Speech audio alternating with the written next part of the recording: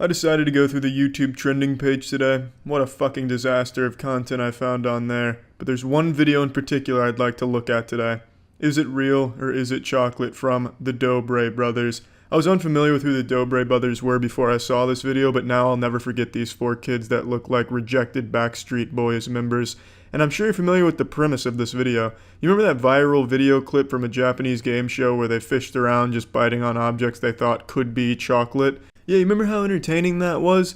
Well, the Dobre brothers took that and then made it the most boring thing imaginable. Let's go ahead and watch this together. What's up, Dobre Army? Dobre brothers back here for another vlog. Today, we're gonna do something really fun and interesting. Today, we have a very interesting game we're gonna play. Our friend, the cameraman Steve, went out and bought some crazy random tools. Oh, holy shit, what the fuck? Stand back. Do you see that crazy assortment of tools? Those are some crazy fucking tools. Jesus Christ, Steve, you really went wild and let loose at the hardware store. These are four kids who have clearly never seen tools in their life. Oh, what the fuck is this? A Grinch? Isn't that a movie? Oh, a wrench. Oh, do you have to use it yourself? What? Do people not have their own personal Jeeves to take care of it for them? Ugh. What is this, used by lower class people? It's gonna contaminate my table. Are you sure, Steve? Well, if you think it'll be good for views, bring it on home, Steve. Bring me that shit. But some of these tools apparently are not real. Some of them are chocolate. That's right, chocolate. Did you have to reiterate it and say it twice? It's not exactly hard to believe that they might be made out of chocolate. That's definitely within the realm of possibilities. It's the 21st century. We have that kind of technology. That's just a little lighter. I'm gonna say this is chocolate. Oh!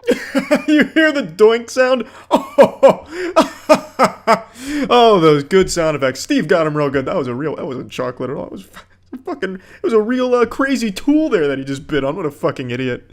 Are you okay? Yeah. Oh, this was real. Maybe didn't bite hard. Wait, the chocolates are kind of hard, so try biting it, Luke. Are you sure? I don't think so, man. That's not chocolate. Nah, I think I broke my tooth. Yeah, so this is definitely my real. Gosh. This might actually be a little bit more dangerous than we thought. No, I mean, it's about as dangerous as a 4-year-old would expect it to be, because it's not really hard to distinguish what would be chocolate and what would be real here. They're gonna weigh completely different. The dude even fucking banged it on his hand and you hear metal against metal. It's really not that fucking hard. But I don't even know why I'm trying to poke holes in the watertight plot of this video. All of them clearly know what's real and fake, and you'll see that as the video progresses. If you don't take my word for it, let the proof be here in the shit pudding. Lucas, maybe you should go next because you're so hard-headed. Alright.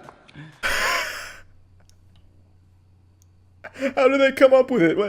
What a stinker. What a real stinky joke. Is that the best you can do, Dobre brothers? Is that comedy on the Dobre brothers channel? You're so hard-headed you should get hit in the head with a hammer? Knee slapper. That's chocolate. I feel like that is chocolate. Who's that? Who is that? Anyways. Yes, who is that? Look at that fucking loser out there doing work for money. Pathetic. Working. Disgusting. Disgusting. Lucas, don't give yourself a concussion. Yeah, We need you for our next YouTube video. It's chocolate, bro. Maybe lick it. Oh, it's chocolate. Take a bite. Alright. Some nice cacao, chocolate milk. Oh! I got it right. 1 point for Lucas. Well, that was certainly fun to watch. Man, it really is. It's extremely entertaining. For sure. Marcus? It looks like chocolate. Yeah, this is it definitely does look chocolate. like chocolate. Ow! It wasn't chocolate. This is pretty Are you sharp. serious? It wasn't chocolate. Yeah, it was. I was gonna say. Fucking pranked. He got you good. He got all of us good. I don't think any of us expected that. That is real. You didn't have to take a bite out of it. Don't bite it. It's real. Oh! It was chocolate. I have a feeling that was chocolate. How'd you know? How did he know that was chocolate? We're gonna have to find out when they break the magician's code and reveal how that trick was done. One of life's greatest mysteries right there we just watched unfold. One that puts the fucking Zodiac Killer mystery to shame. How did he know that shit was chocolate? Oh, it's real. No, it's real. It's real. Are you sure? I see your tooth mark in it. Oh! It's not real. He just missed that. What if it was real? He would have been gone. Clickbait. Yeah. I broke a wrench with my head. Yo, chocolate. No! Ow. Wait, that one was real. They look pretty similar. What a fucking savage. He didn't know for sure if it was real or chocolate. He just took a risk of just fucking bashed it on his head and he got real lucky. Just one of those frat douchebags that'll bust a fucking, can of brewskis on their forehead and then just chug it. Man did it with a wrench. And then his brother tried to emulate it, but it was a real wrench and he fucking nearly bludgeoned himself to death with it. You see how hard he was hitting himself in the skull? Fucking denting his noggin in? Just fucking attacking his forehead with the same intensity as a pillow falling on a memory foam mattress. Which feels pretty heavy. But I mean, they're both pretty hard, so you can see how. Oh, yeah, they would have both broke if they were both chocolate. It's science. Do I have to take a bite? Yeah. I think that's real. Ah! Yeah, that's definitely not chocolate. Is my tooth bleeding? Cyrus. Oh, dang. Nah, you're good, Darius. This is like. Now, what in tarnation? I think I saw something there. Hold the phone. I don't think he really bit down on that there. Let's go ahead and take that shit to the replay booth upstairs. I'm throwing the challenge flag out on this play. Let's go ahead and take a closer look at this. It pains me to say this, but upon closer inspection and after sending the footage away to the top laboratories in America, we have conclusive evidence that it's fake. He didn't actually bite the tool. As convincing as his acting after the fact is to sell you on it, he didn't pull it off. You see, he did a very slick move that most people wouldn't catch. The naked eye just can't register it. My eye's not naked. If you look closely, you can see that he slides it away from his teeth right before he clinches down, and he never even fully clinches down either, by the way. It's almost as if he issued this as a direct challenge to me to attempt to debunk it, which I fucking have. All in all, it's a lie. It's a fraud. He's a sham. He's fibbing. He's taking us for fools. He thinks we wouldn't notice, but I noticed. If you guys would like us to do another one of these videos and get even crazier stuff, comment down below and let us know what you think. Crazier stuff than those common tools? You got me fucked up. I don't even think that's possible. Where's Steve gonna find something crazier than these tools? Such an item doesn't exist unless he finds Excalibur or something. You're not topping these tools. Nuh-uh, not at all. The video ends shortly after, but I mean, what more can be said about some high-quality YouTube trending content, am I right? Some pretty good shit. I can see why it's so popular. Hello there. Today we'll be taking an educational look at the species known as DoucheTubers. The DoucheTubers phylum consists of members that possess no soul, no morals, and no creativity, and definitely no entertainment. In this phylum you'll find members such as the Ricegum and the Paul brothers. DoucheTubers are composed of mainly 5 characteristics. 1. They are all douchebags on YouTube who got popular by being douchebags on YouTube for children. 2. Bragging. Always bragging or flexing. Flexing, for those of you who aren't 12, is when the money is thrown in the face of the viewer. Look how much money I have that you don't. I just fucked a hooker that cost $5,000 because girls usually won't look at me without money in my hand, so I paid for it. You don't have this kind of money, I have this kind of money. So it's just bragging about your money to the children that watch you, which is kind of just shitting in the hand that feeds you. But kids like it. 3. Just being a big fucking douchebag. 4. You're still a big fucking douchebag. 5. Always threatening to fight your haters or roasting them. Optionally diss tracks if you want to be an extreme turbo super douchebag YouTuber. Douchebag YouTubers are something I've talked about in the past. They're probably the biggest content creators on the site because kids live vicariously through that kind of content. They see this man who's successful because they watch them. So they feel like they had a part in that person's success. And when they get flexed on, they feel like they've earned that. Like when they're getting flexed on, it's like, hey, I gave you that. Yeah, use it wisely. Kids like that kind of shit because they might not have it, and it feels good that they were able to help someone else achieve it. I understand it. It makes sense. That doesn't mean I respect it, though. It's a very toxic thing. And the reason I'm making this is because I found the perfect example of a DoucheTuber today.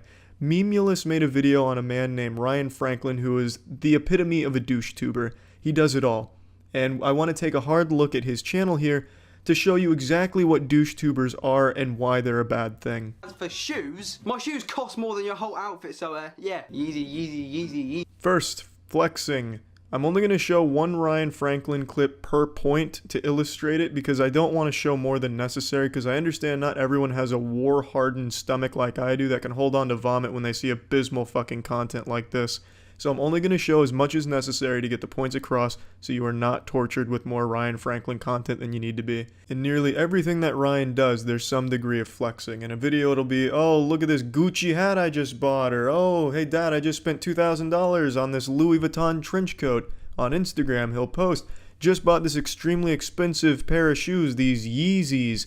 Oh, check out this Gucci condom on my micro penis, #blessed. He is always flexing. And flexing is one of the main things with DoucheTubers. I really personally don't understand why people will just stand for that. That's just so insulting and spitting in your face. Hey, you've supported me. Now I'm going to brag to you that you don't have these things. So fuck you. I don't get that, and I think that's just a really bad thing to do, unhealthy more than anything.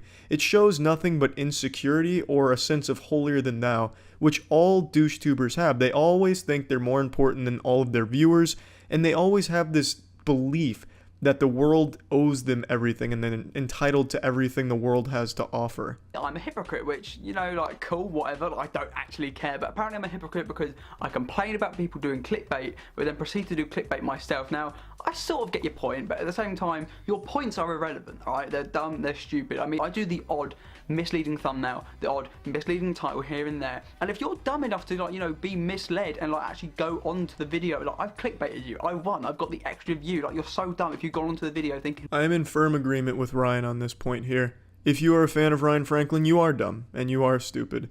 As you can see, this illustrates my point I just made, where he thinks he's better than all of his viewers. He thinks they're all very dumb for even falling for his clickbait, and most DoucheTubers feel the same way.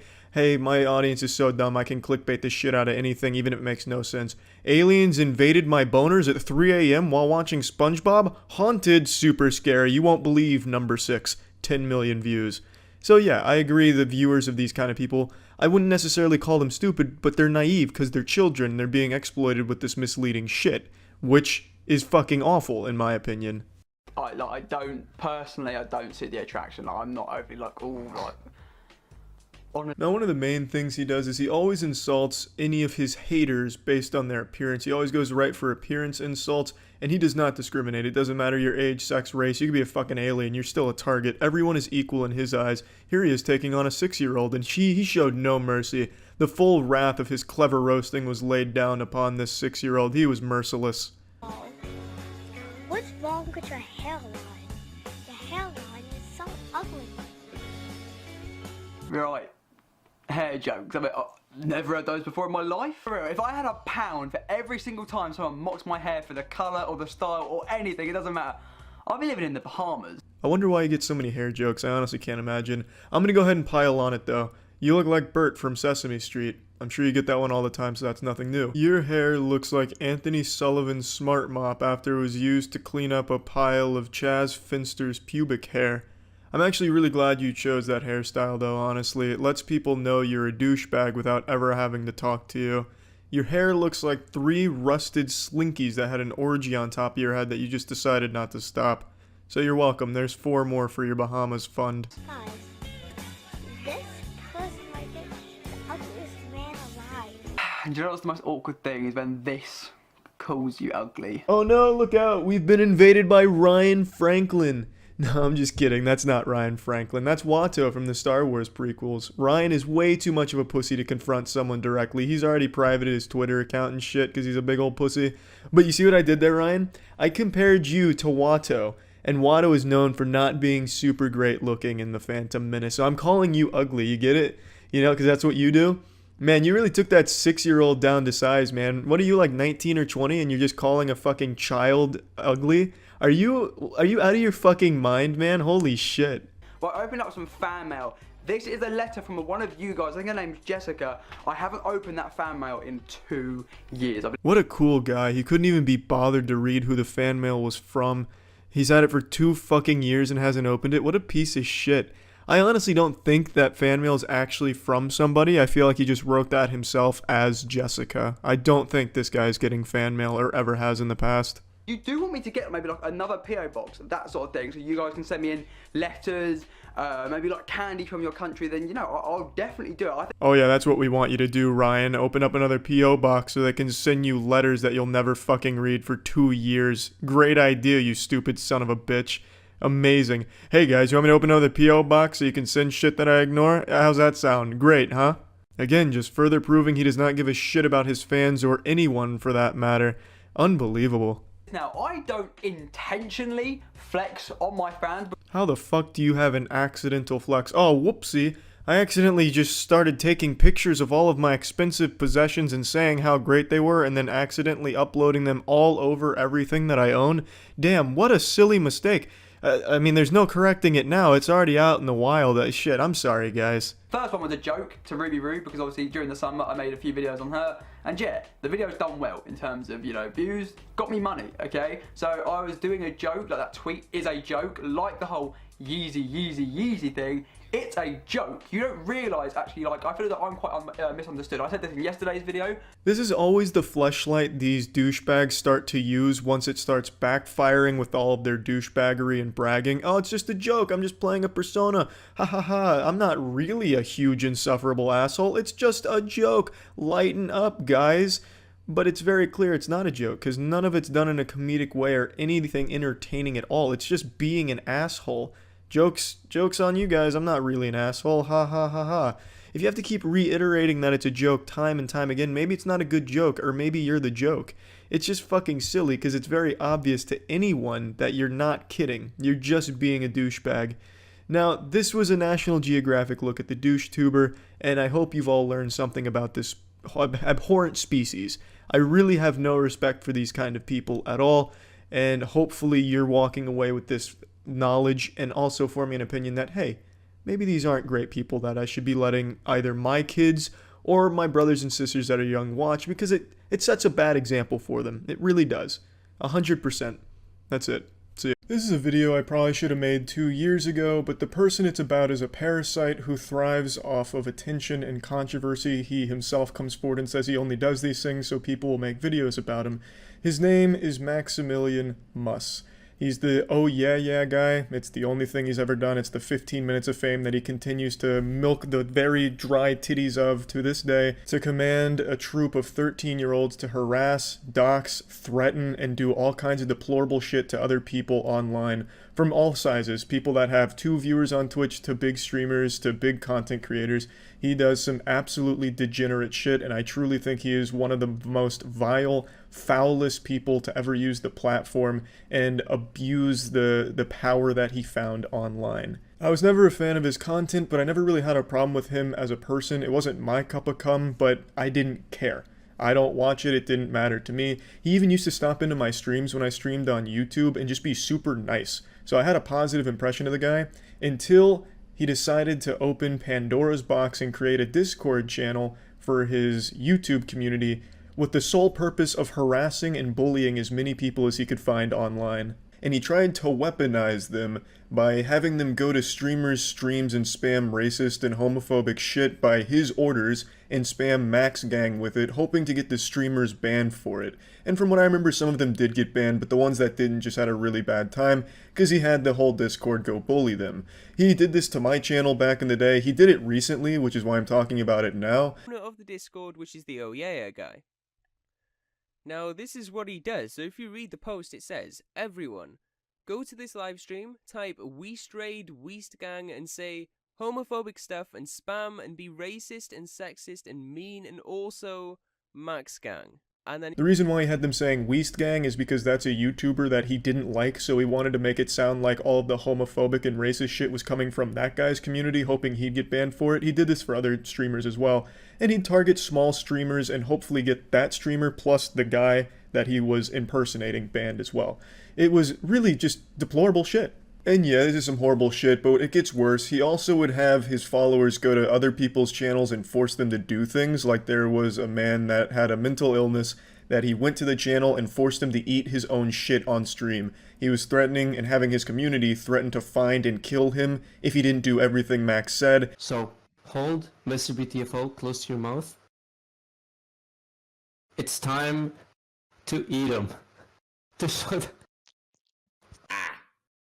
Don't eat them. Just push through. You don't give a fuck. Eat all of it. For obvious reasons, I had to crop the video so you can't see him eating his own shit, but he also had him right on his stomach in his own feces. It's just extremely fucked up, and Max is laughing about it the whole time and threatening him through it. It is really hard to sit there and watch. It's like watching a fucking ISIS video. Like, it looks like this guy's being held captive by Max. There was also this content creator that Max targeted, a very small creator who was just making some things because he was having fun. He took his whole community to bully the shit out of him relentlessly. He ended up crying and profusely apologizing, begging for the bullying to stop, which, of course, Max didn't. Forgiveness. Just please stop harassing me, please. I beg for forgiveness. Please have mercy. Please. The guy was going through a really hard time. He started apologizing profusely, begging for the bullying to stop, which Max didn't let it. I'm not going to show you any of that because it's beyond disturbing. Maximilian Muss would also have his community reach out to YouTubers and have a guy put things up his asshole, take it out and eat it for them, to try and disturb them and shock them. He would have live streams where he'd have his fans get naked, and they'd make fun of the naked fans and have them do other gross shit, usually to their butthole. It's really fucking weird shit. Over the course of a couple months, Max then had his community dox Weast, and then threatened to go to his house and kill him and his family. He then had his community target Weast's girlfriend, whose father had recently passed away, to insult her father and bully the shit out of her about her dad's passing. And he had this to say about it: there's no remorse because this guy is truly trash. The situation was bully Weast's girlfriend about her father, who had recently passed away. Okay. And then I saw this opportunity where she was like, oh, my dad died, and I sent some people, and, you know, that was because I wanted him to make a video. I still think maybe I probably shouldn't have done it. It was not my best moment, but I would do it again. There were a number of articles written about Max at the time by sites like DoucheTubers, talking about the drama and how Max had been accused of harassing Weast. Instead of denying it, he just did interviews where he shamelessly admitted that he had done it and that he didn't care. If I got him banned, honestly, I think that would have been funny. I don't really care that much about it. Max desperately craves attention. As he self-admits, the only thing he cares about is people talking about him and making videos and sucking his dick and sucking his asshole. That's all he cares about. So making a video is exactly what he wanted me to do. But the reason I'm doing it is because I feel like his audience that he has in his Discord right now, the one that's attacking my Discord because he told them to, probably doesn't know what kind of person Max actually is. I feel like the majority of people would be shocked to learn these things about Max, especially his stance on child pornography being shared in his community. Now, everything I've talked about up till this point isn't even the whole story behind this hemorrhoid. This is simply just the cherry on top of the massive queef cake that is Max. And that brings us to the reason and the biggest problem I have with Max and why I'm making this video today. He's recently popped his head out after hibernating for over a year, stewing in his own bodily fluids and filth, and he wanted to feel powerful again, so he set up another Discord to have people go in and harass streamers, and I was one of the targets. And when they targeted me, I mentioned saying Max Gang is like saying you're proud to be a pedophile. And the reason why I said this is because Maximilian himself will tell you the reason he remakes the Discord so many times is because his community shares so much child porn that he has to take it down because he worries that he himself will get arrested for it. Unfortunately, Max has scrubbed his entire Reddit and made it private, so all of the posts that were talking about the child porn plague that was sweeping through Maximilian's community, they're no longer there. His own posts about his stance on it are no longer there. However, I did find one thread that he overlooked where it does talk about it. It's this right here, where they're talking about someone that was sharing child porn, and that was the reason it was taken down. This is the only one that survived the purge of Maximilian's subreddit, and I don't know how Max handles these things these days, but back then, he used to defend it, saying that the sharing of child porn was just an inside joke of his community. And he also took down people's videos that were talking about this. Like, here's a link to one, which is no longer available because Max struck it down. People were calling this out. People were talking about how Max is cultivating a community of people that are sharing child porn. Now, while you can't control every lunatic that's gonna watch your dog shit Fortnite trolling videos, you can control your response to it by banning them and making a statement saying that this shit is not okay. I've never seen Max say that. The only statements I saw him make in the past were that it's just jokes, and that's why he's remaking the servers. That's beyond fucked up, Max. It's an actual fucking felony. You can't just say, oh, no. You see, the child porn, it was just a goof. It was just for laughs, you know? Just, why aren't you laughing? Now, maybe Max handles these things totally different these days. Maybe he's went on a full soul-searching journey, locked himself in a sensory deprivation tank for a full year to find himself, and he realizes that the sharing of child porn isn't just hearty giggles and that it's wrong. Perhaps, though it doesn't seem like he's any different than he used to be 2 years ago, considering he is still making these discords and having his community harass people and do deplorable things on his behalf. And he still makes weird jokes about himself being a pedophile. Like, here's what he said in his Discord after I said what I said on stream. Like, what the fuck is this, Max? Classic side-splitting comedy from Max. Ha ha ha. Yeah, you're a pedophile. Ha ha ha ha. Good one, Max. So yeah, this is the Max that I knew, which is why I said those things about his community. Now, I do want to apologize because I shouldn't have made it a full blanket, because I know for 100% fact there's a lot of people in his Discord and in his community that don't know these things about Max, and I don't think they would feel comfortable supporting someone that thinks child pornography is just a joke in his following. That doesn't strike me as something many people agree with. So I do want to apologize to people that I hurt by saying those things when you probably just didn't know these things about Max to begin with. If you only watch his shitty content, you don't know what he's doing on Discord. And I realize that now, so I do want to apologize for that. However, if the community has to be remade over 50 times on Discord because child porn keeps getting shared, wouldn't you say there's a problem with that? I mean, you probably wouldn't, Max, because you used to defend it saying that it's just jokes, but most sane people would probably say that there's a big issue. But anyway, I just wanted to share some of these. This isn't everything. He's been doing this for years on a private Discord that he only allows X amount of people in for like an hour, and then he shuts it all off. He doesn't do any of this on YouTube. He doesn't do any of this publicly because he knows how fucked up it is. And I do want to again apologize to people that didn't know about these things and just think I was insulting them. I understand that not everyone was aware of these things about Max. There's a lot more, but it'd be like an hour-long video to go through all of it. So just understand that I didn't mean it personally towards people that didn't know this dark side of Max, where he's a Sith Lord of actual degeneracy. But yeah, anyway, that's about it. So yeah, this is going to be the last video I make on this topic. I just feel obligated to give a little update, a slight follow-up to yesterday's video, since a lot has happened over the last 24 hours and a couple things have changed. Yesterday I posted a video talking about the most disgusting trend on YouTube right now, and over the last 24 hours, it's gotten worse.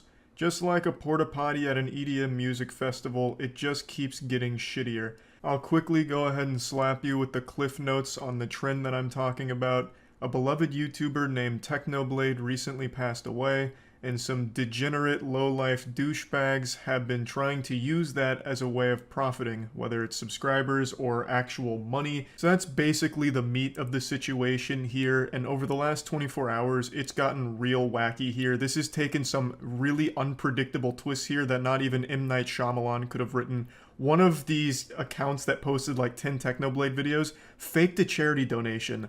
I'll get into that in a minute, but it has been getting really fucking awful. But I want to start with the only piece of good news.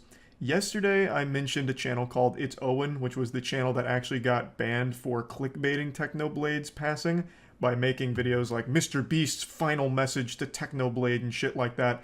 His account got banished to the Shadow Realm for it, but he was trying to argue with them on Twitter to get it reinstated, and YouTube came out today and wiped their ass with his face, letting him know that he will not be getting his account back and he will not be able to make any further accounts, which I think is huge because, as I mentioned, he had multiple other accounts that he was clickbaiting on and then turning around and selling on Twitter. So it seems like he's also lost access to all the other accounts too. God, that feels good to read. This is a rare YouTube W here. Just served him up a plate of spaghetti and meatballs. Hold the balls. He's off the platform for good, it seems, and in response to this cowardly weenie privated his Twitter account. The once proud Owen, who wasn't afraid to let the world and all the plebeians know that he doesn't give a fuck, and that he's proud to be called the king of clickbait, is all of a sudden hiding and retreating into the shadows like a spooked little goblin going back to his cave. I'm sure this won't be the end of Owen on the platform. I'm certain he'll pop up somewhere again with more clickbait. but this is still a great thing to see YouTube stick to their guns on what is the right decision, since his content actually was a violation of their policy. Now, unfortunately, that's the only sliver of good news in this awful situation, so I wanted to start with the dessert, so that way the vegetables will be more tolerable, and let's get into that now. The Dream SMP official channel. This is a channel I talked about yesterday. It's run by a guy named Runalong, who is not a Dream SMP member. This account is not official, despite the name saying it is, so it's already misleading and tricking people into thinking that this is actually made in collaboration with Dream SMP, when it's not. It's run by one guy. It is fully monetized, and as of yesterday, they had posted 25 videos all on the passing of Technoblade, all fully monetized. Now, they've posted up to 27. And since I'm making this video at 5:30 p.m., I imagine by the time this video goes up, he'll probably have posted 1 or 2 more on Technoblade in that time.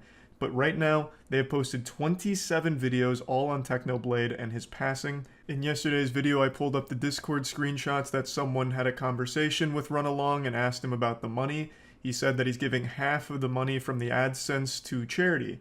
So, naturally, you can assume that he's keeping the other half, which means he is directly profiting off milking this Technoblade situation here. Now, he does say a portion in the messages, but I have to assume he meant like half, because a portion doesn't even sound like that much, but I'm guessing he meant half. In the beginning of some of his Technoblade videos, he puts a message on screen that's like this, where he says most of the money is going to charity, so it's a lot of mixed messages here, and then encourages viewers to not skip the ads, which, from what I've read, is almost a violation of the YouTube policy in and of itself.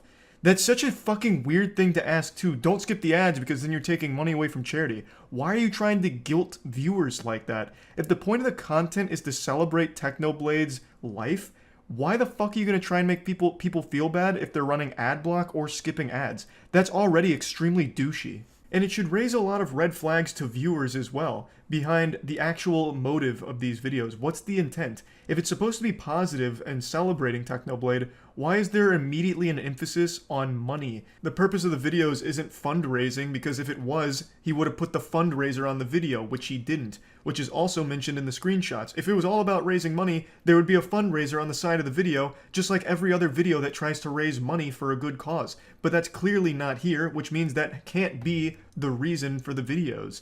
So then what the fuck is up with the emphasis on money and not skipping the ads in the beginning? That's shady as hell. That's so fucking sketchy. But even aside from the actual dollars going into his pocket from AdSense here, the channel has gained thousands of new subscribers from posting all of this content.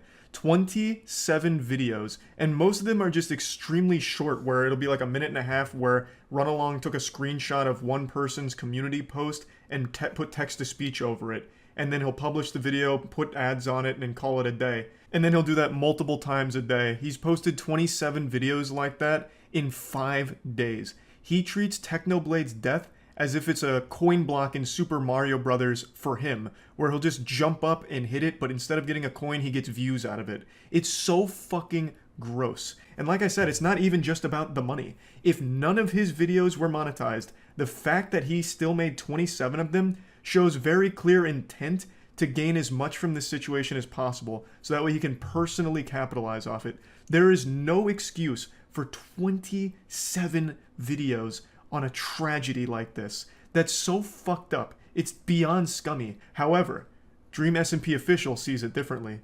Yesterday, Runalong, the owner of the account, posted a response to my video, as well as other people that called him out, and it is so laughably awful that it only existed for 21 minutes on the channel before Runalong realized how bad it was. But luckily there's a few re-uploads, so I'll go ahead and show you it. Has recently come to my attention by people harassing me that there seems to be a problem. The Technoblade videos I've posted gathered a lot of hate, and YouTubers made videos on me for them. First, these YouTubers are getting millions of views commenting on the situation and making thousands of dollars by reacting to everything. This is super hypocritical while trying to expose me for not donating the money to charity. Wrong. Just immediately wrong. Coming in here like Phoenix Wright with the objection here. I'm pretty sure he didn't even bother watching the videos. He probably just like read a couple comments and thought he understood the gist. I even made a point to say it's not about him donating the money to charity. The irrefutable fact is you have made 27 videos on the passing of Technoblade, whether that's getting streamer reactions to the news, or just looking at tweets about it, or just going to different moments of the past to put a Technoblade video out. That's an excessive amount of content, all focused on a tragedy. And yeah, the fact that they're fully monetized is a bit scummier, and the fact that you openly admit that only half of the AdSense is going to charity while I imagine you're keeping the other half is like Mr. Krabs level of greed. You know, it's not like these videos cost you anything to make. You took a screenshot and used free text-to-speech. These were free videos, so it's not like you had any overhead that you're needing to cover or anything. So yeah, that does make it even scummier. But it was never the crux of what I was talking about. You are profiting more than money with subscribers. Your channel is growing because you have made 27 videos milking a tragedy. You are profiting off the death of a beloved, great person, and I think it's shitty, as do most people. That's what you're getting all of the less than favorable reviews for, because you keep making videos on this. It's just disrespectful at this point, and you can't argue that it's a positive thing. You lost that right after your 20th upload on the subject. You just treat this as a view farm, a fucking cheat code for views, engagement, and subscribers. You also then draw a shitty comparison between what you're doing and the people that are calling you out. It's not hypocritical. The people that are calling you out, myself included, aren't profiting off Technoblade's passing like you are. We are, I guess, profiting off insulting the scumbags like you and calling you out for your dog shit behavior and this awful, degenerate shit that you keep unapologetically posting. Most say that they highly doubt I'll donate anything while they don't even know me. People seem to not understand that it takes a month before YouTube pays you. Before jumping to conclusions, I will update everyone about my donation on the community tab or video showing me donating all the revenue from the Technoblade straight into charity. Have videos where it's either honoring his death or showing unrelated clips of his brother. All these YouTubers just hop on the hype train to profit for themselves. Again, using charity as a shield here. It's not about the money, though you are singing a different tune publicly than you were privately. Apparently, you're claiming to donate all the money to charity now, so I guess that's a little bit better. But that was never the fucking point of the people calling you out, or at least it wasn't for me.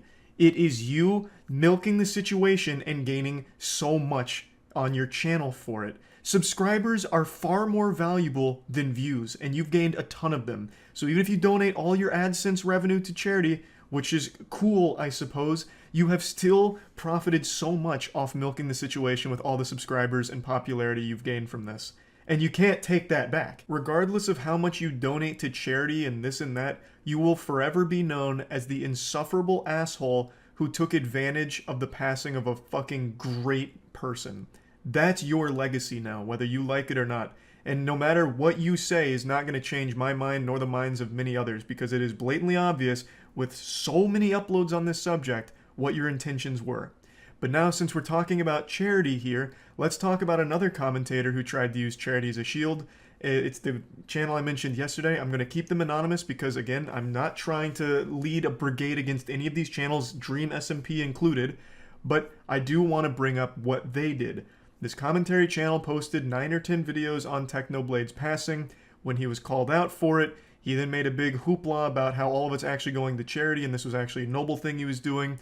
And then last night, he posted a video titled, "I donated $3,000 to charity," the Technoblade tribute, and I even mentioned it in last night's video, but it turns out that was entirely fake. They faked the donation. As if this situation couldn't get any more shameless, an actual fake charity donation video. Now, I saw this right before going to bed last night. It was posted by a YouTuber named Kat.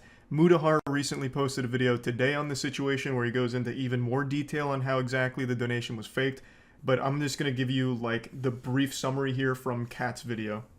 Yeah, we're gonna donate $3,000. Let's click I'm not a robot. Yeah, let's just get it over with. $3,000. Let's click I'm not a robot. Yeah, let's just get it over with.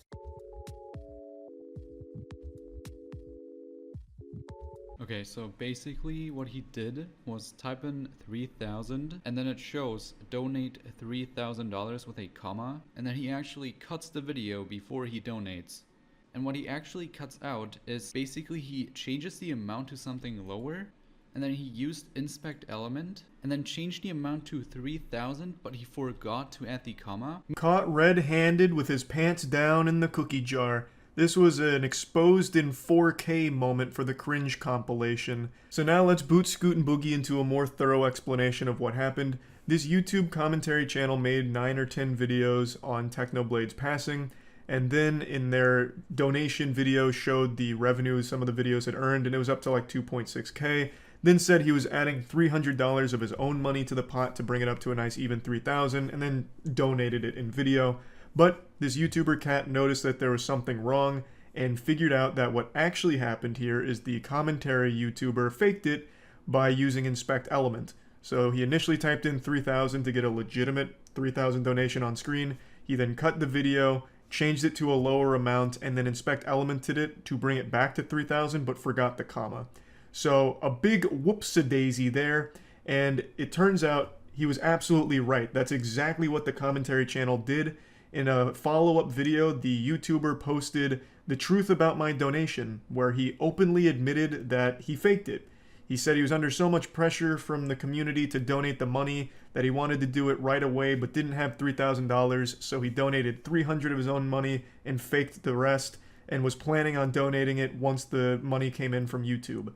Of course, I don't know who the fuck would ever believe him. You'd have to be like actually clinically insane to trust this man, to take his word on anything. Faking a charity donation is about as low as it gets, but that was his explanation. He deleted the video where he openly admits to it. He now has another video where he just talks about how he's the most hated Minecraft YouTuber now, which makes sense because faking a donation to charity after you've been milking a tragedy is just the ultimate insult and beyond despicable. I actually can't understand how anyone could possibly support this person going forward, but to my surprise, there still are.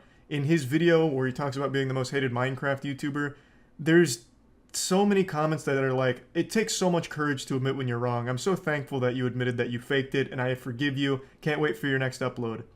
But why? You know, I mean, you're totally within your right to do that if you want, all power to you. But why? The content he makes is this shit. When Technoblade was first diagnosed, this same commentary channel made like fucking 20 videos on that. The exact same thing he just did on his passing, he also did for his diagnosis. Why watch that? What the fuck is the point? You can't trust him. He's faked a donation, and if he was never caught for faking it, I don't think he would have actually bothered donating the 2.6K. He would have just kept it. You know, there's no way of knowing, but I don't think he would have. He just got exposed for it and then again tried to take the high road and play the victim. It's so fucking gross how low some of these channels will go for the sake of views and subscribers. Because like I mentioned yesterday, this channel has gained 16,000 subs in the last 5 days that he's been milking this content, which is 16 times the normal rate of subscribers that he gains in a fucking month. So he's profiting off this massively and then still faking donations on top of it. It just blows my mind. I wanted to do a little follow-up on the situation since it's getting even crazier, and I really do hope that this will be the last of it and people finally just stop with all of this absolute garbage. And yeah, that's really about it. So, yeah. Alright, I went down the dark and depressing rabbit hole of weird family vlog YouTube channels. Not that that's its own category, because every family vlog channel on YouTube I think is weird. And I just want to talk about it today. It's been bothering me for the last couple days, and I'm just going to pop the zit here for a little relief, just to talk about it. I think family vlog channels is super creepy. I think it really hurts your whole family, especially because all of these family vlog channels focus on their kids mainly. So I genuinely can't wrap my head around growing up with a camera in my face every single day throughout my entire developing years. It has to be horrible. It just feels so fake, so forced, and it feels like there's nothing private in these kids' lives anymore. It's just completely open for strangers to watch them grow up. And it's even like these strangers are helping to raise your kids. It's like this awful parasocial relationship with creepy people on YouTube in the comments watching and judging your parenting and your kids. It's fucking terrifying. Like, I remember one time when I was 8 years old, I got naked and put my wiener on a pile of dirty laundry and then pissed all over it. If I did that today, well, not today as like a 27-year-old man, I'd just go to jail. But if I did that today, like if I was 8 years old and I did that, that'd probably be like a fucking million-view family vlog video right there. That'd just be like the thumbnail, like, my son did what to our laundry? Like, everything for these families gets filmed and posted on YouTube because it makes them money and somehow has an audience. I think it's just super fucking creepy. These parents are just using their kids as props in their videos in order to make money off of it. It feels like fucking child labor to a certain extent. They're like the main draw, they're the main actors, and yet they don't benefit from it at all. They don't see a dime of that shit. Like, yeah, maybe they'll get some cool toys or whatever, but it's not like they are actually able to consent to being like the main character in your horrible YouTube production. They're just kids. Like, take for example Ryan Toy Reviews. That kid is worth over $30 million. One of the most popular and most profitable channels on all of YouTube. That kid has not seen a dime of that, I bet. It all goes to his parents, who are absolutely living it up with that money. Ryan's been like 6 years old for the last 10 years. He's like fucking Ash Ketchum. The kid has to be approaching like 14 by this point, but he is still doing the same thing, and his parents are still the main beneficiary from his work. Now, of course, I'm sure there's some level of fun where he just gets to play with toys. It makes his parents happy. He gets more toys, and it's just this cycle. Like, yeah, I'm sure it's not the most evil situation in the world, but it's still extremely weird. All of these family vlog channels strike me as just a bunch of narcissists who found a way to make money using their kids and using the least amount of effort possible just by shoving a camera in their family's face at all hours of the day. Like, there's a popular meme that went around last year where it was this picture here. Zam, she's only 12, so spicy. This comes from a family vlog channel with over 8.7 million subs. Now, the girl in their thumbnail wasn't actually 12, but I still censored it just in case. You can see that some of these families with these channels are fucking weird. Clickbaiting child porn for your audience is not okay. Like, who the fuck does the Prince family think is watching them? Jared Fogle? Like, are they trying to appeal to, like, pedophiles or something? Like, what the fuck was the point in taking a woman in her bra and panties, calling her 12, and then saying she's spicy on your thumbnail? It's fucking weird. Now, I want to make it clear, I don't think every family with a vlog channel is a dysfunctional group of goofballs that, you know, hurt their kids or make their kids' lives miserable. I'm not saying that. I'm sure there are some genuinely wholesome families out there where the whole family just enjoys getting together, like, once a week, once every 2 weeks, maybe once a month, and doing like a family video together. I'm sure that exists. I have no doubt about it. I'm focusing more on the family vlog channels that are like daily or every couple of day posters that are literally all hours shoving cameras in their kid's face. It's not healthy, and these families are not doing a great job of raising their kids. I'm not like some kind of fucking child psychology expert or anything, but I think I can say with confidence, no one growing up wants to be constantly monitored by complete strangers. Sounds like a nightmare, and God forbid you actually have like a serious problem, because then the whole world's gonna know about it. A lot of these family channels, their most popular videos are when their family's going through something rough. Like one of the kids breaks their arm, or one of the kids gets in trouble at school or something, and the video's them being disciplined or them at the hospital or crying. Those get the most views, which is why you see so many thumbnails with the kids in pain or crying or something like traumatic going on. Like, you remember Daddy05? That was an extremely big controversy. That was a genuine abusive family that was actually hurting their kids for views on YouTube. I'm not going to go too deep into that, but I'm sure most of you remember. That's not exactly uncommon on the platform, I imagine.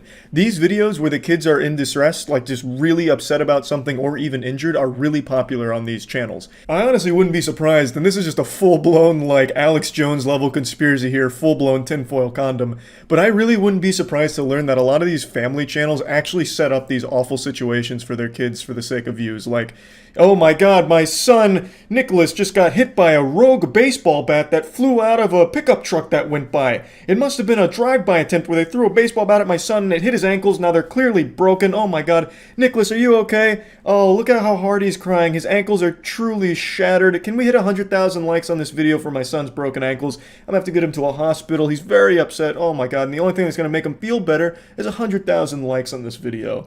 And then you'll see like a week later, all of a sudden, oh my god, Nicholas fell off the top turnbuckle of our WWE wrestling ring and landed on a pit of broken glass that was just left there by some irresponsible builders. Oh my god, Nicholas, how are you feeling? Oh, can we hit 100,000 likes on this video? Nicholas is very upset and in pain. It's so sick. Really, just search any family vlog channel on YouTube and some of the most recent videos are probably going to be exactly what I'm talking about. Like here, this is the Prince family. 6 days ago, Grandpa gives kids a whooping. And then right before that, back to back, DJ almost drowns in the swimming pool. And then if you go to the most popular family vlog channel, the Ace family, literally their most recent upload, Steele got hurt bad on camera. Then in stars, so unexpected. Which just sounds like sarcasm. It just sounds like the Ace family is laughing about this like, haha, yeah, Steele had no idea that one was coming. How unexpected, I get pranked. You know, like it sounds like they're actually celebrating that Steele got hurt here because it meant more views for them. And then if you go back a little bit more, the dog bit our baby, scary moment. Like, a lot of these videos, and it really doesn't take long to find them because there's so many on all of these family vlog channels. It's like they really like start pumping their fists like, yeah, my kids got hurt. There's gonna be big views. You can find so much of this. So it's not even like wholesome families doing wholesome shit. It's these really sick families celebrating and capitalizing off of traumatic experiences of their children.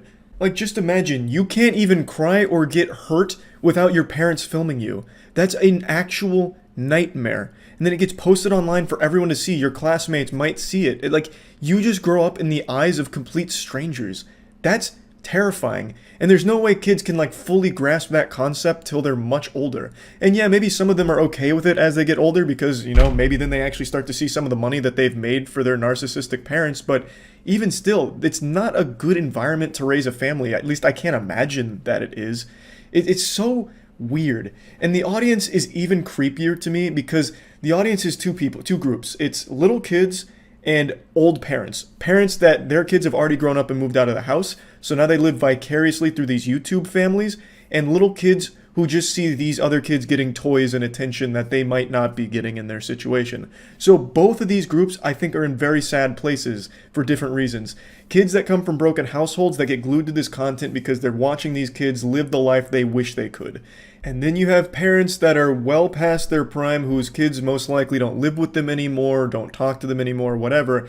They watch these family vlog channels and get attached to them and try and like raise their kids through the YouTube comments. Scrolling down into the comment section on a family vlog video is more sad than watching an ASPCA commercial. It is depressing.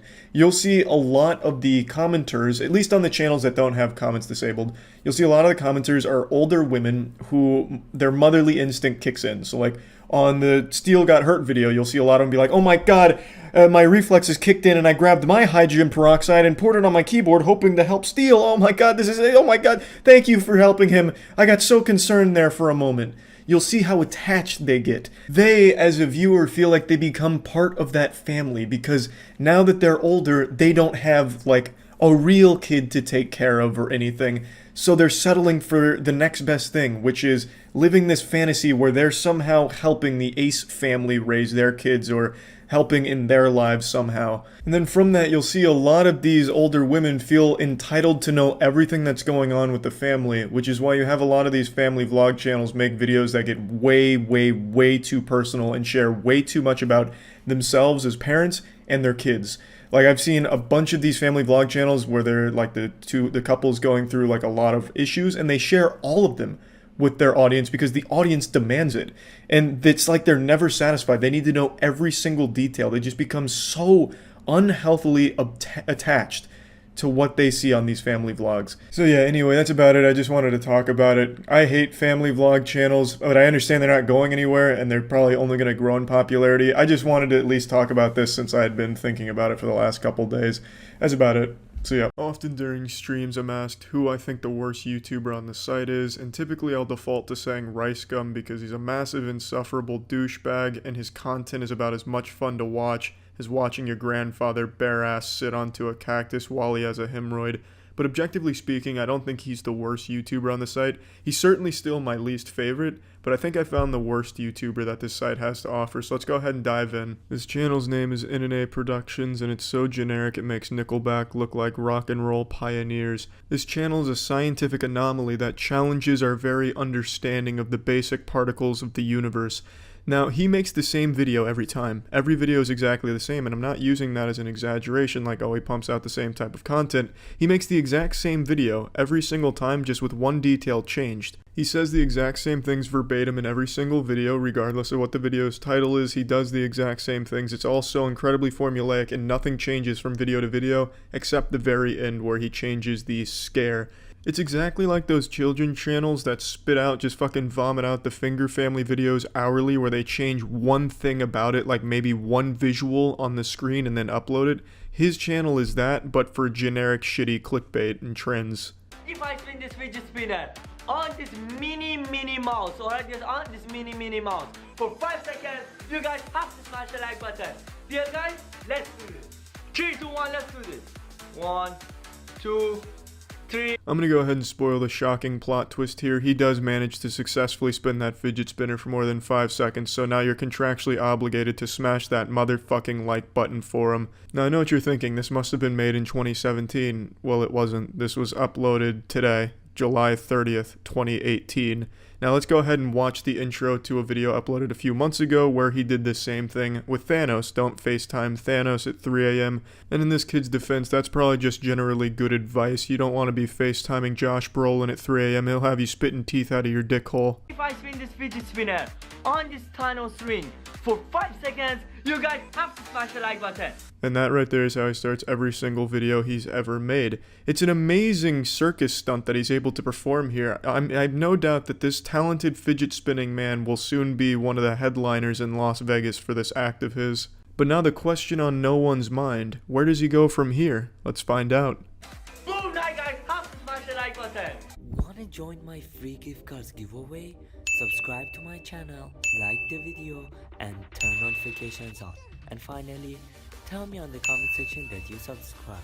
Bingo, bango, bongo. I bet you didn't expect this video to go from super shitty and uncomfortable to watch to actual scam. It's a literal crime. You're not allowed to host fake giveaways. It's an actual felony to do that. So what he's doing is breaking the law because there's no winners for these giveaways.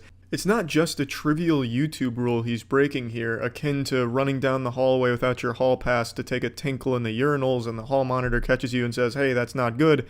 It's a literal law, an actual felony to host a fake giveaway. So he's breaking a law, and he is also breaking a YouTube rule, but for some reason, he's done this in every single video, and he has still not had his channel taken down yet. But the most disgusting part about this scam is the way he delivers it, too. He makes it as creepy as possible, like it was some type of found footage shit in a snuff film or some dark web shit that you accidentally stumble upon and it keeps you awake at night. He gets right up into the mic, and he whispers it. If you want to join my gift card giveaway, send me pictures of you flexing your asshole. Brand new video, another day, another banger. Guys, on today's video we have a really insane video, alright? Minnie Mouse is like the girl version of Mickey Mouse, alright guys? It is like so creepy. For those who don't know who's Minnie Mouse, I'll put the picture right over guys, look at this. So this is Minnie Mouse, alright guys? It's the girl version of Mickey Mouse, alright guys? I know everyone knows who's Mickey Mouse, and I think everyone knows who's Minnie Mouse, the girl version of Mickey Mouse, alright? Oh, shit, I'm sorry, I didn't catch that one there. Who exactly is Minnie Mouse? He only said it 6 times there to pad for time in the 10-minute video. Might have to rewind so I can catch it again. He just really let that one slide under there. I didn't know who Minnie Mouse was, and now I may never know because I didn't get to catch him the first 100 fucking times he says it. That's what happens, guys, alright? But before this video starts, you guys know what to do. Boom, go follow me on both of my social medias, guys. It is all on screen right now. So follow me on there for a chance to get shout out every video, guys, like this. Alright guys, this is how to get an Instagram shout out, alright guys? So first make sure to follow me on my Instagram. The first 3 minutes of every single one of his videos is basically just an advertisement for all of his social media and scams. And he makes them so incredibly creepy. For some reason, he records like the footage of the Instagram and Snapchat shit and the giveaway scams as if he's locked in a basement held at gunpoint to read the script, and he's given like a really shitty walkie-talkie to read it into. It just sounds disgusting, as if I'm listening to someone fart underwater while also a tornado is hitting above the water, so you can hear that in the background too as ambient noise. It's just fucking insulting to hear it on my ears, and it's just downright uncomfortable. 51 comments. Yo, you guys are so insane. And then I just went in the comment section and I'm just going to shout out to you guys, alright? So make sure to comment more for a more chance to get a shout out, alright? So now I'm just gonna scroll down. If you guys see your name, just screenshot it. Eshkere.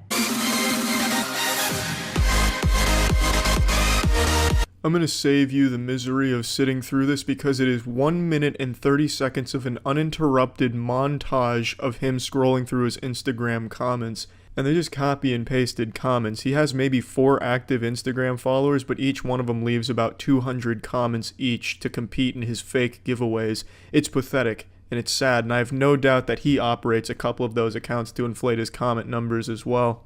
But man, this guy wasn't lying. He is back with another banger. Some savage hot fucking fire out here. Don't let your girlfriend or wife watch this man, because they will get pregnant just from looking at his beauty. And if they see his Instagram comments, shit bro, you just lost your girlfriend and wife. Smash that like button, subscribe to the channel if you're new, and turn on post notification to be on notification squad, guys. And before this video starts, you know what time it is?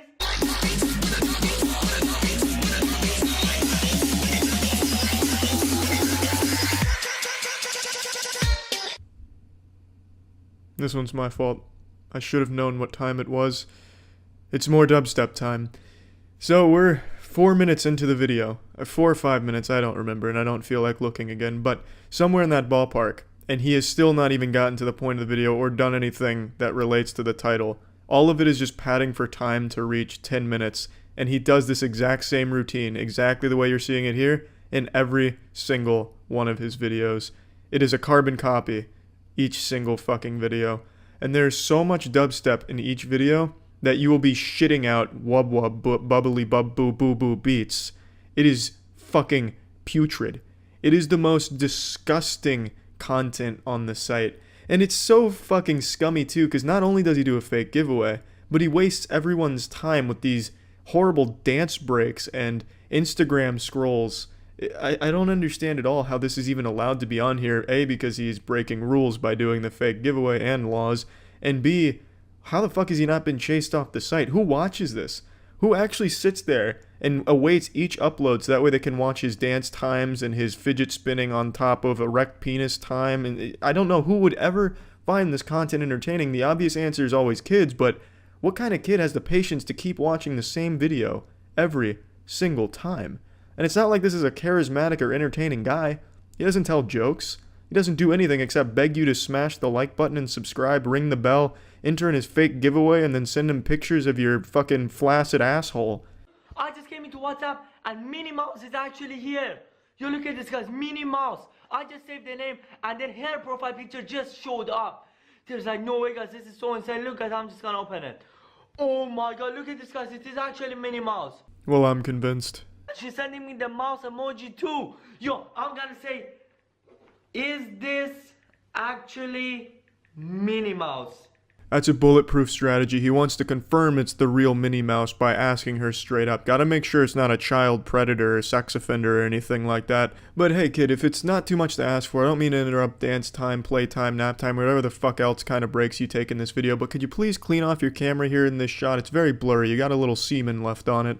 Wait, you'll see. Oh my god guys, he just said wait, you'll see. Look at this, he's just, she's, oh my god. She's FaceTiming me guys, there's like no way.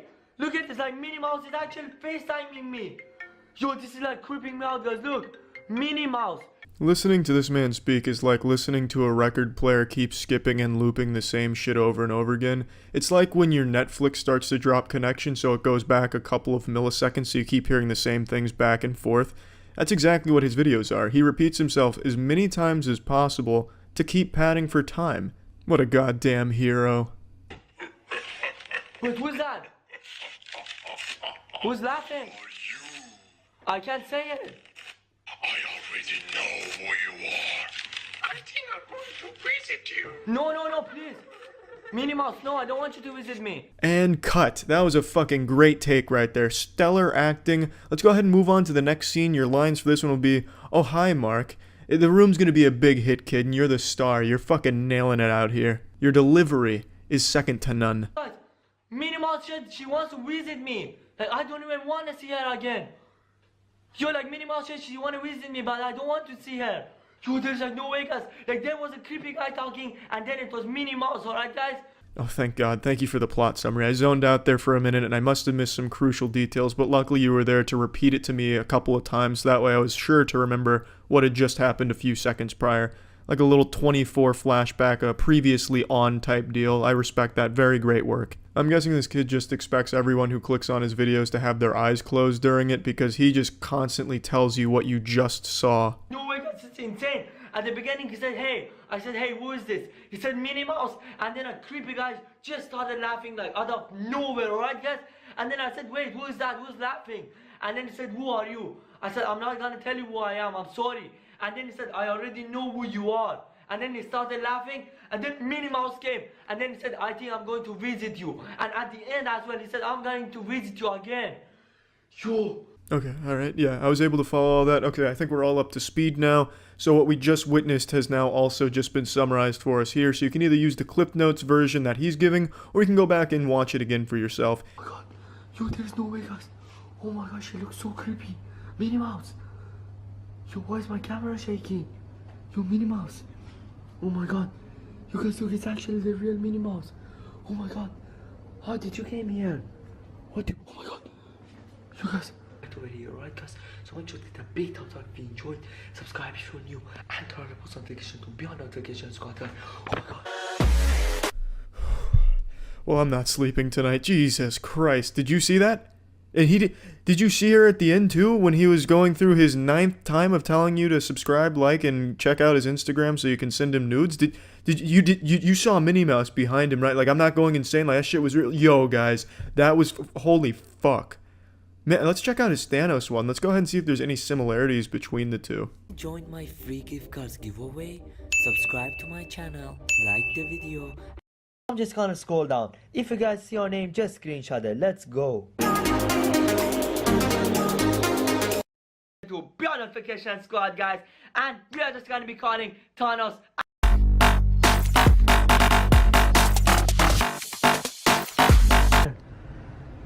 Yo, Thanos, please stop it. You look so creepy. Yo, and it doesn't focus on him. Yo, look, guys, it's actually Thanos. So we got to hit the fake gift card giveaway, the 5-second fidget spinning like blood oath that you take, the Instagram scrolling for a couple minutes, the dance break, the repeating yourself, and then eventually FaceTiming Thanos. And when we get to the big reveal where he's using the backpack stickers on a popsicle stick, you couldn't even get the camera in focus, so it just looks like a giant purple dick that's waving around over there, as if Barney was on the other side of the wall with a huge boner slapping it around. Some real spooky shit you've seen here today, but I hope I didn't scare you all too bad by showing you this, but I think I showed you the worst YouTuber on the site, objectively speaking. This is between you and me. Don't tell the FBI, but I'm about to do something illegal. I'm changing my mind. You see, 22 months ago I posted a video called The Worst YouTuber, and in this video I discussed a man named NNA Productions who I believed at the time was the worst YouTuber on the platform. At least when strictly speaking about content. I mean, there's people on this platform that make videos advocating for bleach enemas, so there's definitely worse people on the platform, but I meant strictly looking at it from a content perspective. I believed he was pumping out nothing but straight painful hemorrhoids for the viewer to look at. I no longer stand by that opinion. I'm going to share with you the story of NNA Productions, a story of shame, horror, tears, and redemption. Before getting into this, I feel I unfortunately need to remind people not to fucking harass people I make videos about. So please stop doing that shit. Let me start by sharing my video from 22 months ago when I first discovered and covered his channel.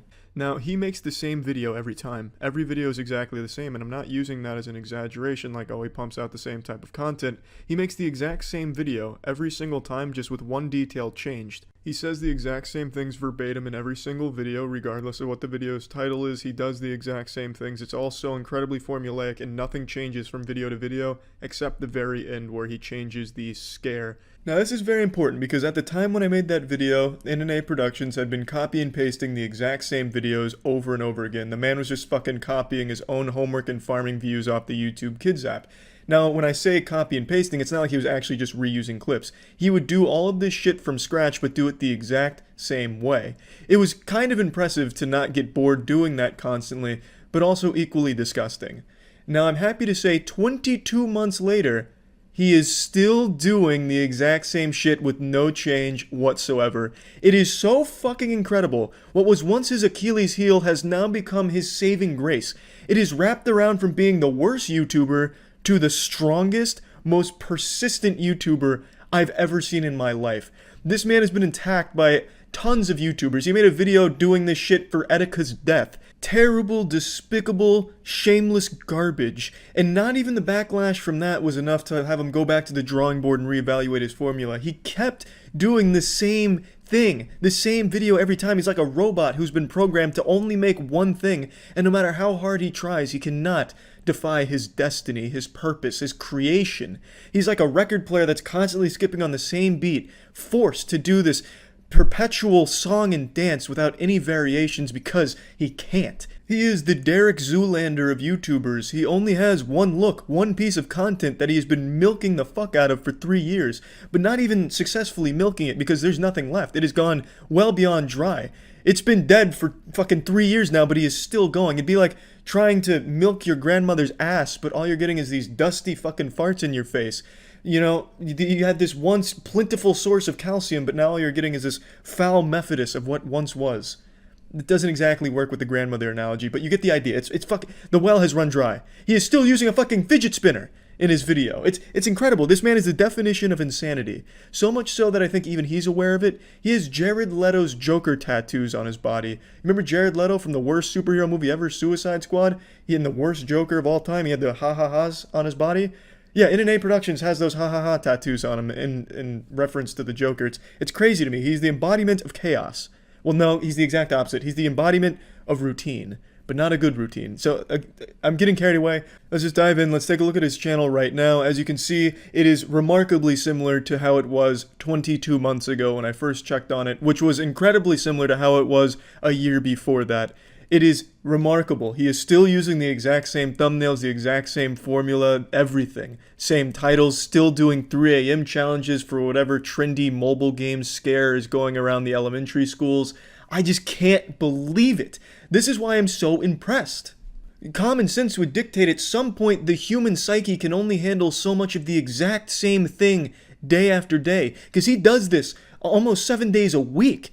So he is constantly doing the exact same thing, constantly editing the exact same thing. I don't know how he can handle it. If I spin this fidget spinner on this mini mouse, alright, just on this mini mouse for 5 seconds, you guys have to smash the like button. Dear guys, let's do this. 3, 2, 1, let's do this. 1, 2. And here's his most recent video 22 months later. Let's see if we can spot any differences here. Spoiler alert, you won't spot any differences here. Guys, if I spin this fidget spinner on one of these little gumballs for 5 seconds, you guys have to smash that like button. Yeah, guys, let's do this. Come on. 3, 2, 1, let's go. 1, 2, 3, 4, 5. Boom, night, guys, have to smash the like button. Wanna join my free gift cards giveaway? Subscribe to my channel, like the video, and turn notifications on. And finally, tell me on the comment section that you subscribe. Just boom, night, guys, have to smash that like button right now. Wanna join my free gift cards giveaway? Subscribe to my channel, like the video. He's like Robin Williams coming out of Jumanji, confused on what year it is. He's still using a fidget spinner into 2020. I thought that shit had gone extinct. I thought there was a recall and they got every fidget spinner in the world and threw it in the desert like with Area 51 for the NES. It is incredible to me. He's like caught in a time vortex. It is, I mean this in sincerity, it is actually impressive to me that at no point throughout the last 3 years he has decided to make even the smallest or most subtle of changes. And he is still doing the gift card giveaway scam, which is an actual felony. You can't pretend to give away shit without actually giving away shit. You can't do that. It's fucking silly that this is still going. At no point has he thought to himself, well, maybe this will be a problem sometime down the line. Which is even more impressive to me, and it only speaks to his strength even further, where he's like, fuck it. I've gotten this far, I'm gonna keep doing it the exact same way. Another brand new video, another day, another banger. Guys, on today's video, we have a really insane video, alright? For those who don't know who's Minnie Mouse, I'll put the picture right over here, guys. Look at this. So this is Minnie Mouse, alright guys? It's the girl version of Mickey Mouse, alright guys? I know everyone knows who's Mickey Mouse, and I think everyone knows who's Minnie Mouse, the girl version of Mickey Mouse. Back to another brand new video, another day, another banger. So guys, on tonight's video we have a really insane video, alright guys? And it's about the ice cream man and the scary teacher together, alright guys? That's what actually happens, alright guys? For those who doesn't know who's the scary teacher, boom, this is the scary teacher, alright guys? The scary teacher. She doesn't look that scary to me. I could probably FaceTime her at 3 a.m. without having like a sodden apocalypse in my trousers about it. It's been another day, another banger for 3 years now. This Groundhog Day has persisted for a long time. And the bangers, they keep a-comin', baby. It is so crazy to me. I know he doesn't script these. There's no way he's scripting them. This is genuinely just like the setting he's just constantly on. What are you talking about? This Come on, just go on a dinner with him. so should we do this? You will? What did I do, guys? I was just trying to make them talk with each other. Yo, alright guys, this is it. I have no idea what to do right now, alright guys? And I'm absolutely so scared right now. I think it's them. Oh my god, guys, I think they actually came here. Yo, I just locked my door and they are just standing outside the door, alright guys? Yo, I'm just gonna end the video right over here and get some help, alright guys? So much to give. Big thumbs up. I didn't feel it was necessary to play too much of the video here because, like I said, it is a carbon copy of every other video he made, including the ones I touched on 22 months ago. But I will say, there is one difference here. He's doing even less. In the videos 22 months ago, he would have a friend and a couple other people hold up little popsicle sticks with the face of the scary person on it at the end of the video to show like, hey, look, they actually came, look, there he is on the popsicle stick or like the hockey stick.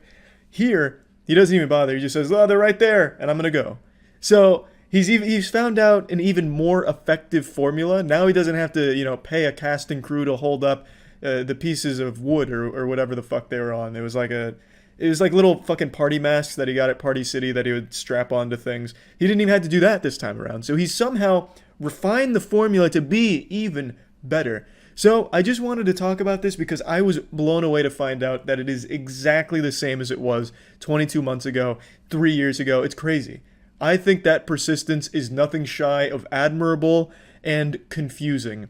That's about it. Hello and welcome back to the People I Don't Like Corner. Today we have a special repeat guest joining us for the launch of the new season here, Phidias. You might remember Phidias from this iconic YouTube classic where he went to the world's poorest country and tried to turn it into some kind of spectacle.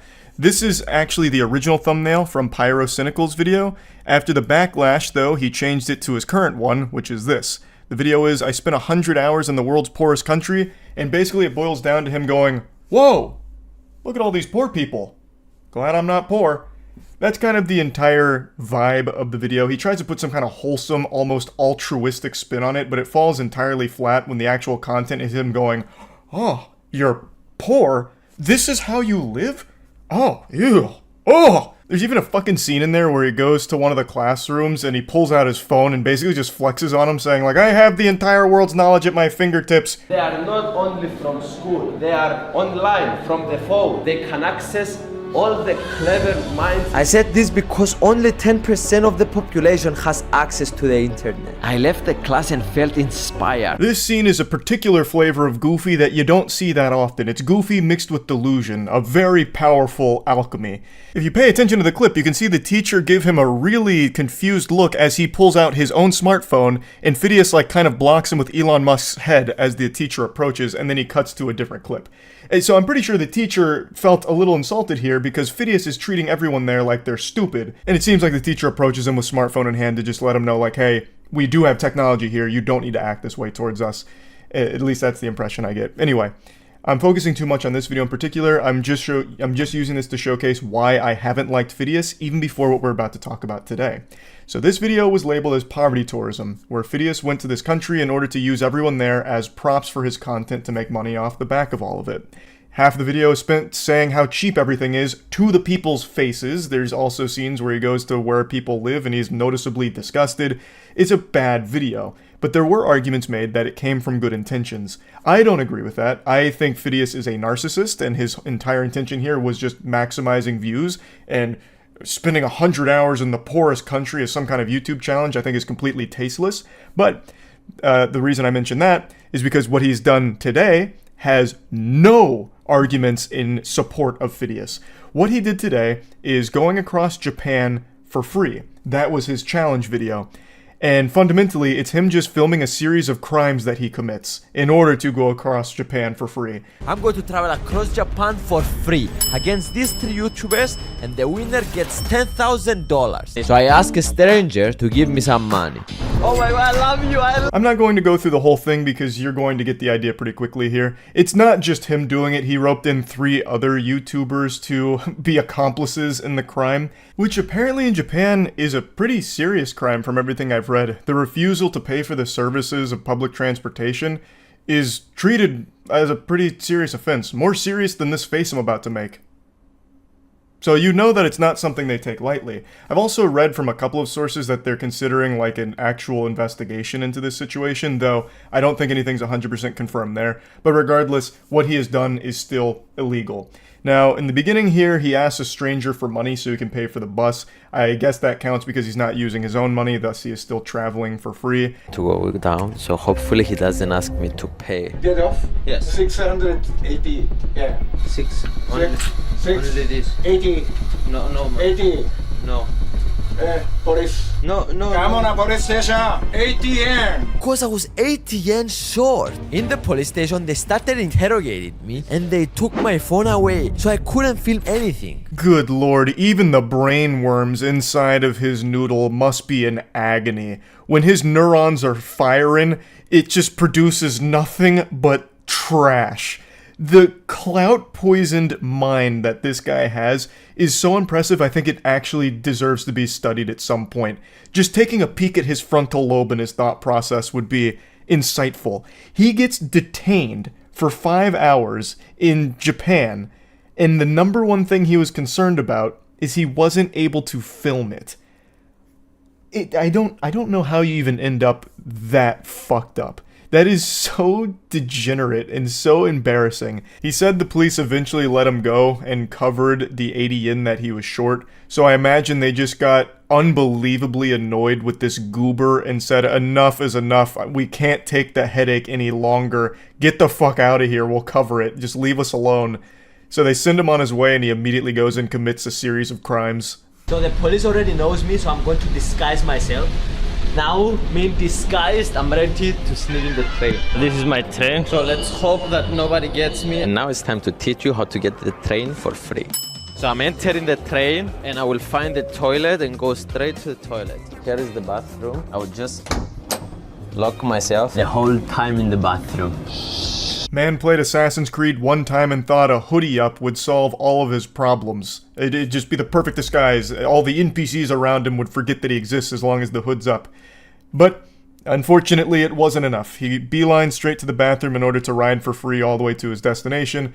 But it's the bathroom. People are going to need to use that at some point, so he gets some knocks on the door, and it starts to cause a little bit of an alarm from the authorities there that something is awry. You know, either this man's taking the biggest shit of all time, or the shit just took him.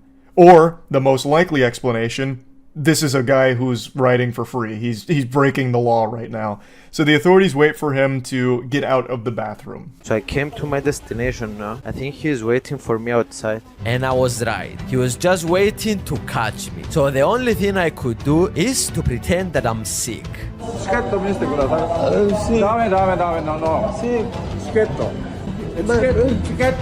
When I sat down, he released me, and immediately I started running. But he called the police, and they are searching for me now. We're definitely getting in trouble here. So the officers got him in like a WWE lockup here. He's got him, caught with his pants down, and eventually Phidias wiggles his way free and says that the cops were called on him, so he's trying to beat them to the next train so he can continue his crime spree.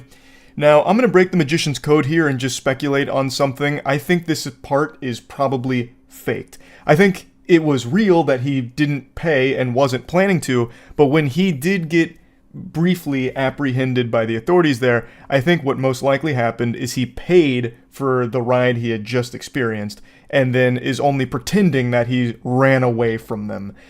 I don't think even he is stupid enough to try and evade arrest like this. You would actually have to be one of the biggest fucking idiots on the planet to do this and also film it. I just can't believe that there's enough whippets in the world that you could hit that would damage your brain enough to think that any of this is a good idea. But he is a YouTuber at the end of the day, which means he probably is just fucking dumb enough to really do this and think that it's smart, all while filming his entire crime spree. There are ticket inspectors on this train, so I'm hiding in the toilet. This is stressful, I'm not gonna lie. It's getting to my nerves. Luckily, the train has arrived before the police could find me. Again, we're going to do the same method. Toilet. Can't believe that this is real and not a movie. It'd be the most boring movie ever. I just think the whole concept of the video is dog shit. Traveling across Japan for free isn't an interesting concept. You can do anything for free. I'll just go ahead and spoil it for you.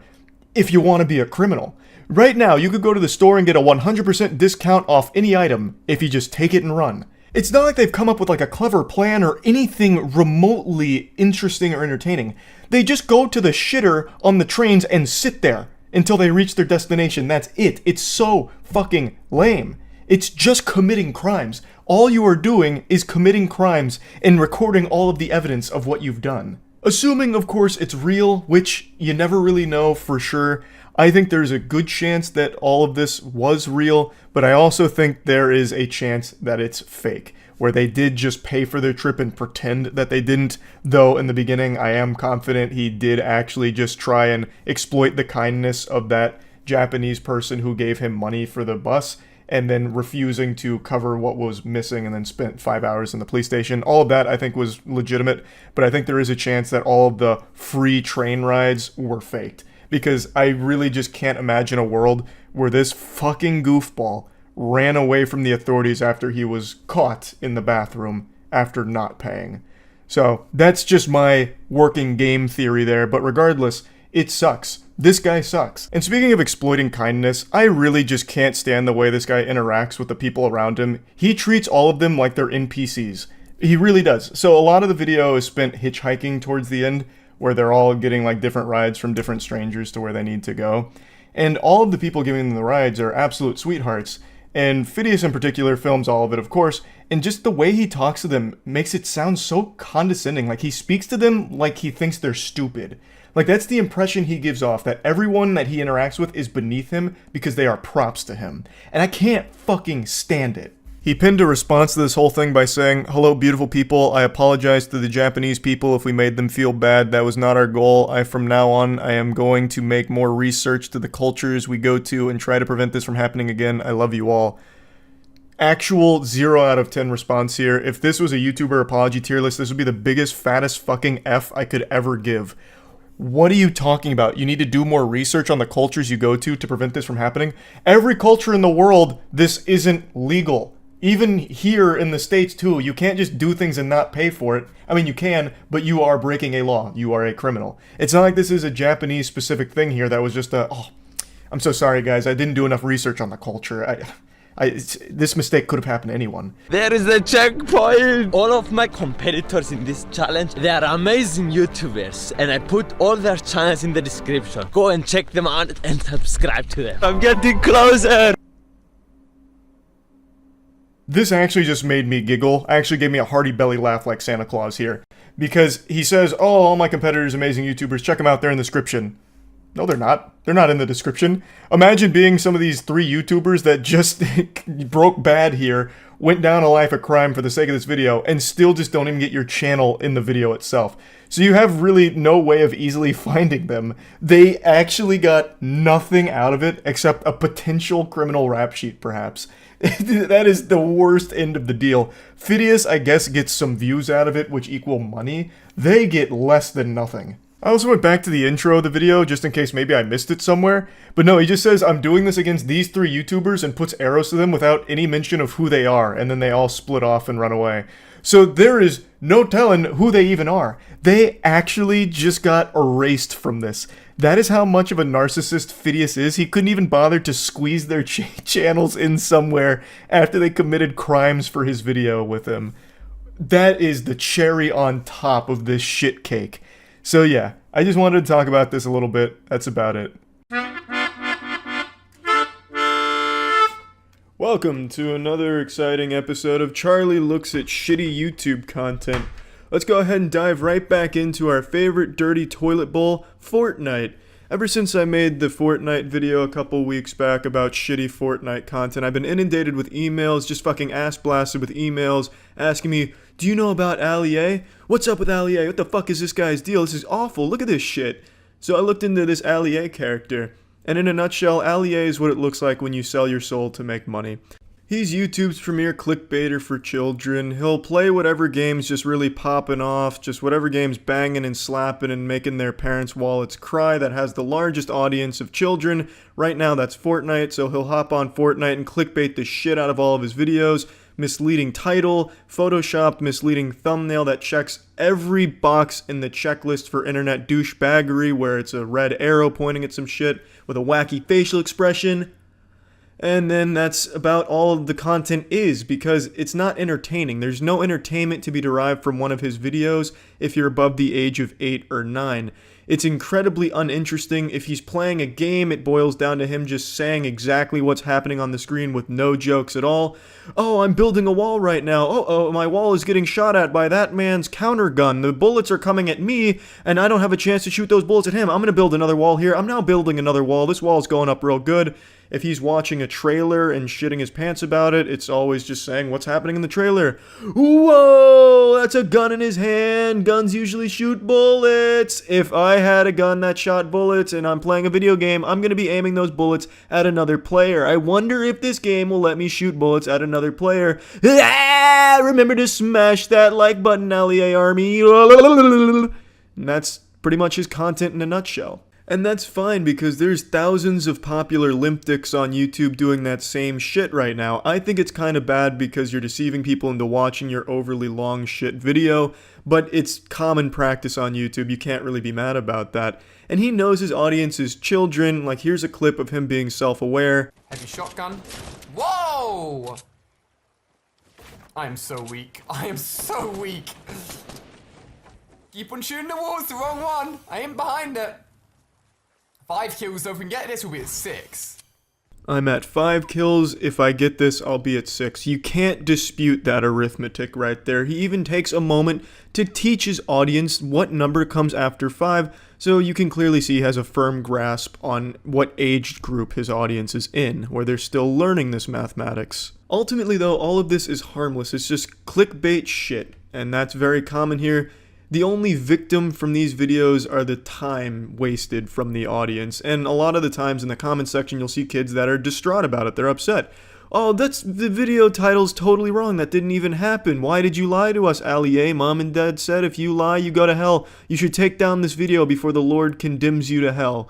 It's shit like that, but like I said, ultimately harmless. The issue I draw with this guy is he runs these fake giveaway scams where he'll, you know, make people believe that they're gonna win something cool from them if they smash the like button, fucking annihilate the like button, subscribe, ring the bell, and write his name on their toy box out of blood. Then he'll choose someone randomly from the comments section to give away this cool shit to, and then you'll see 200,000 comments like on this video here. It's fucking absurd to me that you would think you'd actually win something from him. Now, I've done a lot of research, and I haven't found a single winner for any of his giveaways he has ever done on any of his channels. I haven't seen a single winner, and I've been sent a lot of proof in emails that they didn't win anything. I'm gonna put proof in these air quotes because it's just unreliable proof. It's, oh, I was at a bar and I heard Ali talking to some girl saying, oh, he scams kids all the time and doesn't give shit away, but he was offering V-Bucks to her. And then other emails like, oh, I saw Ali sitting on a bench next to 2 trees that looked suspicious, and here's an email address that I think belongs to him, maybe on AOL. Useless proof, really, but enough to get me wondering if anyone actually does win the giveaways. And I've seen a lot of people saying that no one wins, that it is just a giant scam. And I can kind of vouch for that because I haven't seen a single winner. He's never announced a winner that I've seen. I haven't seen anyone say they won anything from him, when you would think huge fans of Ali that won something from him would be bragging about it or going nuts on social media, but there's not a fucking thing about it. So I do believe that the giveaways are big fucking scams, but if I'm wrong, please speak up, Allier enthusiasts who have actually won something from his shit-ass giveaways. I would love to see that he's not actually just blatantly scamming children.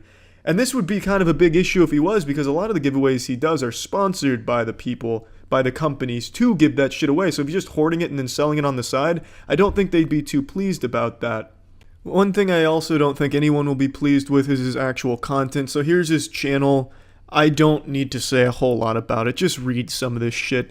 All of these thumbnails are photoshopped, and he didn't even take the time out of his day to make different thumbnails each time with a different expression. He just keeps reusing the same expressions. You'll see he just repeats them over and over again ad nauseum, and it's just disgusting to even look at.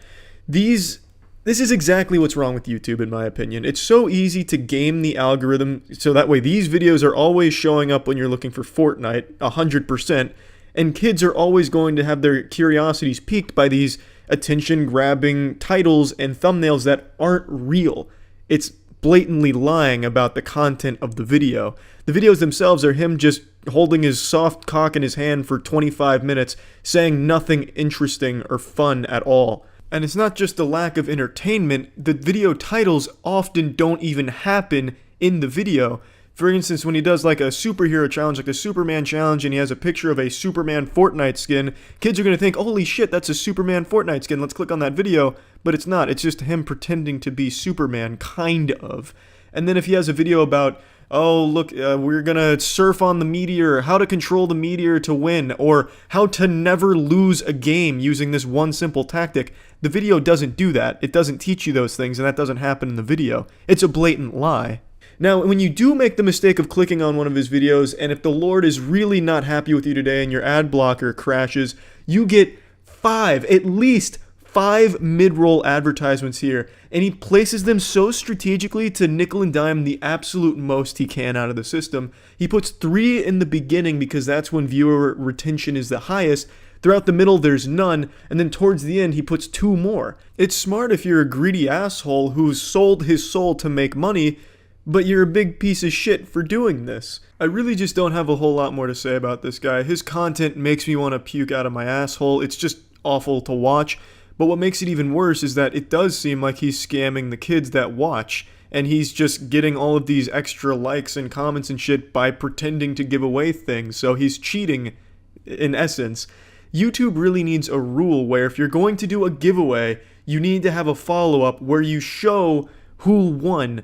And that needs to be a rule, because this isn't the only guy doing fake giveaways. There's a lot that do this shit. But his is pretty fucking bad, and his content is even worse. That's really about it. Fortnite is absolutely bringing out the worst in internet douchebags, and this is just further proof. But yeah, how the fuck's it going, everyone? It's me, your boy 2006 middle school emo hairstyle here. I'm still not getting a haircut. I found a new douchebag YouTuber that I thought would be fun to take a look at. I'm going to give you a little behind the scenes action and how I keep finding new DoucheTubers that not a lot of people talk about. I type in "gone wrong" into the search bar. It's basically like a fucking complete compendium of douchebags on YouTube. You can find every single one of them there. It's like the old goddamn Yellow Pages, but on the YouTube site here. It's incredible what you can find by just typing in "gone wrong." An incredible plethora of douchebags to choose from. So today I chose Nate Garner. This is his beat up prank where his girlfriend pretends she was beaten up to prank him. Let's go ahead and take a look here. What's up? Yeah, that's me. Yikes. And this is my life. Let me show you how I got here. Yeah, baby. I've been waiting my whole life. It takes only a quick glance at this man to figure out that he came from a very privileged upbringing. One thing I do like, though, is in his intro, he's wearing a backwards cap. That's very interesting, and I think you know what that means. It's time to get lit. Where are we? I don't really know. My final destination? I don't know. Am I gonna die when I walk through these doors? No. I'm not gonna die. Carissa's hair is gonna die. Ooh. It's all going. Because I'm having her hair salon cut it all off. Yeah, it seems like a pretty weird thing to say for a vlog, to be honest with you. Hey, what's going on, gang? I'm at the salon. Am I gonna walk through those doors, get my throat slit, and someone gonna rip my spine out of my asshole? I mean, who knows? It's kind of a fucking morbid way to start this one off, don't you think, Nate? Awesome. Yeah, Yeah, boy, I got kicked out. I don't think you're allowed to vlog in there, and Carissa was a little bit embarrassed of me. Hi, Max. Why would your mom be embarrassed of me? This part actually infuriated me because it shows a complete lack of care for their pets. This man goes in there with full intention of staying throughout the entire hair salon experience, so you're talking 2.5 to 3 hours in there with her. Meanwhile, there's a dog in the scorching hot car the entire time. If he didn't get kicked out, that dog would be dead. But this all assumes that this vlog is real, which is a huge assumption to make because all DoucheTubers vlogs and videos are fake. They're all just piles of shit. So I'm sure he didn't get kicked out. It's probably planned he'd go in and go out. But if it is real, then that salon kicking out this obnoxious asshole just saved the life of an innocent animal. Though, if you're not subscribed, you should. We take big W's every single day. We're the best family on YouTube. And there's merch dropping on Merch First. So there's 3 days left until merch drops, baby. Be ready for it. And be ready for this video. So let's just run right into it. Jesus Christ, Nate, now I just feel sorry for you. I genuinely couldn't have written a more generic asshole DoucheTuber subscribe call to action merch plug and all that garbage, that checklist of how to be a DoucheTuber. That was the most formulaic shit I have ever seen in my life.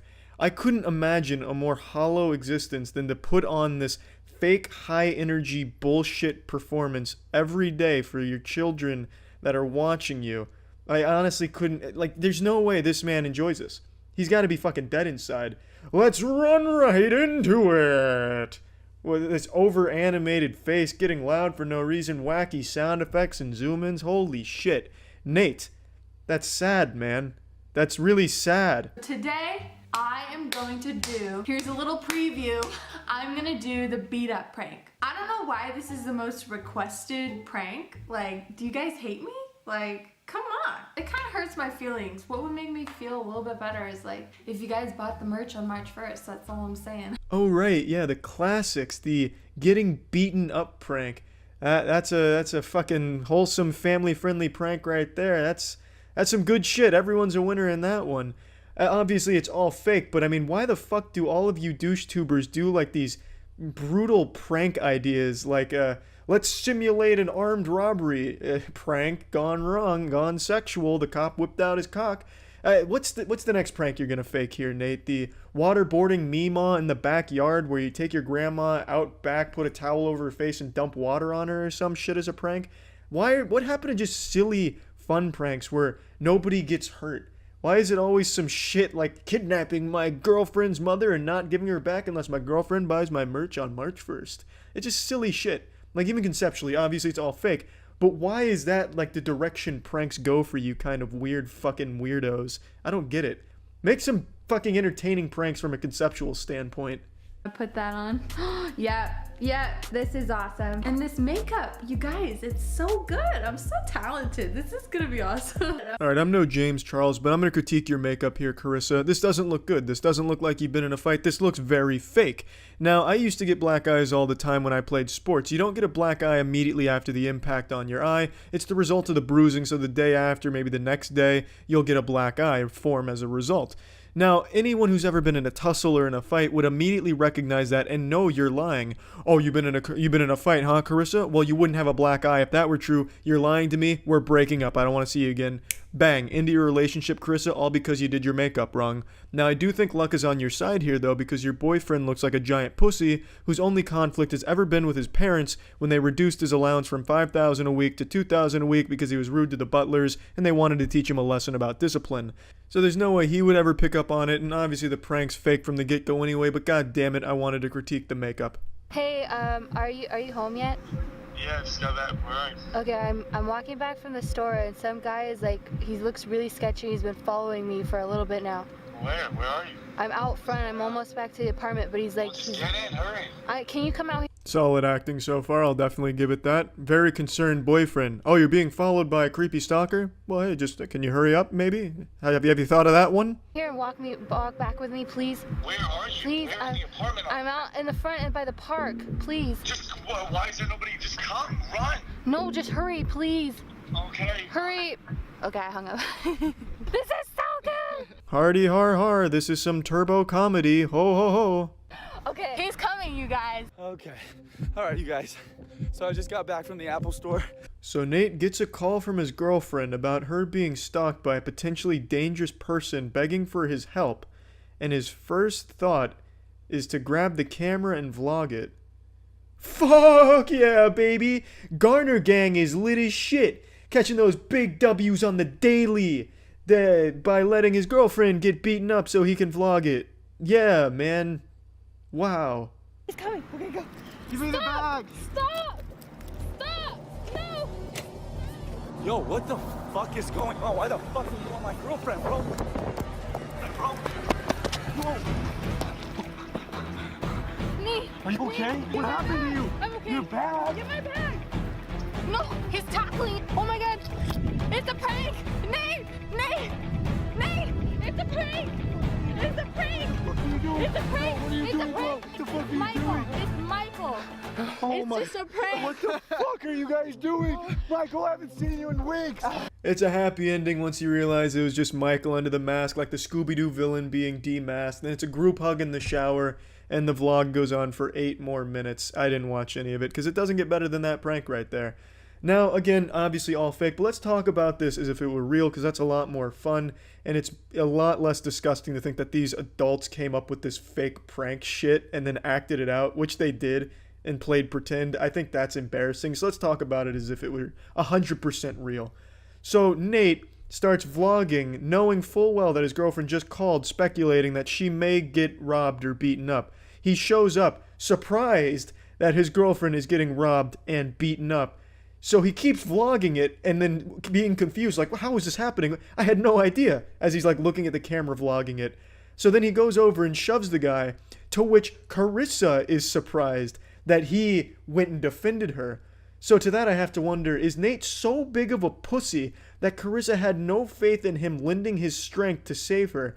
Did she expect him to go over there and talk it out with the man beating her up? Like, hey, sir, that's my girlfriend. If you could just, wrap this up quickly or maybe stop beating her up, I'd really appreciate it. I don't want any trouble. Like, she had to expect that her boyfriend would at least push the guy at the very least. So why is she acting all like, holy shit, hey, calm down?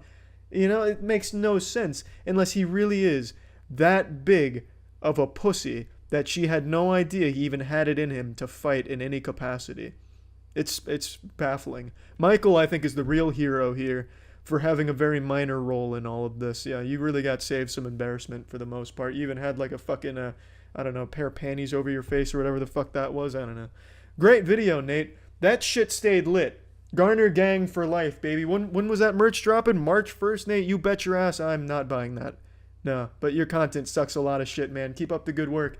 Thanks for tuning in, everyone. See you. Shitting on Fortnite content isn't brave. It's the lowest hanging fruit on the internet. The content is fucking abominable, and we all know this. You have those incredible trends such as 1 kill equals 1 centimeter of my girlfriend's areola that I'll show on camera, doing Fortnite dances in real life while nude. Subscribe to my channel for a Ghoul Trooper skin, 10,000 V-Bucks, and a personal rim job from my mouth to your asshole. And then you've got conspiracy theory videos like, is Area 51 actually just a cover for the Fortnite cube? Just absolute shit is what I'm getting at. So me shitting on it doesn't make me a hero. But I'm gonna shit on it some more. Atop the Mount Olympus of suck-fucking Fortnite content, there stands one champion. His name's Exility. It's all just clickbait nonsense like, Fortnite will fuck your wife while you're asleep, and here's how. Oh, and then the follow-up video, Ninja will fuck Fortnite's wife while Fortnite is asleep, and here's the evidence. And it's all just clickbait bullshit that's all padded for 10 to 20 minutes longer than it should ever possibly need to be. This is from one of his newer videos. Fortnite's gonna be offline for a while. The East Coast is in a declared state of emergency because of Hurricane Florence, which is on a fast track to North Carolina and headed directly for Epic Games offices. If Epic Games doesn't do a good job preparing for this catastrophe, Fortnite servers could go offline for months.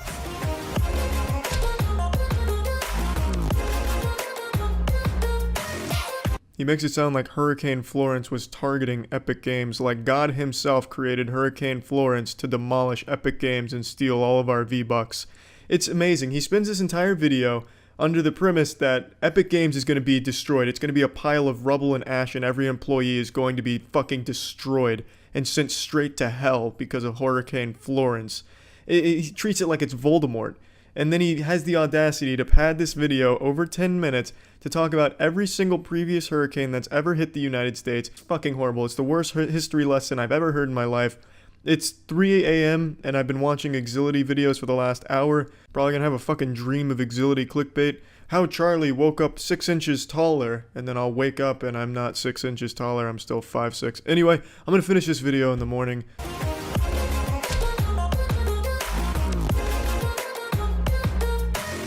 It's not a Fortnite YouTube video without an obnoxious, shitty intro. And Exility's intro is like if Allier's intro fucked a children's electric xylophone.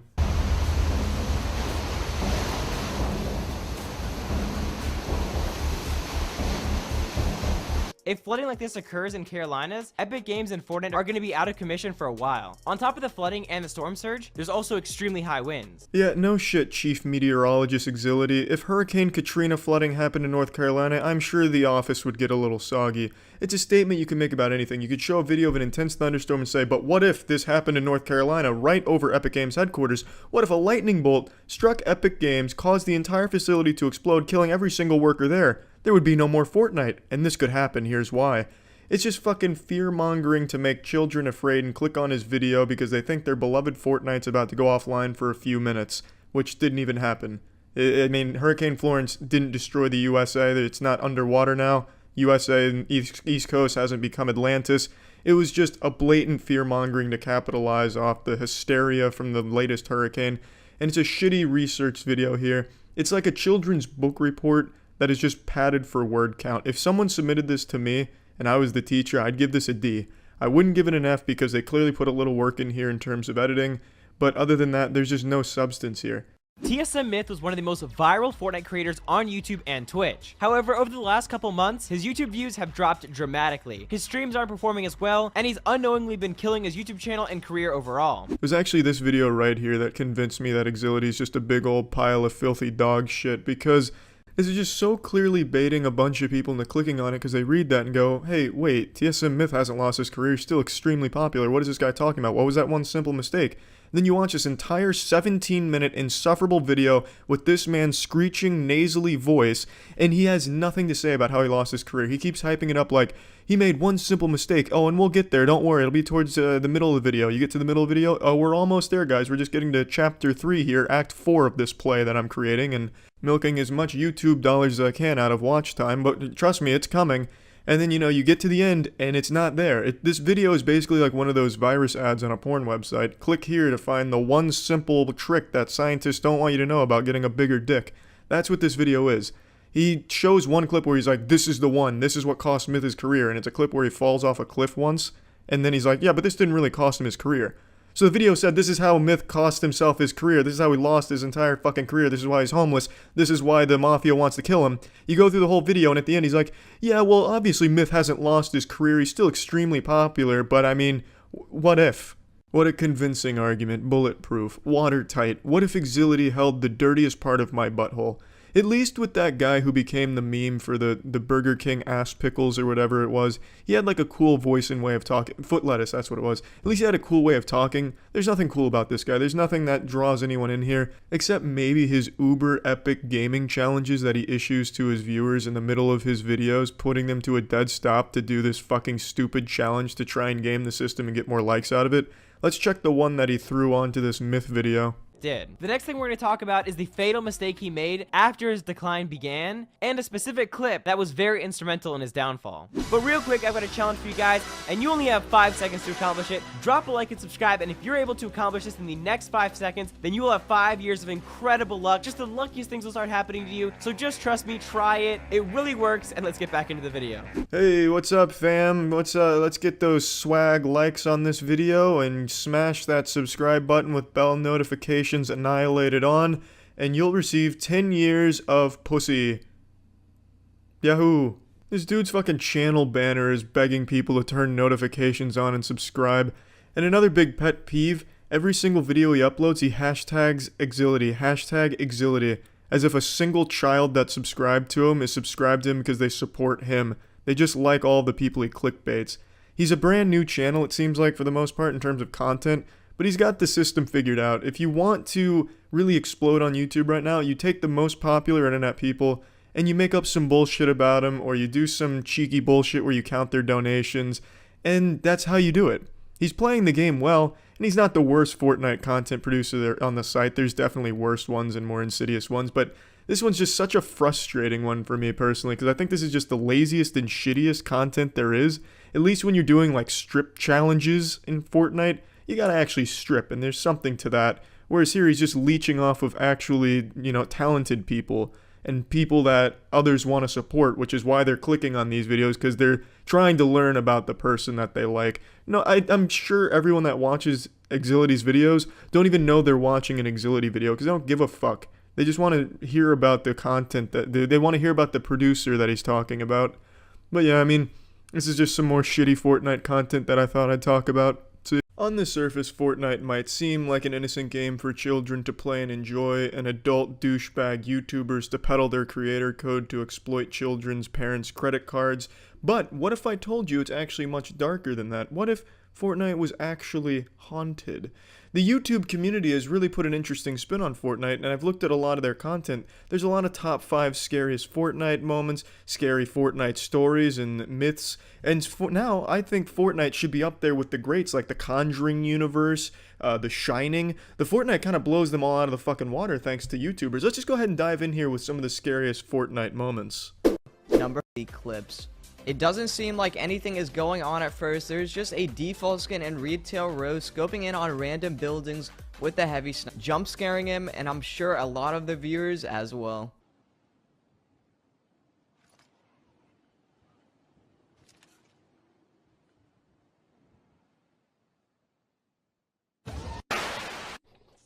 No doubt you soiled your diaper after that one. I'm not gonna lie to you, that shit almost made me shit my pants as well. That would terrify even the most seasoned of war veterans. That is just genuinely unnerving, and that's not even in the top 3 on this top 5 terrifying Fortnite moments compilation.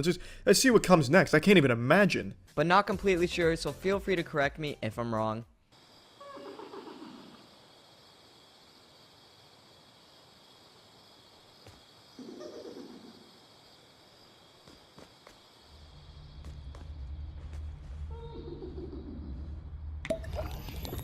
Whew, good luck sleeping tonight after seeing that. That shit's gonna give me wet nightmares for at least a week. One thing I really like about SkyDiverge's channel here is he'll spend upwards of 2 minutes describing what the clip he's about to show has in a scene-by-scene breakdown, adding nothing to it, just very matter-of-fact, blankly and boringly telling you what you're about to see. And he does it all while sounding like the Burger King foot lettuce guy if he was fucked by Leafy is here, because all he does is surf around in these Fortnite maps doing scary Fortnite compilations. It's awful.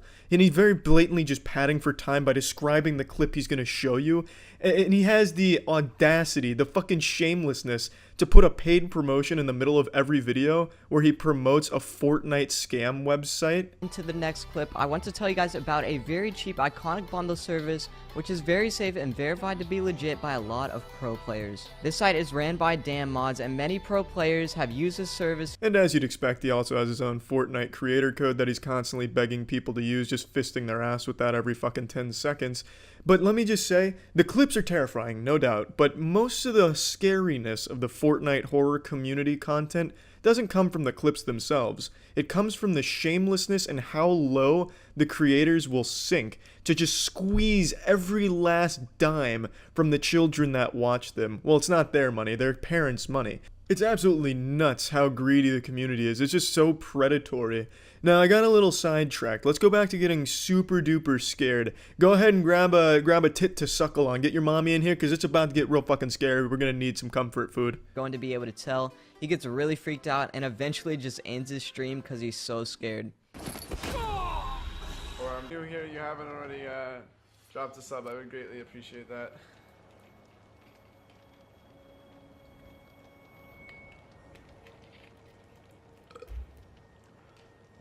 Okay, I need to not fall asleep. Oh! I'm sorry, this is a lot shorter than I thought it was gonna be. I don't know, go raid Skilled Apple, go I'm going home. Yeah, this isn't even a Fortnite clip. I don't know why this is here, Sky. I understand the clip is shit your pants scary, no doubt about that, but your title is about Fortnite scary shit, not just scary shit in general. That's actually illegal, Sky. You could be sent to jail for that, thrown in the slammer for saying something's Fortnite when it's not Fortnite. Like, what else are you gonna do? You're gonna put like a fucking beheading video in your next Fortnite scary moments? And you can't do that, you know, because the beheading isn't a Fortnite related moment. It's disgusting, and I don't like what you've done here by lying to me like this, Sky. Special video. In this video, he was messing around trying to do a backflip off some plastic chair, which isn't a very smart idea because those type of chairs are cheap and unstable. Well, he hopped right on the chair to do a back. Give it a go. All right. So hang on. Yo, bro, you good? You good, dude? Are you good? Yo, hold up. Are you good, dude? Dude, you need help? I understand that was disturbing to watch. It was very hard to look at, but I am happy to say he not only survived this traumatic experience, he has made a full recovery. Indeed, a very scary Fortnite stunt gone horribly wrong, but it luckily had a happy ending. I don't want to see any more of these crazy stunts. I can't even imagine what the other 4 people in this compilation did to get on this list. They must have fucking kickflipped over a shark while lighting themselves on fire to top something like what we just saw there. It's a fucking dangerously scary stunt. But what I do want to transition to is some horror stories from the Fortnite battlefield. This one is about a haunted creator code. I received an email 3 weeks ago. Its subject line was only ... Use this creator code on your next purchase. If you do, you'll make a friend. If you don't, you'll make an enemy, and the consequences will be more than you can handle. Use creator code Beelzebub. Don't worry, I'm gonna stop the video right there. I don't want anyone getting too scared, but now you know Fortnite's not as innocent as you thought it was. I honestly wouldn't be surprised if Stephen King started working on some Fortnite horror. I just really wanted to showcase the talent in the scary Fortnite community. No one does it better. No one's better at picking Twitch clips from other streamers and putting them into their own video and making money off their content by calling it scary and top 5 in the title than these Fortnite YouTubers. They're extremely hardworking. They're extremely deserving of all of the money they're making off of other people's Twitch clips. It's incredible work, and it's goddamn inspiring, and I hope you guys keep it up. Excellent work, scary Fortnite community, and really just Fortnite YouTubers in general. Excellent work, you're fucking heroes out there. I love those compilations, baby. That's it. See ya. Nothing gets my penis harder than seeing someone's father nearly drown, which is why I was more than ecstatic to click on the Dobre brothers' newest unscripted savage reel prank. Dad wakes up in a river. Let's go ahead and tune in.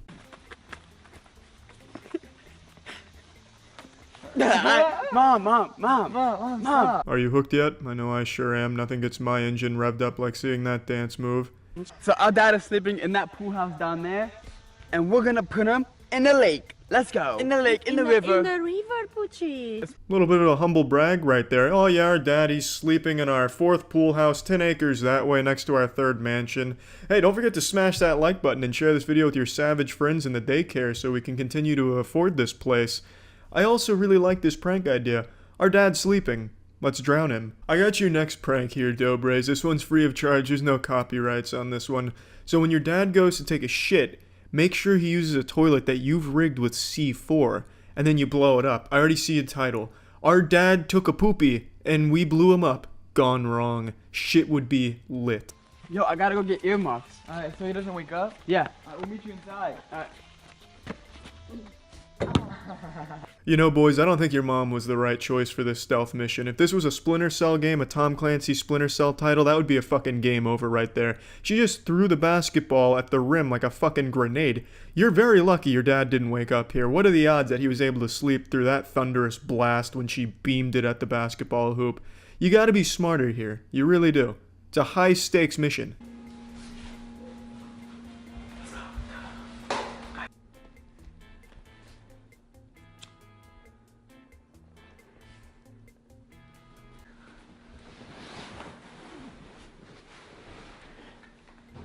Well, spit in my dick hole. Can you believe that, good luck? Not only did he not wake up after the wife was damn near slapping him in the fucking face with the shooting range earmuffs, but he also turned over to help her get the other earmuff on the ear that she couldn't get to. That is a divine sign. That is God himself saying, drown this motherfucker. And don't even give me that tinfoil conspiracy theory bullshit where the dad's in on it. Yeah, okay, and wrestling's fake, right? That is a man who is so clearly asleep, most likely having wet dreams of Riley Reid's spread butthole. This right here was nothing shy of a miracle. The Dobre brothers out here making some fucking miracles happen. An amazing stroke of good luck right there with that series of unfolding events.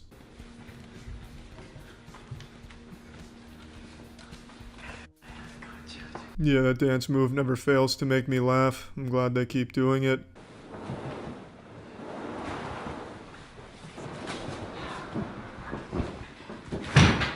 I think their dad's dead. I think he's just fucking dead there. He's such a heavy sleeper, it's crazy. What a savage sleeper. Maybe they drugged him. They should retitle the video, Dad OD'd on Xanax. Now we're dumping the body in a river.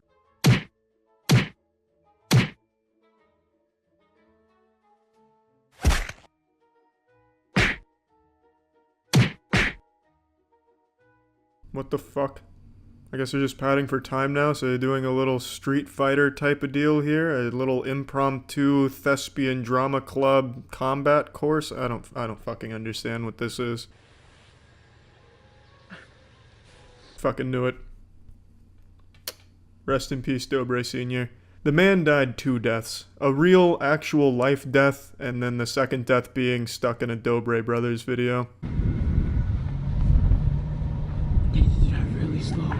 Now they've thrown the body into the fucking hearse here. They've turned the pickup truck to a hearse. This is just goddamn depraved. This is sickening. Go, come on.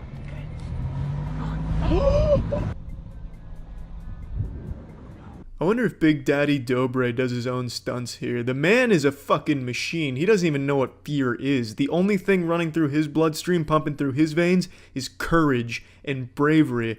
Let's take for a second and assume that this prank was real, which obviously it's not, but let's say it was. He'd 100% wake up on the truck, and when he did, he'd probably freak out, fly out the back, and snap his neck. What a fucking prank.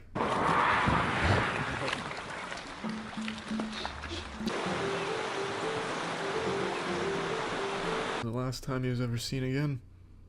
Fucking sick stuff, really. The Dobre brothers are evil. Luckily, these fucking idiots videotaped the crime, so I'm sure they'll be charged very soon with getting rid of that body.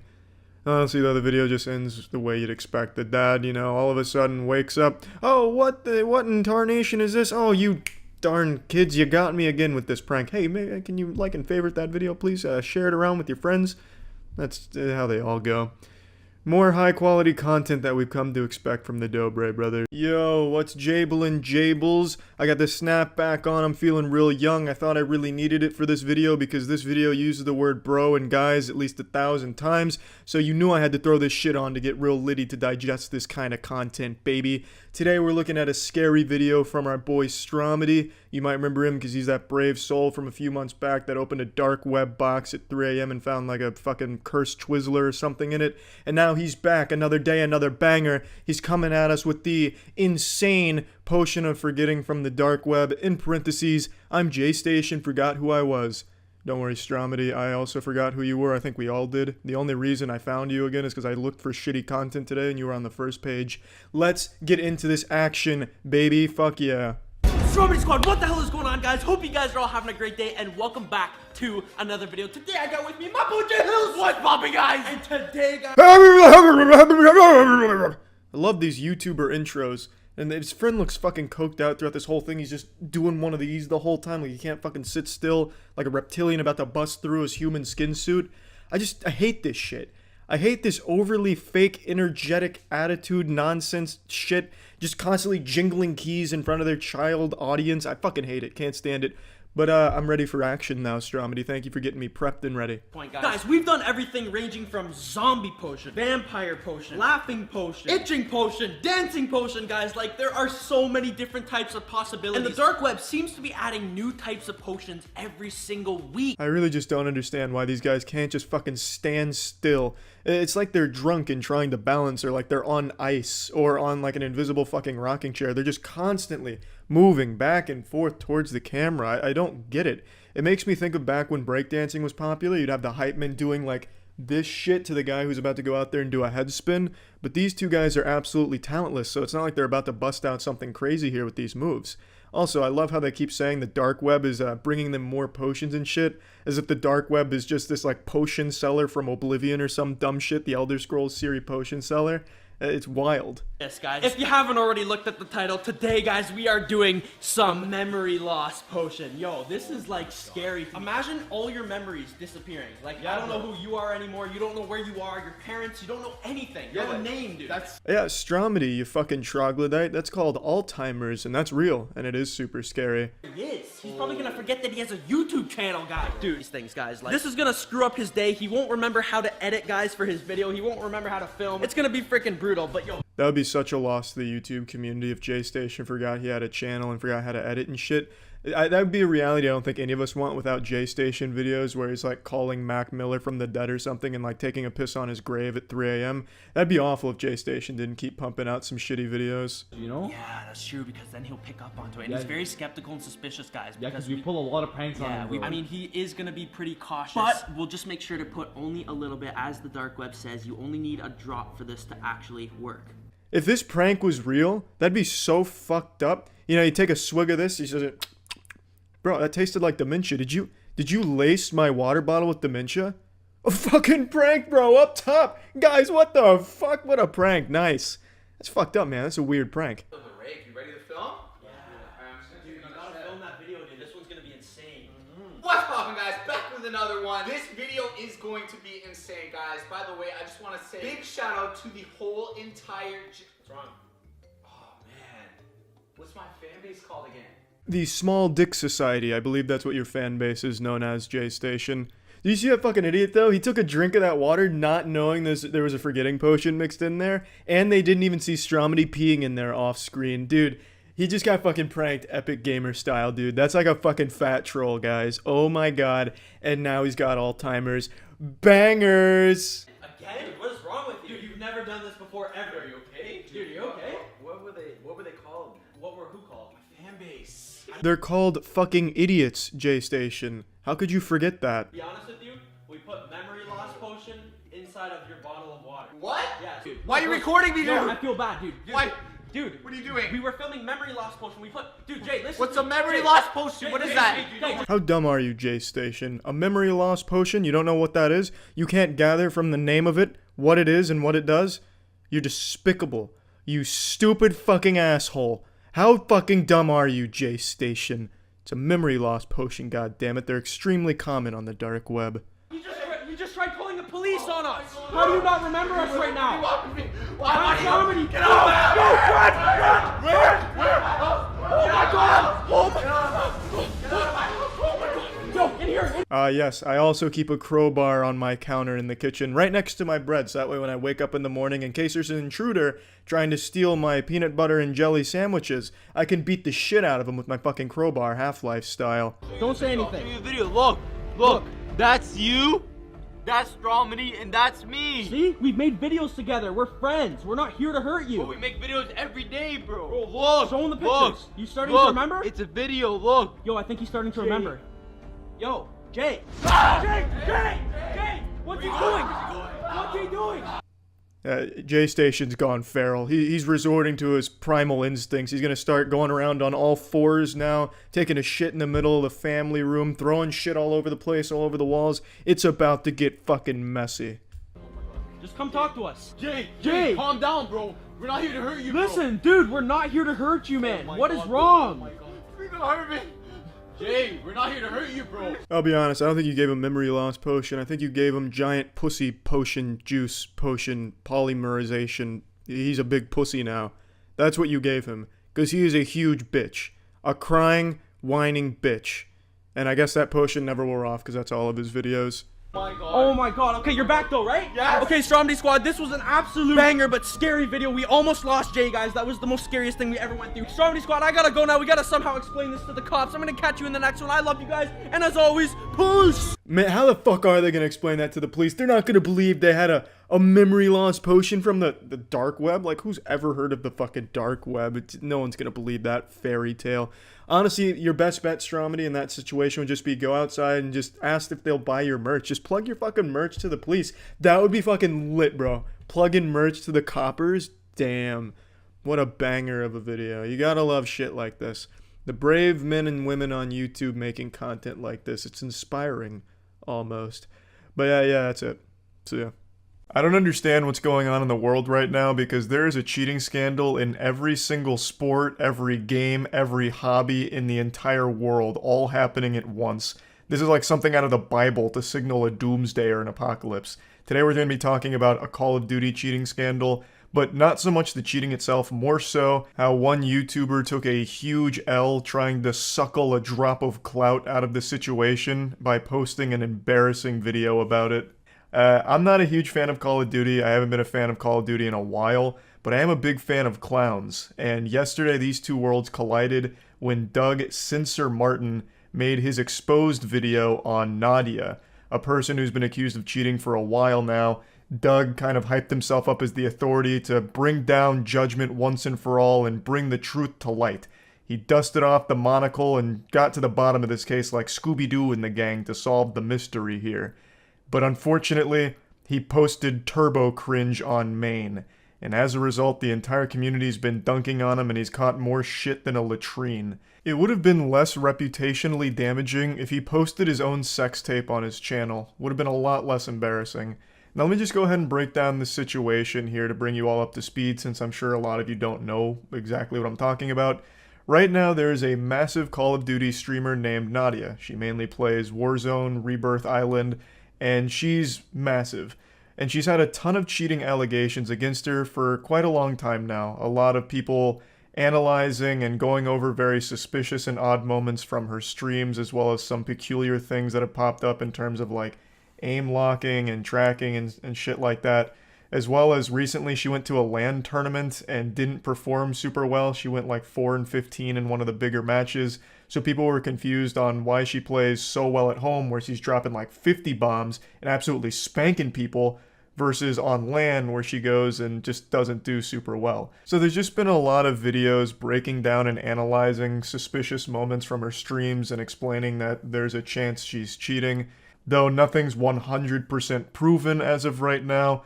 But it is a very peculiar situation, one that I'm not super familiar with, so one that I'm not going to opine on heavily, but that's the gist of it in a nutshell. And DoucheTuber Martin stepped into the spotlight to try and be the authority on whether or not she truly is cheating, and this backfired on him terribly. So yeah, I'm not really here to talk too much about the possible cheating itself. I'm just here to laugh at this awful video Doug made. Even if it's confirmed Nadia's cheating, like right now, if she goes live and just admits, I'm a cheater, here's the proof, I would still say DoucheTuber Martin took the bigger L in this situation. Also, he really hyped the shit out of this for days, like on Twitter and everything, making very bold posts about the impact this video is going to have and how he was taking it so seriously and researching it thoroughly, and man, that aged terribly.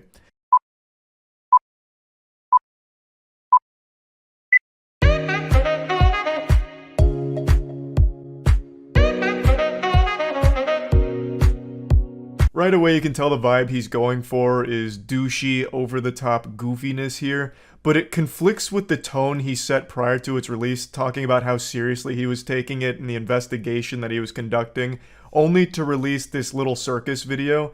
So immediately people were pretty turned off just from the intro alone.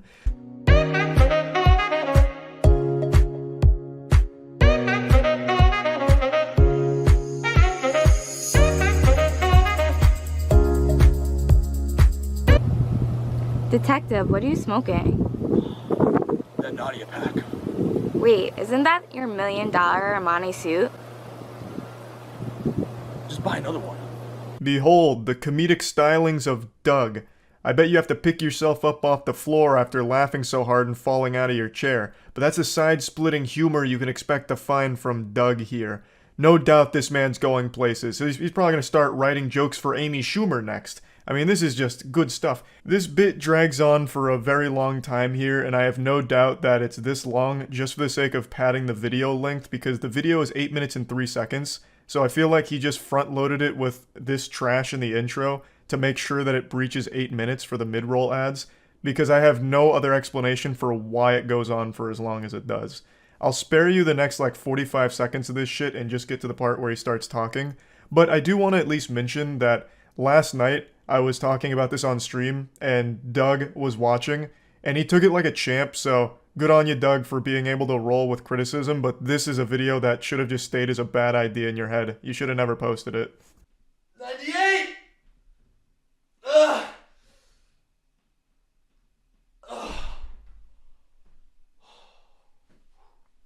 Yo, what's going on, guys? Doug Sensor Martin here. Hope you guys are having a great day. This is really a masterclass in how to make people dislike you within the first minute of a video. He just speedran unlikability. I really love the thought process behind this video here. I'll just crank out some pull-ups before getting into it. That'll make them think I'm cool. Flex on them a little bit. Hey, what's up, nerds? It's me, Doug. What, did I forget to give you a wedgie today? Nah, I'm just kidding. I'm the likable douchebag who plays video games. You know, what a Sigma male. And today I bring you guys a brand new video giving you all the truth about Nadia. So if you guys don't know who Nadia is, she's a 22-year-old Warzone player. She streams every single day on Twitch TV. So I've been putting in about 8 to 10 hour days, 7 days a week to Vanguard rank to be the #1 ranked player on the planet. And with that comes the sacrifice. And sometimes, like I said, you lose your mind. Sometimes you play against cheaters and they really are inevitable. There's not really too much you can do about it. The first minute and a half is just actual nothing burgers. This man is a restaurant that's serving up buns and nothing inside of it. It is absolute worthlessness. It's him patting his ego for a bit, I guess giving like a background on himself. He's like, oh, you know, at first I looked at Nadia, I wasn't suspicious, but then everyone else was, so now I'm suspicious. And here's my resume. And then he talks about how he spends so much time grinding Call of Duty Vanguard ranked, which sounds like a fate worse than death. And then he finally starts getting into something that's even remotely related to the topic. This girl really got people hooked. So I'm clicking the video and I'm watching it, and they're slowing everything down in slow motion. They're showing our aim drags from one person to another. They're showing a bunch of these different clips of these characters moving like magnets and their aim snaps on them. And just being a guy who's been around competitive Call of Duty for as long as I have and seeing as many things that I've seen, this is no news to me. I've seen stuff like this so many times before. And my brain just started to think, and I'm like, let me look a little bit more into Nadia. We are 4 minutes and 33 seconds into this video and he has still done absolutely fucking nothing. Silence would have been more productive than everything he's said so far. If he had spread his own asshole like Goatsy for 4 minutes and 33 seconds, I feel like I would have got more information out of that than what I've watched so far. We are over halfway done with the video and he has done and said nothing. I thought acting was my passion, but now it's really gaming. I do love acting, but gaming is where I'm at right now. So when she said this live, I was actually in my hot tub watching because I'm friends with Jake and I like him. Let me watch this interview. Let me see who this girl is and what she's all about. And when I saw that and I heard that, everything really started to click to me. This is his first of only 3 loose points. I can't even call them actual points because he doesn't even make any arguments against Nadia or to prove she's cheating. Because this, what he's showing, everything he shows here isn't evidence. He just pulls up random TikTok clips of her talking about acting. He doesn't even go into like the actual cheating allegations. He just talks about her being bad at acting for some reason. Like that's what he like focuses on. That's the smoking gun. Ah, so she's bad at acting. Probably a cheater as well then. I was super let down by this video, as I'm sure everyone else was, because he had put so much hype behind it, talking about how thorough and how serious this video was going to be. And I'm a little goblin that's drawn to internet drama like a moth to a flame, so I was finally going to get caught up to speed on some fresh drama that I wasn't super familiar with, and I thought Doug would be the one to deliver all of the information as well as pretty impressive evidence on a video. But he didn't do any of that. Instead, he released this stinker and then has claimed it was all just an elaborate troll, which to me just sounds like desperation and cope. Like, no, this video actually was a troll from the start. But even if that is the case, it's still poorly done. It's still bad. The video itself isn't entertaining. even as like a satirical piece or a joke. It's just not good no matter how you spin it. It's simple. I just hack into the Call of Duty servers, so there's a playlist that gets me only low KD lobbies. Rerith QA bot, turn me up, chat. Turn me up, turn me up. Oh my God, turn me up. You clearly tell this is some bad acting, and not for nothing. This whole turn me up, turn me up. Can we please, I don't care who started this. I don't care. Can we leave this in 2022? Just somebody come up with something new and creative, anything. But the whole turn me up, yeah. This buffoon's over here mauling over 3 words. It's not that deep. It's not a big deal. And also, what does it have to do with anything about the cheating accusations you're supposed to be tackling? So Nadia really leans into all the cheating stuff and treats it like a meme and a joke. So she'll be very sarcastic with it, talk about how she's like cheating sarcastically and shit like that. And Doug is critiquing her acting about it and being upset that she says, turn me up. I just don't even get what he's trying to say here. Maybe it's too galaxy brain for me to comprehend. I just can't wrap my little reptile brain around it. It just seems like he finds her annoying, so he's just calling her annoying, like a child would. You could go down a rabbit hole just searching this girl's name, but there's one thing that really stands out. I played Black Ops 1. Black Ops 2. Hey, you don't need to hug me. I get So it. dolphin. Chat, what is dolphin diving? Like, how do I do it? Okay, so Nadia, check this out. I know you work out and you're in good shape. This is how you do the dolphin dive. All jokes aside, this video is about showing the truth of Nadia. All jokes aside, what jokes? All 0 of them that you've told so far? This is so embarrassing, Doug.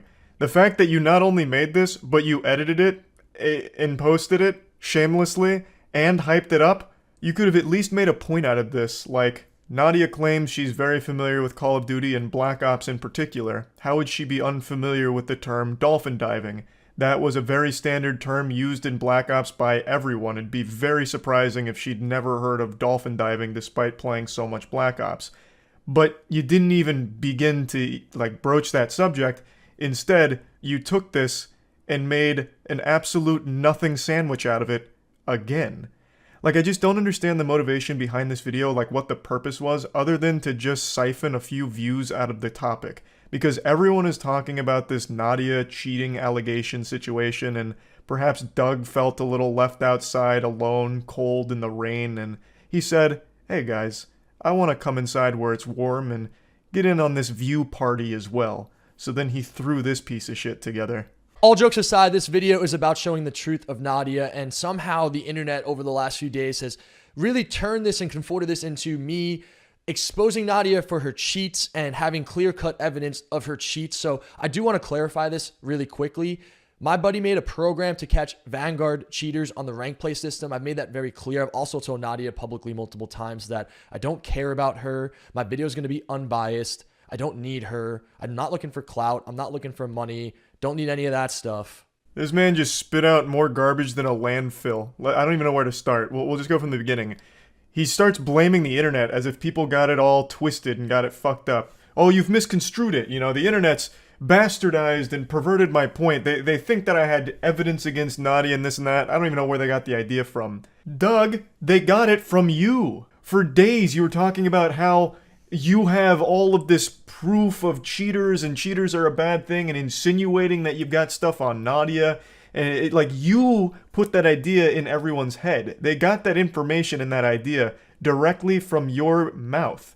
So I don't know why you're trying to spin it like, oh, you guys, you went wild with these crazy ideas, none of which I influenced at all. I didn't do any of that. You guys are just weird to think that I had this evidence or any real proof against Nadia. Like, it blows my mind. That you've tried to now blame people for getting it wrong because you have absolutely nothing.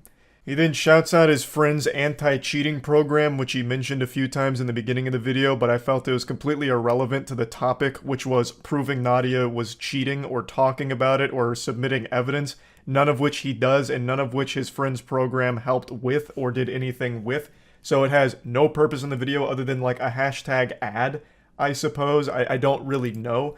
And then he goes into the biggest lie I've heard in a minute. This is a straight cap from top to bottom.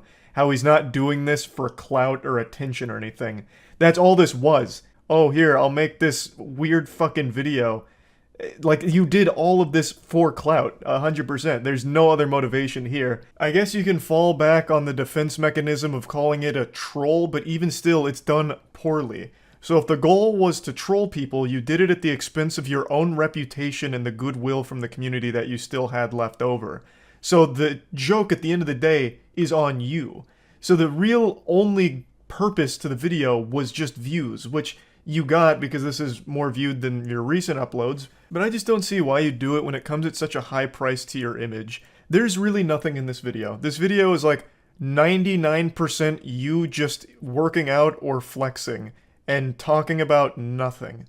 You don't even really mention Nadia's cheating allegations or provide any evidence. You provide legitimately no evidence. You don't make any points. You just don't talk about anything in the video. There's just nothing of substance here. So there's only one conclusion to draw. That you did this whole song and dance, you made this video for clout. It all just became clear. I can't play the music from here because of DMCA, but he concludes the video by parking his jet ski, walking up on the dock, and pretending to propose to Nadia. It is so fucking embarrassing. Everyone with eyes was sad to see this. It is painful to look at. So yeah, I just wanted to talk about this a bit because Doug just really made a complete fool out of himself. That's about it. Christmas is right around the corner, and you know what Santa Claus brought to one lucky YouTuber this holiday season? A lump of coal and 150 takedown notices on their YouTube channel. I guess Mr. Claus really wanted to speedrun a world record for most videos taken down in a single day because god damn. He whipped out his jolly old Saint Dick and slapped it right across this YouTuber's face.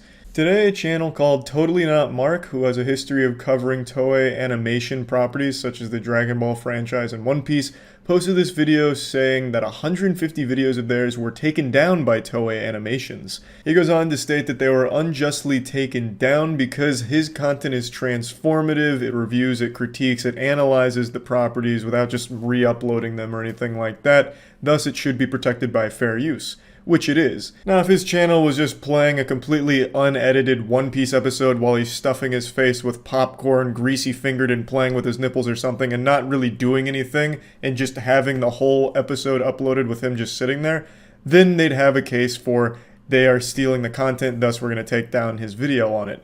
But his whole channel is about the review of anime and discussing it and analyzing it, and he completely transforms that content, and it's not like he's using extensive amounts of like unedited clips from the shows or the manga that he's looking at either.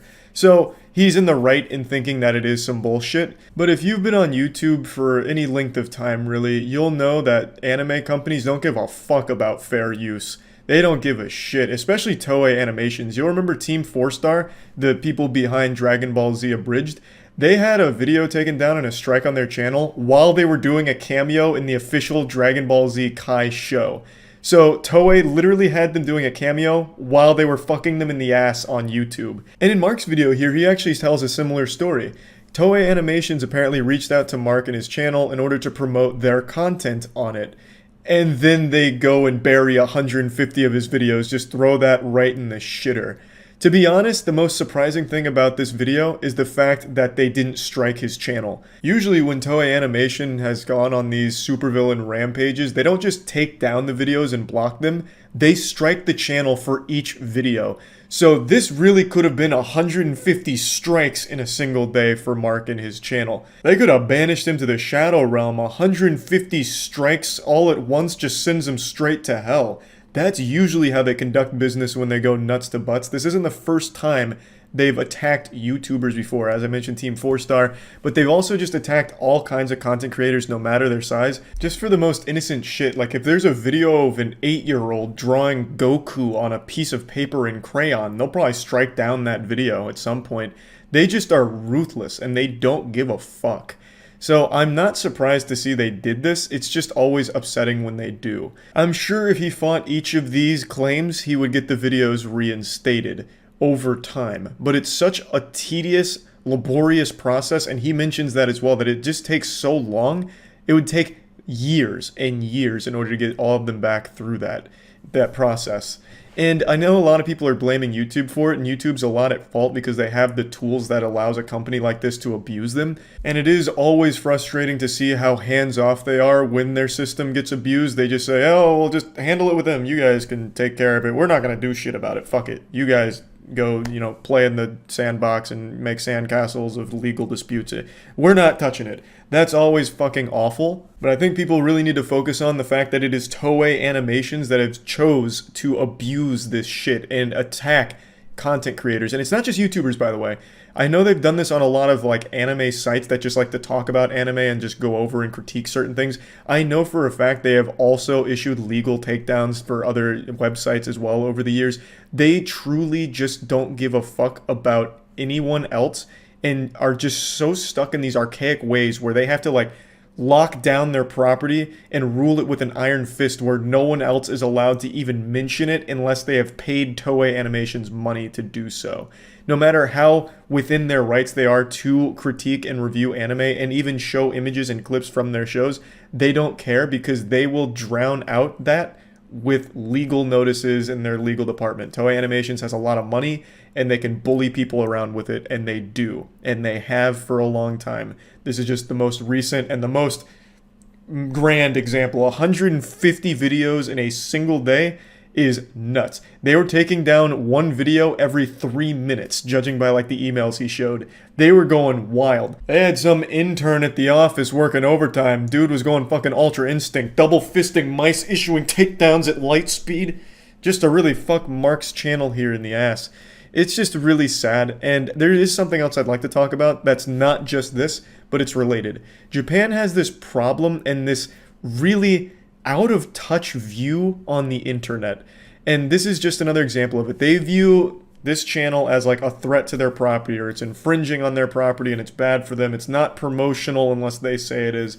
And that extends beyond just Toei Animations and the anime industry in general. I'd like to quickly tell you a story about an agency in Japan called Johnny & Associates. They represent a lot of big groups in Japan, a lot of big influencers, and just very important people and celebrities in Japan. They rep them. And they are fucking scary. They're less of a talent agency and more of a corrupt military. So, if you've played the Yakuza series, you've probably also heard of Judgment. Judgment stars a very popular Japanese actor named Takeya Kimura.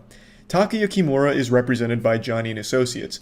And there's a reason why the most recent Judgment game will be the last one most likely, and it's because they're so afraid of the internet and having Kimura's picture on the internet.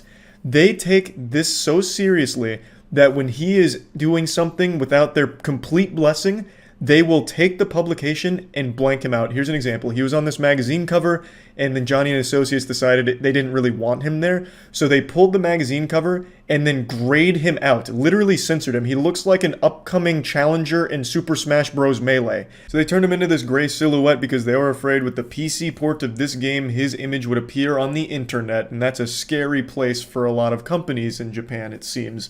So they like the complete control, and they feel like if his image was on the internet, they'd lose that ability to control everything. And that extends to other places in Japan like Toei Animation and like Nintendo. Who remembers about 10 years ago, you couldn't even post videos of Nintendo games on YouTube without risking your channel being taken down, because they would actively strike any videos that showed like Mario Kart Wii or Super Mario Galaxy or anything like that. They would strike your channel because you didn't have their express written permission to showcase that, even though you were totally within your right to review those games or, talk about those games, analyze those games. They didn't care. Nintendo would still go and take down channels because they wanted that complete full control over it. So it's not just Toei Animation. It's a big problem in just all of these industries in Japan, it seems, and anime's a big one. So now, what can the Totally Not Mark channel do in order to fight these 150 claims without going through each one individually and trying to, take it through litigation and get it solved legally, because that's just going to take years. I think he said it'd take 37 years to go through the proper channels. So what does he do? I think posting the video is the right first step, and he mentions that he will no longer be supporting the company. And he's a big channel, and I imagine a lot of his followers are very upset at Toei Animations for doing this. So him not supporting that company anymore, and he said he's not going to see any more Dragon Ball Super, their new movie, he's not going to see it. and he's encouraging his subscribers and his fans to do the same. And I think that's the right way of handling it. They need to put pressure on Toei Animations to realize that what they did was wrong and release the claims themselves. They went through the trouble of filing 150 blocks on those videos. They can go through the trouble of unblocking them.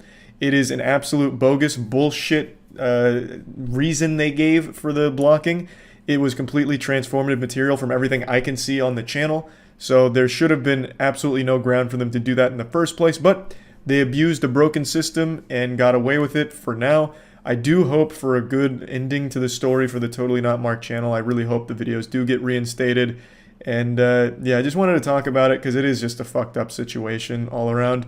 I'm no stranger when it comes to shitting on Ricegum. He is a toilet for which my butthole is always eager to drop some doo-doo on. I've made that very clear over the last 2 or 3 years. I can't stand this guy. He's the incarnation of a wet fart with a super fake personality preaching some awful shit to children. And it's always just so lovely when he fucks up and the entire internet community is reminded that he has the most insecurities, is the biggest douchebag with the smallest penis. It's like a little bit of a clue game, you know what I mean? That instead of identifying a killer, you're identifying a huge douchebag, and it's always Ricegum.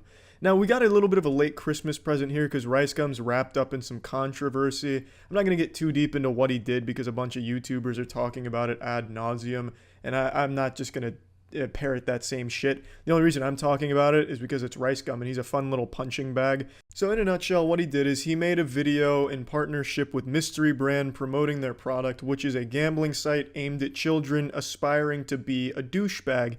You know, those kids that are growing up watching people like Ricegum and Jake Paul going, "Mom, Dad, when I get older, I want to be an asshole."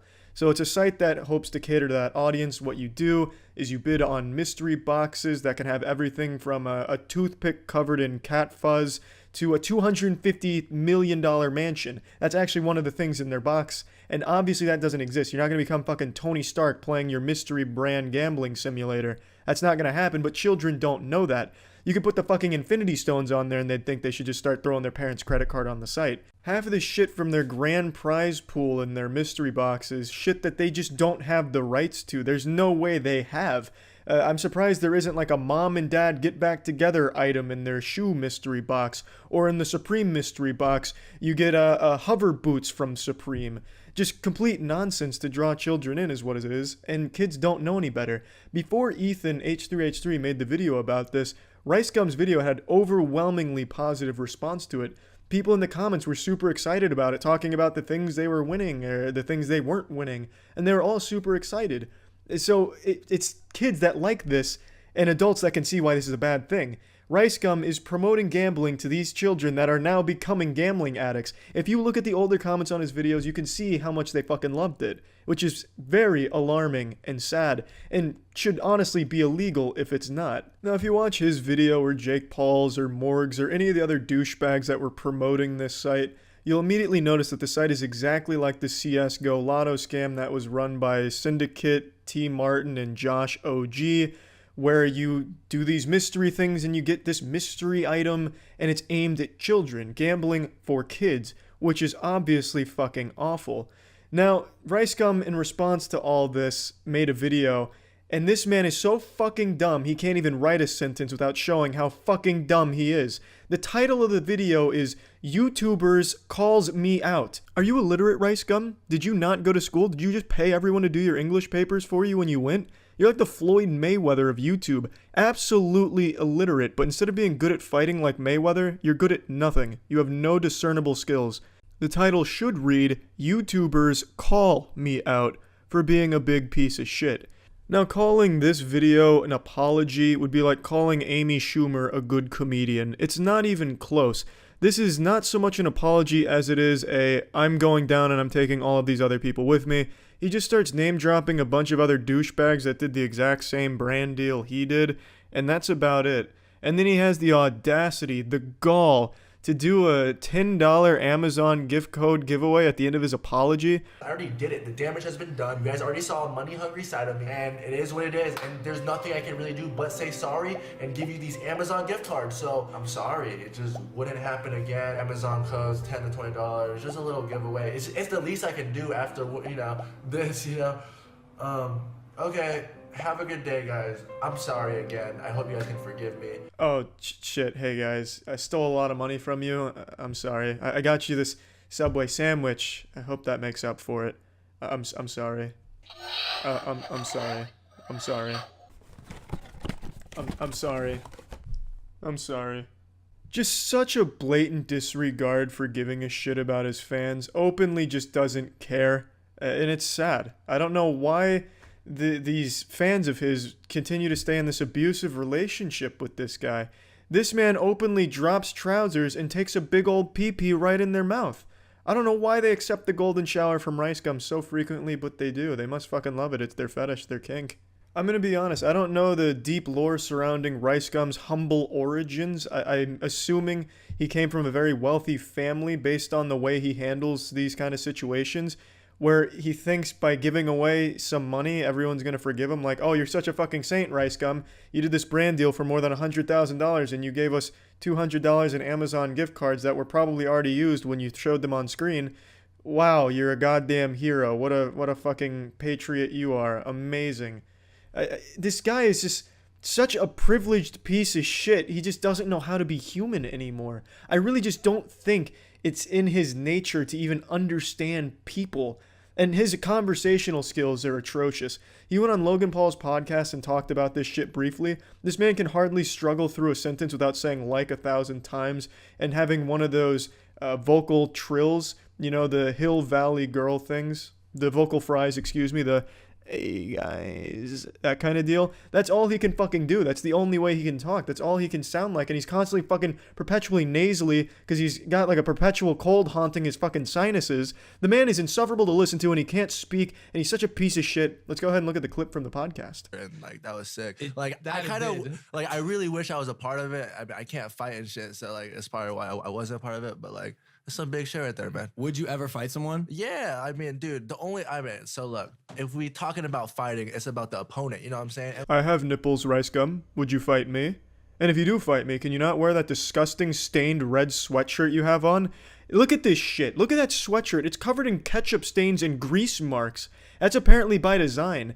If this is high fashion, then I don't know what the fuck is wrong with rich people. It is absolutely repulsive and abhorrent. Man, so I guess there's two things that are going on. One is like, apparently I'm promoting gambling to kids, right? So I talked about that. It's my last video. I explained it, but like that is like, I guess I was promoting gambling to kids. By golly, yes. Why, yes, that is what you were doing, Ricegum. And you know what that means? It means you're a big piece of shit. Well, hey, thanks for joining me on the Shit on Ricegum video. Don't forget, Ricegum is not only a big douchebag, but a huge pussy. Brian, if you're watching this, no amount of money you have can make you not a huge pussy. Don't forget that. Take it easy, everyone. See ya. In 2009, if you said you were a YouTuber full-time, you got laughed at, peed on, and called a turbo virgin and told to get a real job, you fucking nerd. In 2018, if you say you're a YouTuber, you get laughed at, peed on, called a fucking turbo virgin, but no one tells you you did a real job. Because apparently now being a YouTuber is so fucking lucrative. This may come as a surprise to all you, but my shit's not advertiser friendly. It never has been. But to those that are, they are pulling in some fatty McPatty stacks of cash. Now today I wanted to talk about some beloved content creators that I've talked about in the past, the Dobre brothers. For those that don't know, they make some fucking lit content. They bang out some real bangers. I always smash that fucking like button 100% of the time, and I'm always jerking off during the videos. You know me. They make some good shit. Like the time they solved bullying, literally eradicated bullying across the American continent by just their ingenious solution of, don't bully, in rap form. It was genius. And it fucking saved our country.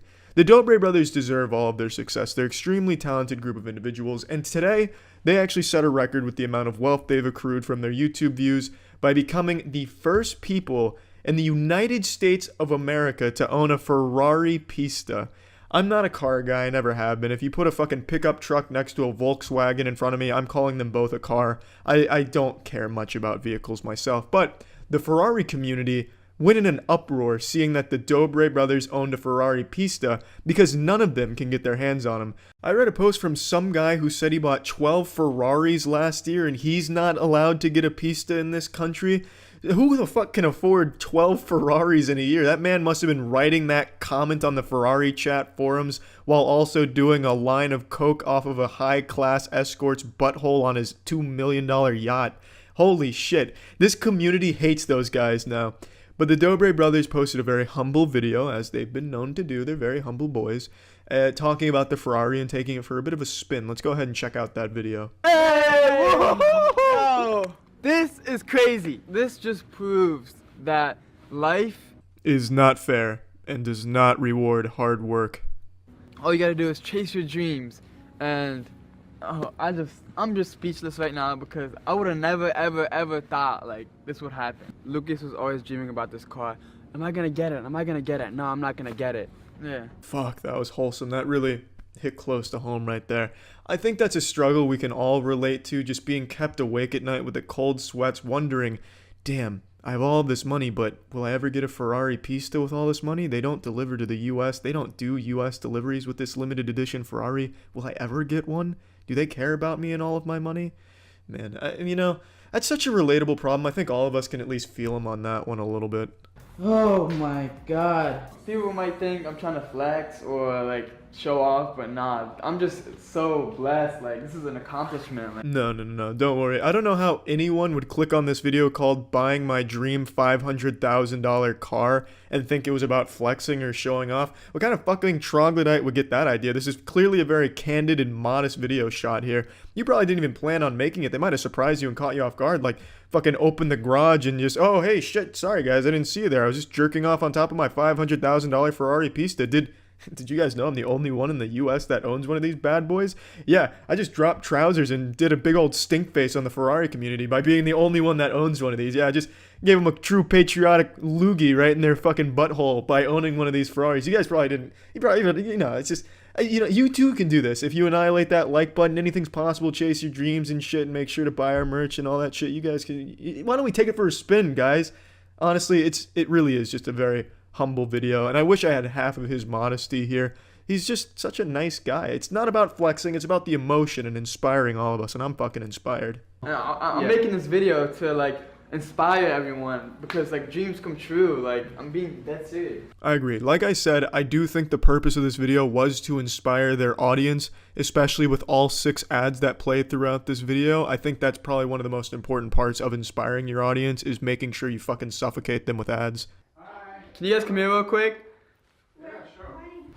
Hi. Hi. What's up? How are you? Good, how are you? Yeah, their parents have a pet goat. That's living the life of luxury. If they went to the backyard, you probably would have seen their fucking 10 saber-toothed tiger exhibits or some other exotic shit. That's fucking wild. I'm gonna go ahead and stop the video here because all that happens next is he takes the parents for a test spin in the car, and it's a nice fucking vehicle. It truly is. Ferrari executives, if you're watching, if you're just giving these bitches away, I'll certainly take one. If you need like an over-the-pants hand job as collateral, I'll be on it. I'll start ripping up your dick or whatever. Just, it's a nice car. And they drive it fast. It's real cool. Yahoo. The reason I'm talking about this is, I think it is inspiring to a certain degree. You can be totally fucking talentless, but if you're loud and you're a public annoyance, a public nuisance like these 2 kids were, that's how they got popular, by like, dancing in the grocery store aisles and just being a public bother, you too can actually own a Ferrari. That's kind of the fast track on the internet.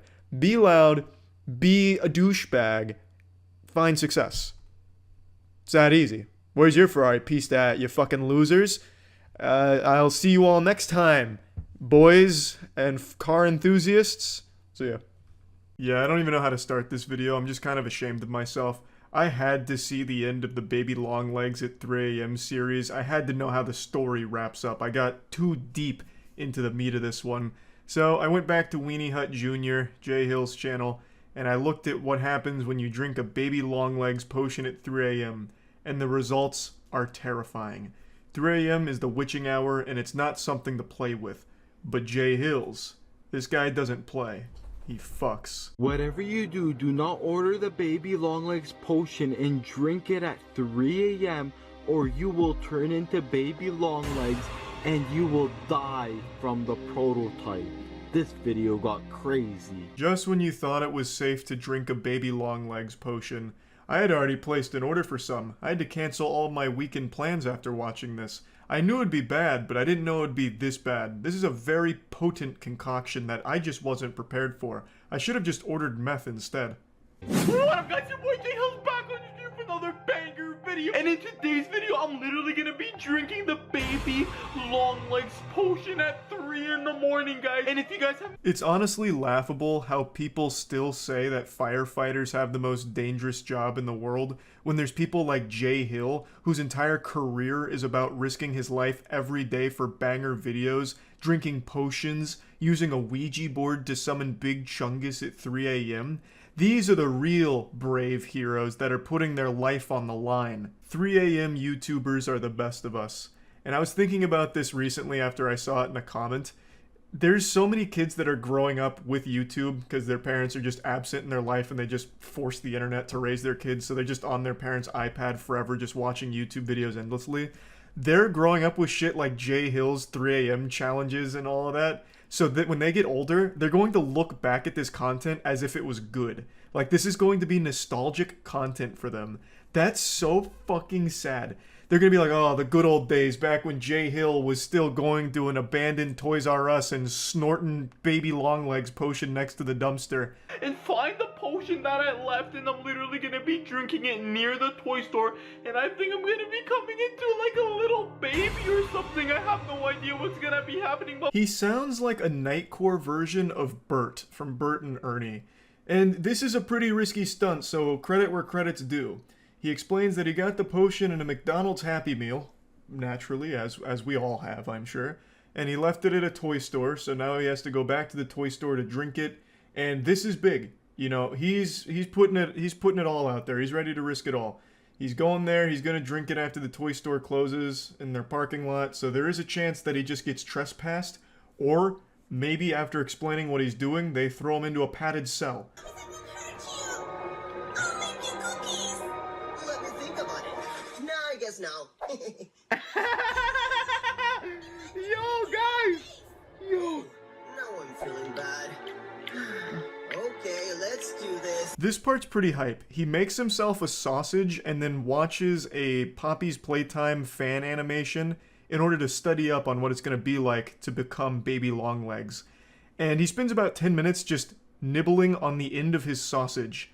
I've never seen someone eat a sausage like he does. A lot of the time he usually just puts it in his mouth and lets it rest there. And he kind of just treats it like a popsicle sometimes, where he just kind of sucks on it like he's trying to let it melt in his mouth. So, I mean, maybe he's already got that baby DNA in him, so he's treating it like his mother's teat or something. I couldn't tell you, but it was a really interesting way of watching someone slowly consume a hot dog. Garbage or anything? Yo, oh my god, I might have actually put the Happy Meals in here, guys, but I don't know where I actually put it. What if, like, an employee ended up grabbing the baby long legs potion and probably bringed it inside of there, guys? But I literally have no idea. I feel like when I watch J Hills, I'm watching an episode of the Rugrats where Tommy's going over a mission that the baby's got to do. He speaks like an actual toddler. What if the employee bringed it inside of there? Now, I think there is an argument to be made that it's not done to, like, seriously. Like, he's doing it just to game the algorithm, and he's doing it, like, satirical. Though, he's been doing it for so long, and the people watching aren't in on the joke. The comments are literal kids, like actual children. So, even if it is done as satire, it's still mainly just making the content that he's supposedly making fun of. So I don't know, it's just in some weird purgatory here, but god damn it, I can't help but appreciate the lunacy of it. Yo guys, it's literally the baby long legs potion right over here, and yo, there's a spider on it. Oh my god, guys, okay, I'm literally just gonna be bringing this back inside of my car. I don't think that was a spider. I mean, call me crazy, maybe I'm taking stupid pills, but I don't think that was a spider at all. This is blowing my mind, but luckily we found the baby long legs potion. You guys, I literally took a little sip of it. It tastes so bad. Yo, this is probably the worst tasting potion I've ever. Me, I think the symptoms are kicking in already. I absolutely love that while he's mighty morphing into baby Longlegs, his voice doesn't change. When he's doing baby voice and his normal YouTube voice, it's exactly the same. So it's hard for me as a spectator to know which one's Jay and which one's baby Longlegs. Yo, it hasn't even been 2 minutes. Baby mama. Yo guys, it hasn't even been 2 minutes and I feel like I'm literally turning into a baby. I'm literally shrinking right now, mama, mama. I'm shrinking, mama, mama. Now, I'm not a huge sports fan anymore, but I'm pretty sure that's a Toronto Blue Jays hat, and if so, this is definitely the most mature Blue Jays fan I've ever seen. The transformation is well underway. We're about to lose him here. Soon there will be no Jay, and it will only be baby Longlegs left. Feeling it right now. Oh my god. It's gonna happen. Oh my god, guys, look, it's me, I'm a baby. Look, down here, right over here. Whoa, this is so cool, I'm literally moving my whole body. Yo, I'm literally a baby right now. Zoinks! It looks like the baby Longlegs potion worked. Man, polyjuiced right into baby Longlegs. My goodness. I can't help but appreciate that he keeps using this same 3D model, which I'm assuming was just a free download somewhere, but it looks nothing like baby Longlegs. It looks closer to like a macaroni noodle. I don't know why he settled on this one. Surely there was something a bit closer to baby Longlegs that he could find somewhere, but for some reason, he just ends up with this abomination. Guys, I'm literally crawling right now. Whoa, do you guys see me crawling? Whoa, I'm literally so far from the camera. I don't know if you guys can hear me. Whoa, guys, I literally just crawled there. I'm gonna come back, guys. I'm literally coming back. Whoa, guys. It's a miracle. A lot of people say that some things are impossible in this world. Just show them this video. I think this is a great lesson that if you just set your mind to it, there's a potion that will unlock that potential. You know, anything is possible. And this right here proves it. He became baby Longlegs. He said, you know what? I want to drink the potion and become baby Longlegs. And look at him. Now he's crawling. Can you believe it? He's literally crawling right now. But guys, I was hearing prototype somewhere. I don't know if he's gonna be somewhere over here. And now he's dead. Taken too soon. Prototype came out of nowhere and struck him down. God rest his soul. Jay Hills was never seen again. This was the last thing he ever posted, and my lord, he's in a better place now, I'm sure. I don't know if he went back into the normal Jay Hills body or if he's now in the afterlife as baby Longlegs. I'm no quantum scientist, so I couldn't tell you for sure. All I know is Jay died doing what he loved, drinking a baby Longlegs potion. And you can't help but respect that. Anyway, that's about it. Hey asshole, I've got 2 important questions for you. How far would you go for a sponsorship? And how far would you go for YouTube views? Would you crash a plane? Would you commit a felony? Huh? If your answer to that question is no, then you're a pussy and a coward. Take it from my man Trevor, who recently possibly crashed his plane on purpose for the sake of a viral YouTube video, which was also a sponsorship deal. It's a pretty wild story and one that I've been following actively since the day it was posted, which was about 13 days ago now. So just to break it down, I'll go ahead and play some footage quickly. An extreme YouTuber named Trevor who's known for doing extreme shit like piloting, parachuting, skateboarding. I swear to God, this dude will finger blast your girlfriend while hitting a kickflip. He recently posted a video called I Crashed My Plane, and in the video he takes his friend's ashes and says he's going to spread them over his favorite mountains, but while on the flight, something goes awry. The engine stalls and he immediately abandons ship and just bails out of the plane. It honestly looks like in a video game when you press the wrong button when piloting, you just like accidentally jump out. And then he makes sure to get his GoPro and selfie stick ready so he gets some awesome footage of him skydiving basically from the plane that is inevitably going to crash. And while watching this, it seems like a scene right out of the Power Rangers movie from the early 2000s with Ivan Ooze, where the Rangers skydive, but they're hitting like all these gnarly tricks on a surfboard. That's the exact same vibe I got from this part. And then he parachutes, he lands, and then he hikes up to the crashed plane to observe the wreckage. And you can see it's completely totaled, it crashed into the side of the mountain, and then he's just kind of talking about it and then hikes back to civilization. Now, I watched this on stream last night. That's twitch.tv/moistcritical. I stream every day. Come stop by. It's the only stream guaranteed to get you laid. I'll put a link in the description. And while watching it with chat, we were just kind of going over everything, and then I watched a video that kind of talks about all of the things that are wrong with it.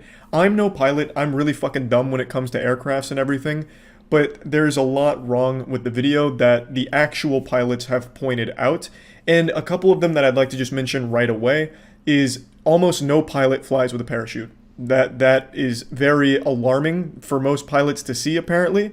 And even he himself never flies with a parachute. In all of his other videos, he's never wearing one while piloting. He also doesn't really try to do anything to solve the problem when it stalls. It also stalls at a very convenient cruising altitude. And instead of trying to actually fix the problem, he just immediately bails out. And as another YouTuber pointed out, it's very suspicious that while something has gone wrong with the engine, we never see inside of the cockpit.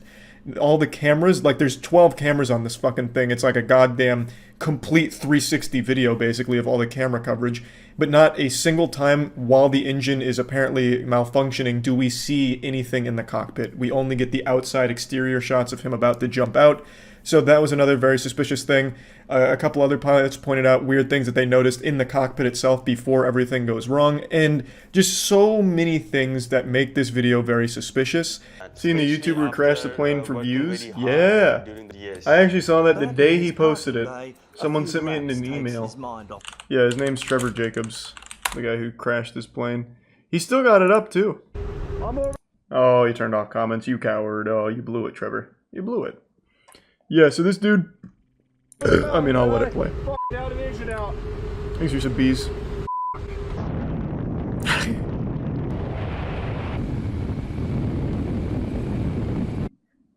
So, to break it down, well, you know, let me just let it play and then we can go over it. I watched this the day it was posted, though. I was on the forefront of this drama. Why, though? There's a couple theories. Most people think he did it just for the sponsorship, since it's a Ridge Wallet sponsorship. So he wanted it to have good views, so that way he'd get other sponsorships from them. Like, oh, look at how well this video performed for us. That's like the leading theory. But then the other theories is just wanting the attention. That insatiable appetite for some updates. What's happening? How's it going? My name's Trevor Jacob. Super grateful he'll be joining us. Says in the video the engine fails. Okay, so I can already see people coming in here like, no, Charlie, this is completely legitimate. So let's go over a couple of things, and I'll play the corresponding clips. So it's around right here, where the engine stalls. Everything's gone wrong. Catastrophes happened. Every pilot's worst nightmare, next to like getting hit by an anti-air missile. And his first instinct is to jump out of the plane. He doesn't try and fix anything. He literally just leaps immediately. Which is quite literally, from what I understand, the last thing anyone should ever do as a pilot. There's a whole checklist of things they do before even considering this. And also, no pilots fly with a parachute normally. And neither does this guy. He only flew with a parachute in this video, and this video alone. All the other videos with him piloting a plane, he is not wearing a parachute. I love the way he exits the plane, though. And luckily it stalled at a nice cruising altitude. Dropping tilted towers. Yeah. Another thing a lot of people pointed out is while he's falling, you can see a ton of places that he could have potentially landed this plane. I'm not a pilot. So the reason I never even bothered talking about it is because I don't know fuck all about it. There were people a lot smarter than me that really dissected this and pointed out all of the bullshit. And this is a felony, crashing a plane on purpose. This is a really big deal. So obviously it generated a lot of waves in the actual community of pilots. So again, he never wore a parachute when piloting any of the other planes that he has flown in. Yet he claims that he always wears one, which is just a blatant lie. That's why I always freaking fly with a parachute. No, which he doesn't. Service. Yep. So this was obviously a big deal. I saw it when it happened. But there are so many things wrong with this. There's almost no realm where this is legitimate. Unless, of course, he quite honestly is the worst pilot to ever live, I suppose. So Trevor's airplane that you normally see him flying in, with no parachute, this red and white experimental airplane with the tail number, you can tell like it's very obvious that it's a different plane. Guy jumped out of his airplane like he reached the map limit. You can clearly That's see cute. the registration. We've got Santa Barbara and Santa Ynez. Man, he's so lucky it didn't just miss the mountains and crash into a town. Like, holy fuck. And then it does seem like the numbers have been painted over or obscured in some way, though, because you can never get a clear Why would that help his case, though? see what the numbers actually say. If you can't see the numbers, why is that helpful to him? Because they can't track the flight. Where's your paraglider? But how does that help them if they can't track the flight? Can't they just watch this and pretty much plot the flight like this YouTuber did? I don't see how it's not... I don't see that how it helps them, though. For no room for speculate. Okay. I mean, I guess, yeah. I suppose. It just feels stupid, because if he's going to film this whole thing, he should obviously know that they can find his course. He shows him leaving the airport, and, like, that's probably... If 4chan can find Shia LaBeouf's flag in the middle of fucking nowhere by airplane routes and constellations, I'm sure the FAA could probably figure out where this dumb asshole was going, and what mountains he crashed into, considering there was only 2 possible locations nearby. So if we take a look at the Oh my god. flight, What am I looking at? we have right here, fuck? Lompoc, he said that his destination Oh my god! Jesus! Fuck! up here. So this is where he started. This is their We're in the mainframe. I felt like I needed to say something. A lot of other people have questions too. That's another thing I noticed. The actual pilot community is, for some reason, like the most respectful and nicest community of all time that I've ever seen on the internet. Like, in the comments before you disabled them, all the pilots that knew this was bullshit, they were like, well, there's a lot of inconsistencies with what I'm seeing here. I'd like to trust you, and I think against my better judgment I will, but here's everything that's clearly wrong about everything here. And even this guy's video, which is basically an exposed video, amounts to him just saying, like, yeah, we'll give him the benefit of the doubt. It's probably just, about a lot of weird things happening. Yeah, plain people just seem super nice. And this exposed video is so big brain, I couldn't even understand half of the things he used to debunk the bullshit. For me, I knew it was garbage when someone sent it to me, and the first thing the dude did was just bail out of the plane like it was fucking GTA. He tried no troubleshooting at all from a cruising altitude where he had plenty of time to at least try and, like, restart the engine or like, glide it to a landing nearby or anything. He's just like, yep, I'm fucking out. Peace. And then he has also one of the worst actors I've seen in a minute when he's, like, hiking through the place. He's like, freaking, oh my gosh, the freaking universe just saved me. The freaking universe is so good. This is why I always freaking parachute. I wonder if he's actually going to say anything about this at any point. I would imagine probably not, but he's kept the video up, so I wonder what's going to come from it. Again, it's a serious crime, like a very serious crime. Low-key terrorist attack. I mean, it is, yeah, not super wrong. He just bails out of a plane and lets it crash. It could have crashed anywhere. He had no control over where that thing was going to crash, nor who was in the area nearby. And as we just saw in the last video, there's like a whole town that's not far from these mountains. And by not far, I mean they're literally right next to these mountains. Now, I didn't mention this on stream, but it's something I thought of right after ending stream. If this video didn't have the plane crash, then what was the purpose of the video? It's basically just a video of a guy flying his plane and then landing it. I guess the draw of the video could have been spreading his friend's ashes, but that's a very personal thing and not exactly like a viral piece of content. And Trevor's channel is full of nothing but extreme moments, like all of his piloting ones have like scary stories or taking people up that are very afraid, and it's all very like exciting stuff. Whereas if this video didn't have the plane crash, it's literally just him flying and then landing. And this has a sponsor on it. Sponsors typically want to be on a piece of content they're confident would perform well. A video where Trevor just flies and lands isn't exactly going to be something that really fucking pops off in the algorithm or anything like that. But a plane crash well, that has the potential to really get wacky, and especially for a sponsorship, it'd be something they'd be confident in doing well. And I'm sure Trevor would have come up with a plan to make the content more exciting, considering all of his other content is, like, over the top. Whereas this one would have just been flying and landing. So it just seems really out of character, and there could be merit to that argument where, because it was a sponsorship, Trevor felt like he needed to do something bigger, so he came up with this plan of crashing the plane. Again, all of this could be completely genuine. Maybe all of this is real, the plane really malfunctioned, there was no saving it, so he bailed out. But with everything pointed out by the actual pilots in the community, as well as everything they were able to uncover, it seems unlikely. It seems more like this was a stunt to generate views and interest in his channel and content, which is pretty fucked up if that is the case. But anyway, I just wanted to talk about this. That's about it. So yeah.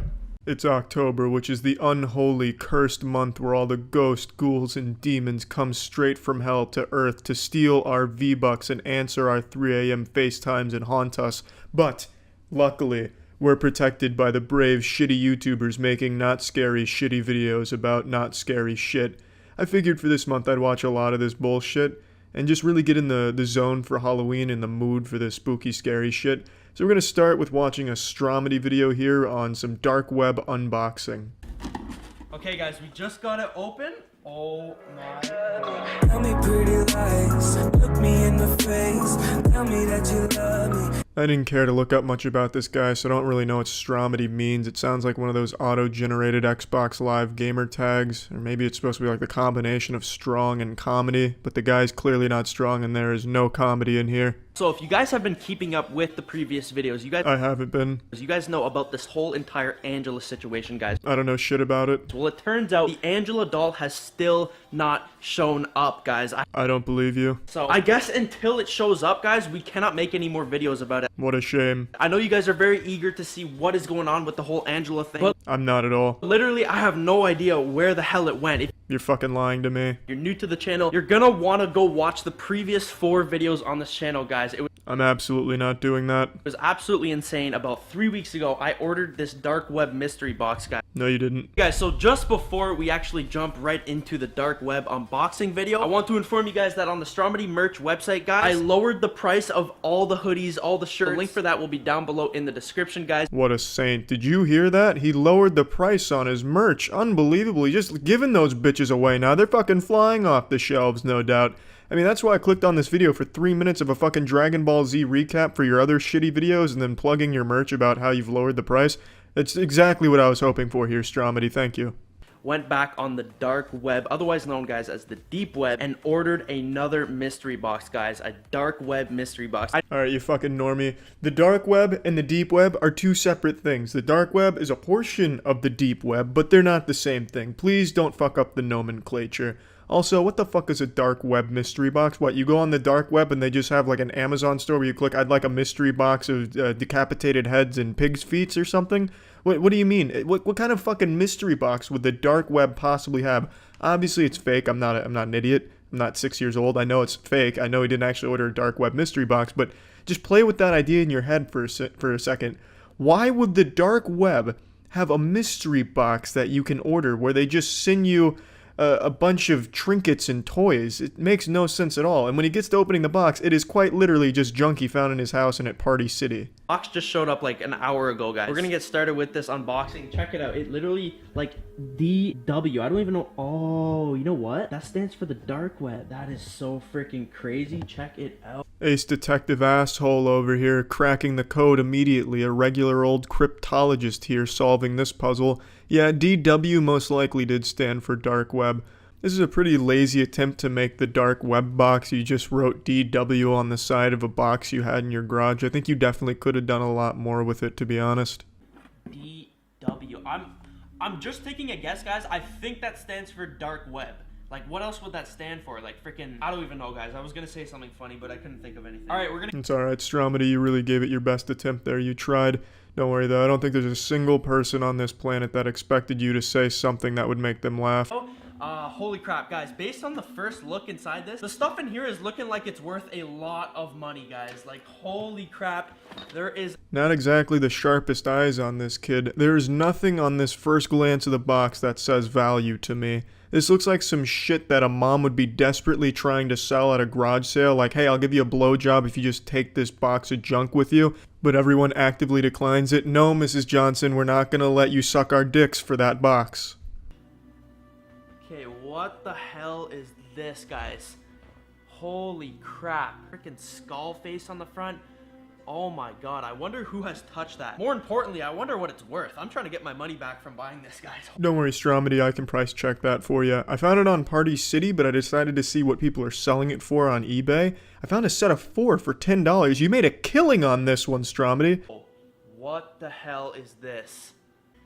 I don't know about you guys, but this looks like some sort of Egyptian thing. Guys, look at that. It's got like the old, like, Egyptian signs. It's got like hieroglyphic writing on the sides there. What the hell? Guys, the freaking knife. Guys, I literally have a knife exactly like this. That's so weird.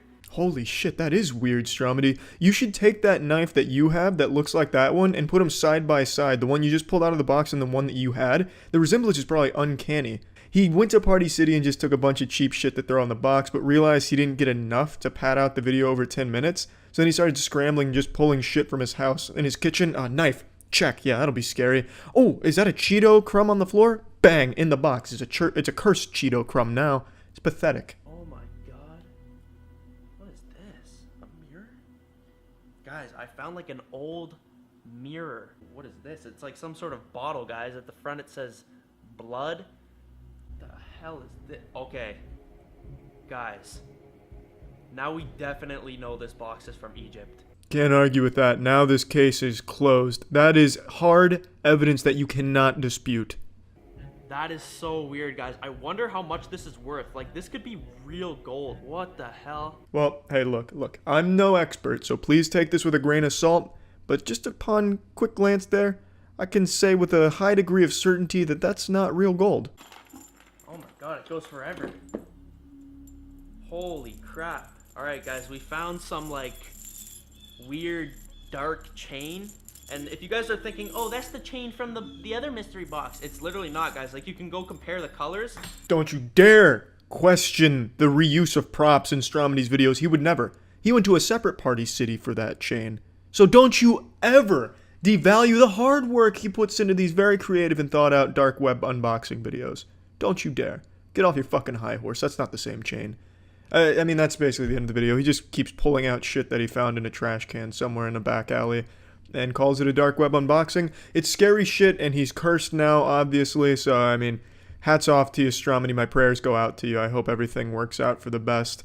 But, yeah, I hope everyone was as frightened as I was while watching this, and, last night I had a rather peculiar dream, and it co-starred FaZe Rug, who's a popular YouTuber. We were exploring a post-apocalyptic Universal Studios in a dilapidated environment, looking for the Men in Black ride, but we couldn't find it.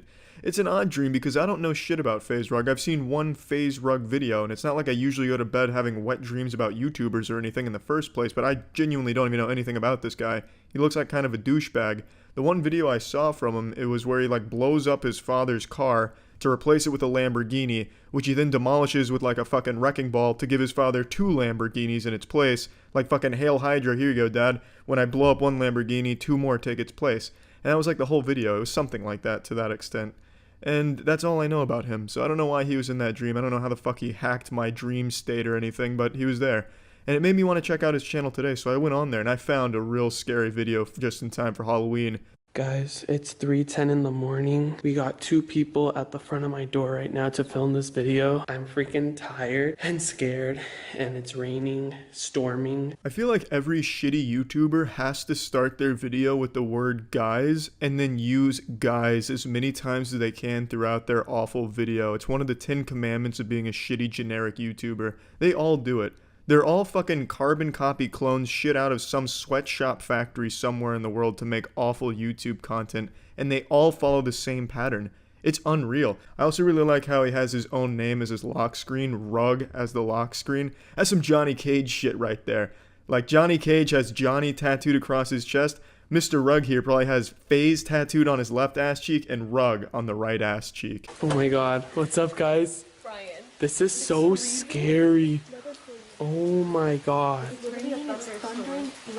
This is so scary. This is definitely not the right time to make this video, I swear. What's so scary about this situation? It's raining at night. That's a pretty common occurrence, actually.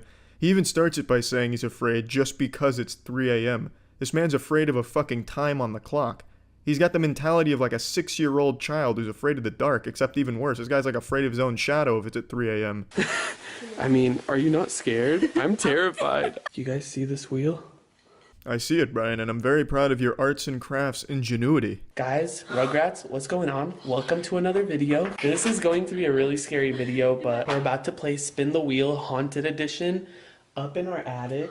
Don't worry, Brian, I've got my butt plug firmly pushed deep into my colon, and I think I'm ready to handle this scary video you're about to present to us here. We got 666, where we have to make a call to the 666 hotline. There's a safe that you can land on to where you don't do anything that turn. So there's Bloody Mary, there's Charlie game, Ouija board, lights out. As you can clearly see, it's all very brave stuff to be doing at 3 a.m. No doubt these are some of the strongest warriors the human race has to offer, willing to lay it all on the line to play Bloody Mary, Charlie, turn out the lights at 3 a.m. This is unreal. This is fucking savagery to the highest lit degree. Unreal.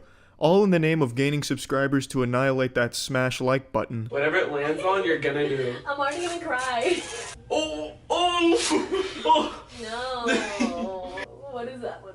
You say it in the mirror. I'm not trying to scare you, but this house is like actually haunted. Okay, this is not the time. You guys know this? You guys have experienced so many scary things I know here. you just like haunted spirits come with you wherever you go. They're attached. 6 minutes and 50 seconds into this agonizingly awful fucking video, and they finally spin this shit for the first time. All the way up until this point, it has been nothing but idle chit-chat with no jokes and nothing entertaining happening at all. It sounds like they don't even like each other, but they have this scripted forced dialogue that they're trying to loosely follow. It's like talking to fucking Cleverbot and having Cleverbot talk back to you. This sounds like an NPC conversation you'd stumble on in an MMO somewhere with bad voice acting. It's insufferable, and it's been 6 minutes and 49 seconds worth of that until they finally spin the fucking wheel, which is supposed to be the purpose of the video in the first place. Bloody Mary.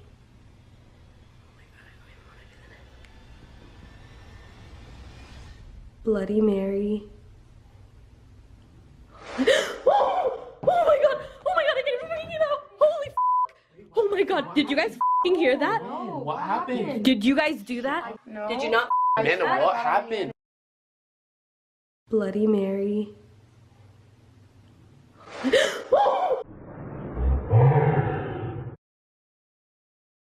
I'm sure you've already ejaculated into your trousers out of pure fear, but I have to wonder, is this the best you can do, Brian?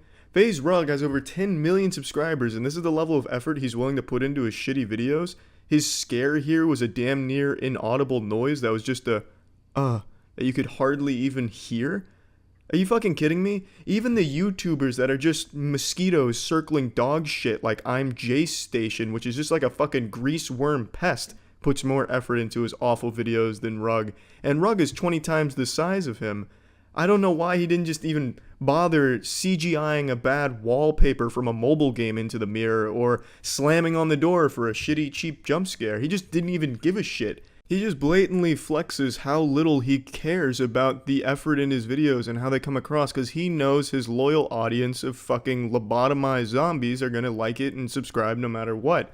This right here, the text, that is the default text media generated in Sony Vegas. I should know because I'm still one of those fucking caveman troglodytes that still use Sony Vegas, so I can recognize this. He doesn't put any fucking effort into it at all, and he clearly doesn't need to, I guess. I'm so scared. Please be by my side. What kind of games? Something scary happens. I've never tried it because I'm scared. Brian, I hate you. 666. 6666. Guys, do not attempt Wait, this I did at 69. home. Just hit call and put speaker. Brian. I'm scared. I hate you. Welcome to Verizon Wireless. Your call cannot be completed as dialed. Damn, what are the odds that the 666 hotline didn't work? Shut the up. Shut the I'm not way. answering this. No way. Wait. No way. Can't believe it, the 666 hotline operators have called him back. There is some justice in this world. Hello? Oh, Shut no, up. hang on. Shut up. Hold on. Hello? Shh. Shut up! Oh my god! Oh my god! Oh my goodness, did you hear how scary that was? Man, that is why you don't dial the 666 hotline at 3 a.m. During the day, the 666 hotline is some professionals that will get the help you need. But man, at 3 a.m. it just changes. Becomes evil. You heard those noises. Supposed to ask if Charlie is here. And if he is, the pencil moves to yes. Charlie, are you here? No.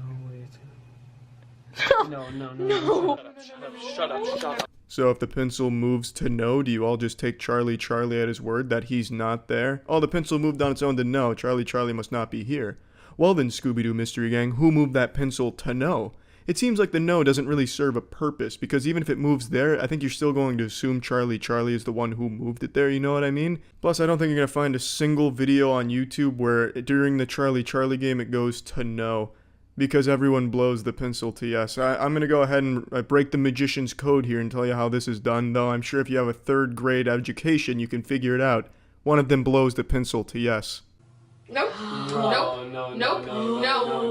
I'm allowed to say no. Real quick, you're not going to play the Ouija board. You're going to spin again. But, Rugrats, I know you guys are probably upset, but there's so many reasons as to why. I don't know why it's on the board. Hey, what's up, you fucking idiots? Yeah, we're not going to be playing the Ouija board. I planned on it, but then I just really didn't feel like driving to Walmart to get the Ouija board. Didn't feel like changing it, and I can pad some time here. So yeah, we're not playing the Ouija board. You suck my fucking asshole. Dude put some shit on the wheel that he didn't even bother to get. That's so cute. Wait, and then didn't you say, like, I don't know if I'm allowed to say this, but didn't you say that you wake up with, like, scratches on your arms? Yes. Okay, see, I haven't even told them, but guys, like I wake up with scratches on my body, like 3 fingers, like either on my side, my arm, this, like, and like I would always think that it's me, but then I don't have sharp nails, and it's so scary. I wake up, I have nightmares every night, like. No, you don't. Prove it, Brian. If Brian is genuinely haunted, I will straight up Kegel a ghost pepper. I'll give myself a fucking ghost pepper enema. If Brian's able to prove that he wakes up every morning looking like Wolverine used him as like a fucking cat scratch post, then I will be beyond shocked and ghost pepper my asshole for him. If he proves to me that that's genuine, and he genuinely wakes up every morning covered in fucking scratches, and has like a paranormal scientist confirm this for him, not that I trust the fucking lunatic tinfoil hat paranormal scientist, but makes it beyond a shadow of a doubt that this man is somehow being tormented by a sharp-nailed fiend, yeah, I'll shove a pepper in my butthole. And there's thunder outside, and I'm here after the Charlie game. Literally the pencil moved to yes. The Bloody Mary, the 666 number. I can't get over the 666 number. Has it been a minute? Please? Don't worry, I'm pulling you out of this haunted mansion. He ends it like that. He goes into the closet, turns off the lights, waits in there for like 20 seconds, and then comes out with the lights on being like, that was so fucking scary. Well, remember to smash that like button and subscribe. That's about it.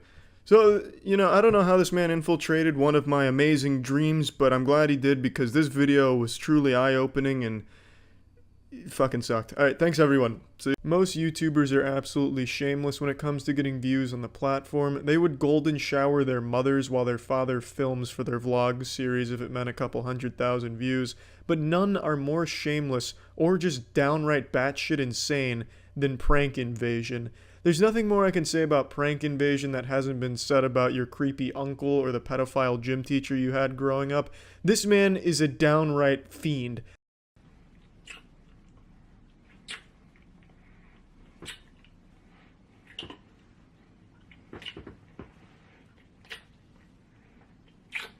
Look at that face. Just look at that face. That's the face of a cool guy that tongue fucks his sister with no shame. Just look at how satisfied he is with himself. So this guy's real name is Chris, and he seems to like to fuck his sister, so I'm guessing his last name is Lannister. And as you can see, nothing is off limits when it comes to getting YouTube views. Now, it's debated if this is real or not since all of his shit's fake, but this one has some like proof that it's his real sister, kind of. I don't really care. It's a weird clickbait anyway to really bank on the incest community. There's a cardinal rule when it comes to incest porn. It's not incest porn if the sound's off, then it's just porn. And I think that's what Chris is kind of banking on. I really don't know. The man's a fucking delusional madman. But what I want to really talk about is his behavior on Twitter. This guy is absolutely fucking pathetic.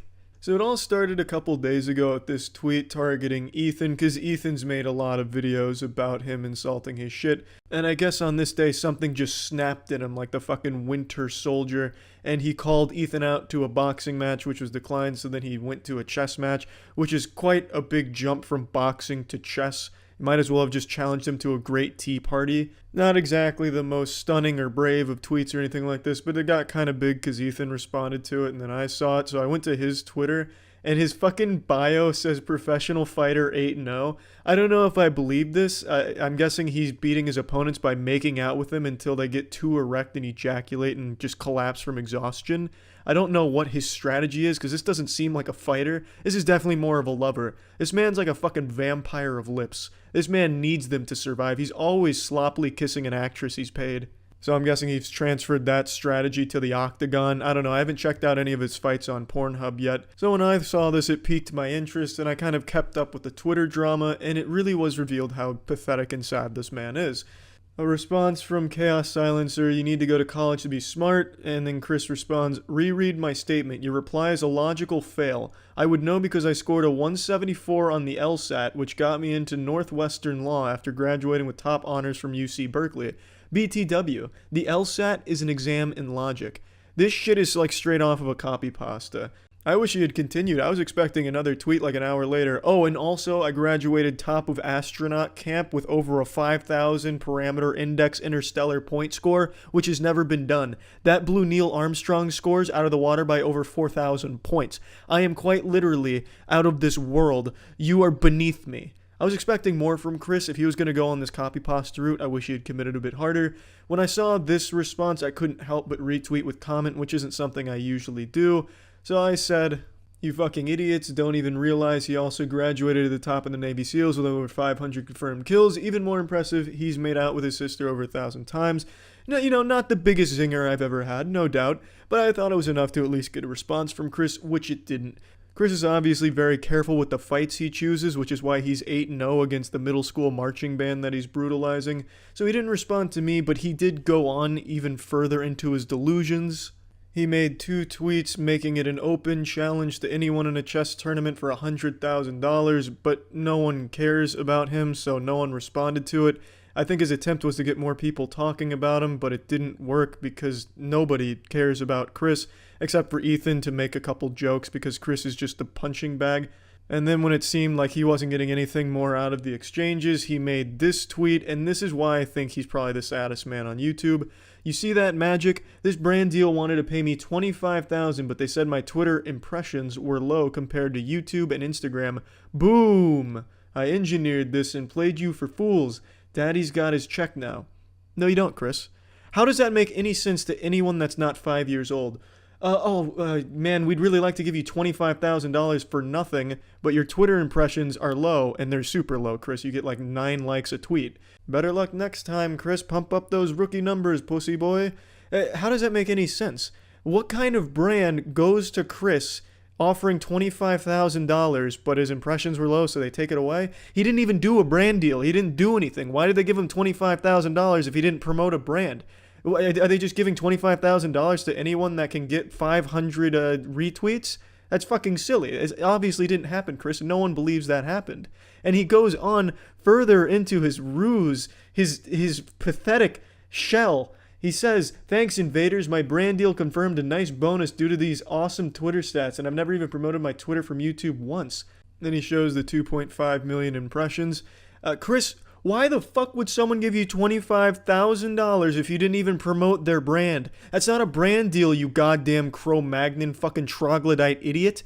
That no one believes this, because it didn't happen. Plus at 2.5 million impressions, who is going to give you $25,000? That's low on the internet in this modern day standards. This didn't happen. You're just looking for any excuse for your lunacy, for your fucking senile actions over the day, but you were too proud to remove the tweets because you're a fucking idiot. This is the saddest shit I think I've seen from a pathetic YouTuber, and there's so many pathetic YouTubers, but this really took the cake because it's so blatantly obvious that he's just making this shit up as he's tearing up behind his keyboard. And what kind of fucking brand would even work with Chris? Someone peddling incest porn out of the back of a garbage truck? What kind of brand would want to work with a guy whose videos are making out with his sister for views? It didn't happen. You're not getting paid for shit. Maybe you're getting ad revenue from the video. I could believe that.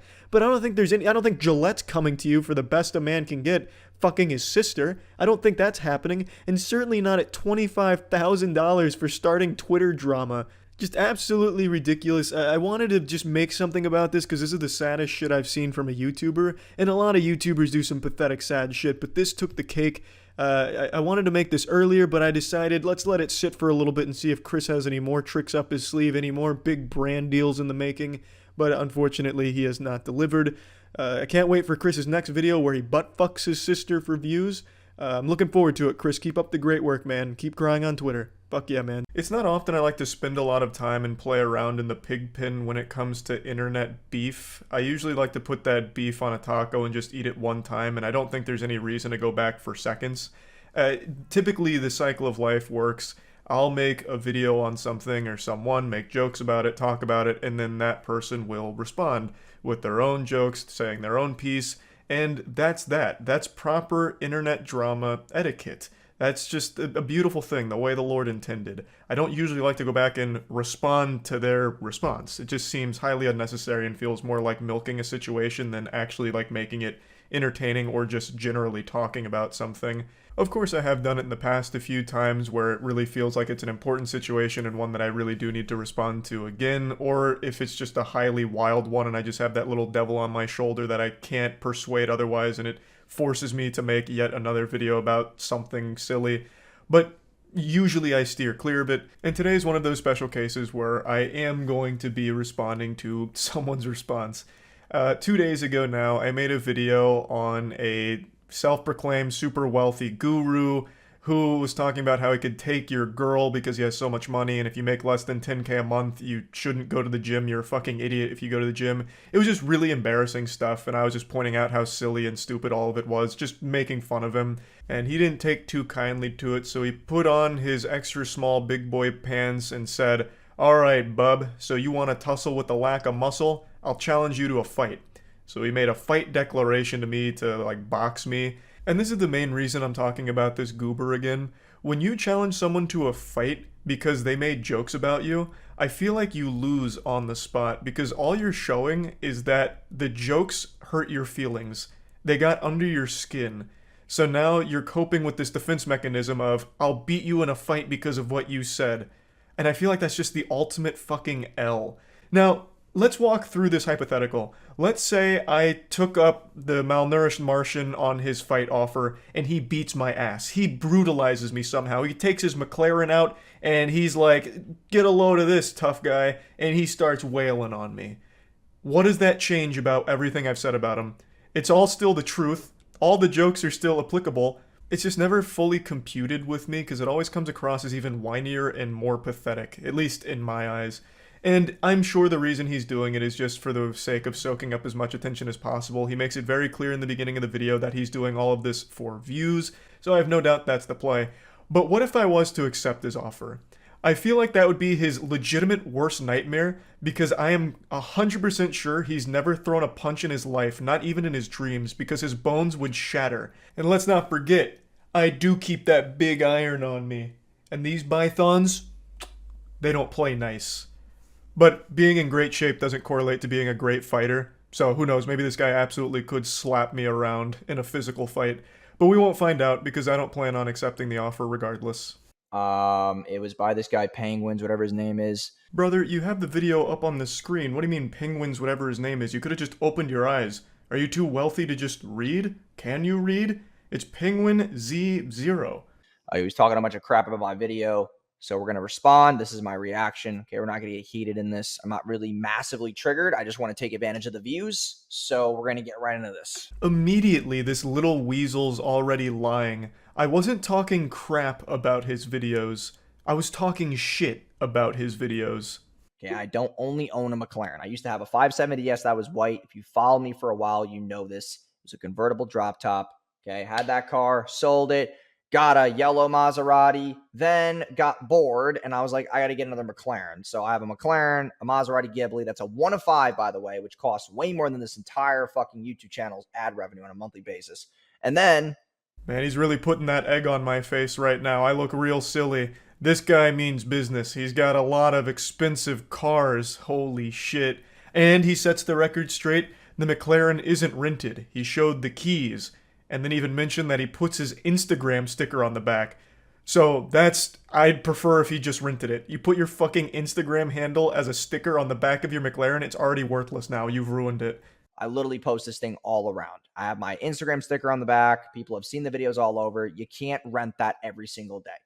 Okay, so this part pisses me off because he says the name wrong like 8 times in a row. It's not McLaren, it's McLaren. Okay, so that's how we know this guy doesn't really have a lot of status. He doesn't understand these things. Well, you can't argue with him there. That is a bulletproof case he's presented. I wasn't pronouncing it to his liking. I wasn't saying McLaren, though. I was just saying it fast. McLaren, McLaren, McLaren, McLaren. Like, it's not a hard word to pronounce. I don't know why he's trying to nitpick that. But anyway, I don't need to go through this with a fine-tooth comb. I'll show you the creme de la creme here. I'll give you the climax where he mentions the boxing match with me. The funny part is that I don't need to be in shape. And you know what? I'm going to make this statement in the video. We should do a boxing match with him because he does not. I'll box this guy. I'll do something with him because I guarantee you he can't outrun me in a mile. Okay, I can still, to this very day, with the amount of times that I don't work out, I can still run a 6-minute mile, maybe 5.5-minute mile. Whoa, stand back. We got ace athlete out here who could beat me in a race, which he absolutely could. I have no doubt about that. I can count on 2 fingers the people I can beat in a foot race. 1, a toddler that hasn't learned to walk yet, so he can only crawl, and 2, a 90-year-old that's using a walker. Everything else is going to be a close match. Though I don't know what running has to do with boxing. The two don't really correlate. They're very different. But anyway, the boxing offer. This is what I'm saying. I find that to just be completely worthless. Like, that has nothing to do with anything I was saying at all. If I was making the claim that I could beat his ass, then that boxing challenge holds a lot of water. Then that holds a lot of weight. I was just making fun of him. I've just always said, like, if you challenge someone to a fight because they hurt your feelings, that's an embarrassing look for you. It'd be a very different story if I was the one instigating, like, oh man, this guy, I'd beat his ass all over the place. I'd beat him like a drum. Then him challenge me to a fight's like, okay, he's stepping up. Now, am I going to follow through on what I was saying? And then it's on me, and then I look like a bitch if I don't. And I feel like that's not a super hot take, because usually it's a fight fire with fire. So if you're getting insulted or you feel insulted because of the jokes, you insult back or make jokes back. And that's the accepted battle terms. For an example, Uwe Boll. Terrible director, used to make a lot of awful films, but his big shtick that made him a legendary clown is he would challenge his harshest critics to boxing matches. Critics that insulted his movies, he would challenge to a boxing match and he became an absolute laughingstock, even though somebody once accepted it and lost. Uwe Boll was still the bigger joke, and in fact was even a larger joke after winning against this critic. He didn't look tougher, he looked even stupider. It's just one of those things where when you get offended and your defense is, I'll fight you for it, I just feel like it's a bad look. If I don't go to the gym, that doesn't mean I'm insecure. It means that I'm actually more confident in my body. I'm very talented in other areas. I don't need to have big muscles to be good or athletic at things, right? A lot of the things that we challenge ourselves with that we think that we can achieve are all up here. It really has not a lot to do with physical. I'm a marketer. I don't need to be massively fit, okay? I like to have all my stuff up here. Doesn't mean I have to go to the gym and be this muscle maniac. That this everybody's got their own preference. I think that it's a waste of time. I think it's a mounds of insecurity. This is the section where I was talking about his shaming of people that go to the gym and calling them fucking idiots for it. So he's immediately going off the rails into, like, lecture douchebag mode where he's like, well, actually, a lot of the obstacles that you encounter are mental, not physical. Like, that has nothing to do with anything right now. You're fighting some fucking ghosts. That doesn't matter. The whole point was, I even mentioned, if you're confident in your body, that's great. Why are you shaming people that want to look different than you do? You shitting on people who go to the gym, insinuating that they're poor and have no right to be there unless they're making more than $10,000 a month, comes across as bitter, delusional, and insecure. And for some reason, he tries to flip that around by saying, well, no, actually, going to the gym portrays insecurity. Like, the delusion is almost impressive. You're not even making any good points here. You're not even defending your stance very well. No one's forcing you to go to the gym. No one's twisting your arm like, hey, listen, Buster, get your ass in the gym. You don't have to. No one's making you. But why are you shitting on people that do? It's not a waste of time at all. It's not even a huge time commitment to get in good shape. An hour a day and then changing your diet around to make your health better? Like, it's not even this huge detriment that's going to lead to them being broke or anything. It's just absolute nonsense from a guy who I'm certain has never picked up anything heavy in his life. Because if you look at a person who lifts and a person who doesn't lift but has a lot of skill sets and has high intellect, the guy with a lot of intellect, with a lot of path and purpose and skill sets, it's going to win. Just because you can lift things doesn't mean you're smart. It just means that you can just lift shit. I mean, it's like... So much useless drivel and cope for why he doesn't lift. You can do both here, dummy. You can lift and still be highly intellectual. Even if being in great shape isn't necessary for the skill set for your career path, it's still probably worth doing because it's not a massive time investment for it. Lifting occasionally and eating better is not somehow going to ruin your chance of success and lead to you being broke and unable to find a career path that makes more than 10K a month or whatever the fuck you're talking about. This is just all mental gymnastics to justify you personally not wanting to go to the gym. Just don't. But I don't understand the point in shitting in people who do. It's just so weird. There's no excuse to why you can't make 10K a month. And honestly, life doesn't really start until $30,000 a month. I make a bunch of videos about this. I know a lot of people think this guy's rage baiting or playing a character, but I have good reason to believe that he is completely genuine. From everything I've seen from him, this really does seem to be the way he views the world. He proudly proclaims that life doesn't start till you're making 30K a month, and that there's absolutely no excuse for somehow making less than 10K a month. This is a guy who lost touch with reality long ago. It's not what I'm talking about as far as protected. It's not about the physicality. It's about the fact of the matter that she needs to feel safe and protected in a nice home with a good financial situation, be able to raise kids and be able to go out with her friends and still be the woman that she wants to be and have her own path and purpose. It's not about the physicality, okay? And also, if you make enough money, you get a security team, okay? Now, I don't have one, but all I'm saying there is that you use money to give you extra freedoms. So he made a point to say that if you're not making 6 figures a year, you need to break up with your girlfriend right now because he'll probably fucking steal her from you because he has more money, which means he can protect her and provide for her better than you can. He explains that the protecting thing wasn't about physicality, like physically being able to defend her from harm. It was being able to give her like a big house and shelter and financial freedom to spend money to go out with her friends and raise a kid. Now, I live in the real world where you don't need 6 figures to be able to provide a safe household like that to afford those kind of good things. But he's out there in fucking Narnia, Fantasyland, where apparently you need 6 figures for that. But regardless, what really stands out to me is his last claim, where when you're making a lot of money, you get a security team. That was a huge red flag. That sounded the alarms, the sirens blared that this guy is most likely a fraud and pretending he is fake. We, at our warehouse, actually did look into hiring a full-time security team for the property. It is an outrageous expense. From all of the research I've done on his media company, I can neither confirm nor deny if his claims are accurate about it generating 9 figures for his clients. The only place that's spouting those numbers are his websites, and he has fucking 3 of them. One of them hasn't been maintained in the last 3 years.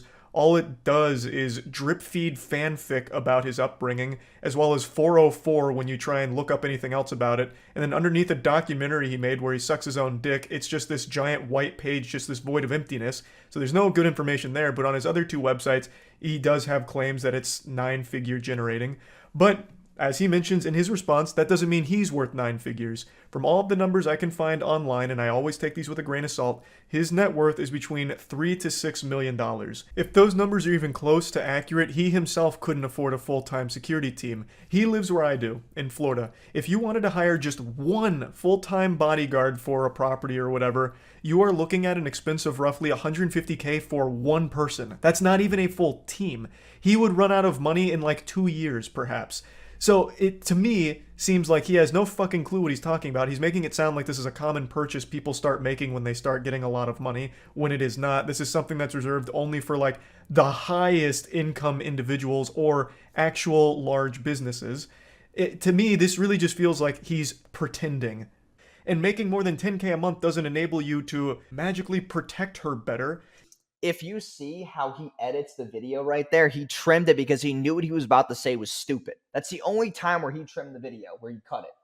Because he knows that he was about to say that it's not important to make 10K a month when I know damn well with 12 million subscribers, he makes more than $10,000 a month. It's hypocritical for him to say that because he has things behind him right now that, from what I can see, they're not cheap things. This is a big gotcha moment from him here. An astute observation, he noticed a cut, but then falsely claims it's the only one I made. Bro, I make cuts in videos. This isn't all just one take. Sometimes I actually do get videos in just like one full fucking take, but usually I don't. I'll fumble words. And that's when it gets cut, and I'll go back and explain things differently, say something else entirely. It's all very normal. I actually just did it. I'm not sure if you noticed. It's not uncommon. In a live stream, I can't do that. So yeah, all of that's one take. But I mean, you're in the space, right? Like, you have to know how video editing works and video making. I don't know why he's trying to catch me on a cut and assuming that I was about to say that making 10K a month isn't important. And it's also not hypocritical either, if I was to make that point. You don't need to be making 10K a month to be happy. You just simply don't. Your whole personality is money. I lived the majority of my life without even imagining $10,000 a month, and I was happy then too. Just as happy then as I am now. It's not a necessary, absolute must-have thing, and you're not a failure if you don't get $10,000 a month. Contrary to the delusion that you're fucking encumbered by, you don't need 30K a month to start living. You don't. Like, I can't believe anyone actually thinks that way. What an outrageous claim to make. So, I wasn't going to say that, but I'll say it now. You don't need 10K a month in order to go to the gym, to have a loving relationship, to provide for your girlfriend, protect her, have a happy life, have happy kids. You don't ever need to breach 10K a month to reach that level.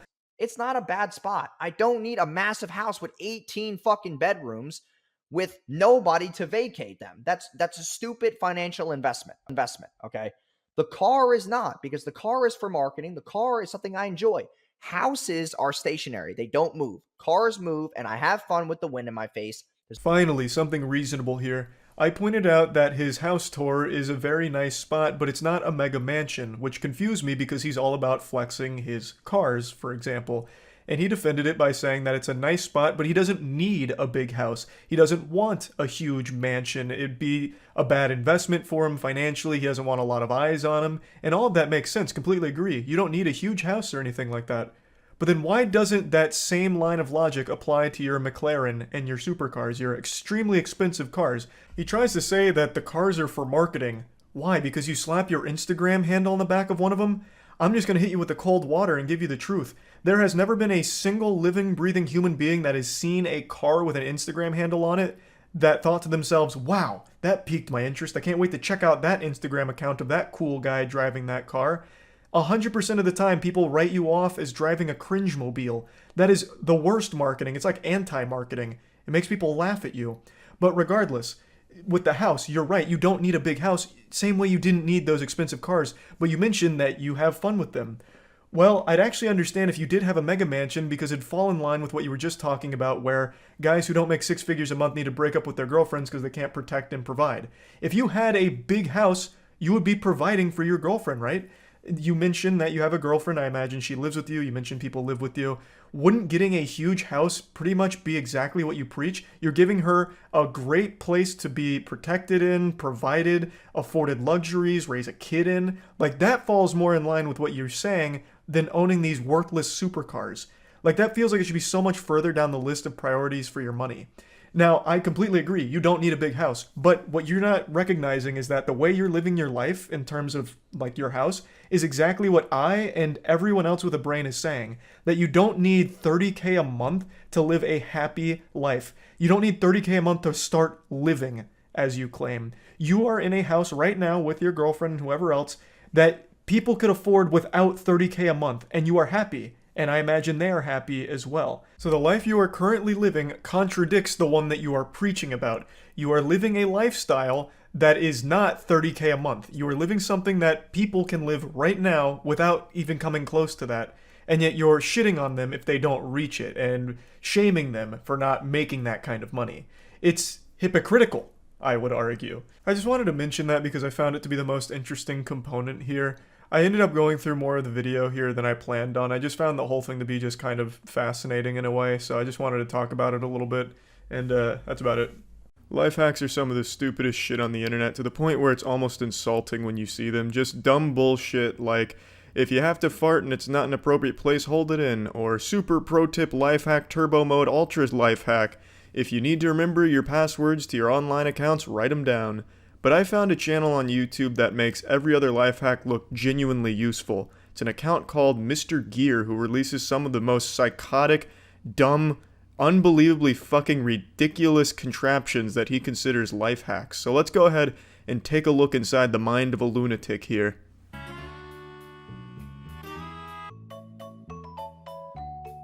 So this one starts with scalping an innocent Pringles can. So you murder a Pringles can and the end result will shock you. You won't believe number 6 life hack.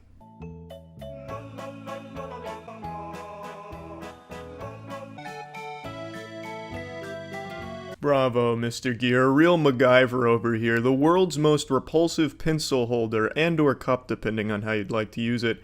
Really simple though, all you need is a Pringles can and some yarn straight from the 1800s.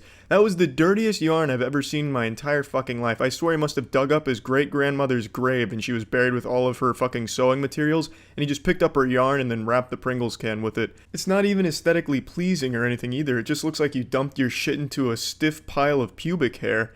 That looks like something that maybe George of the Jungle would have put on his school desk, or Tarzan. No one's gonna want that, and why do you even need 2 Pringles cans and cut them up? Why not just open the Pringles can and use that as the holder? It's the same effect.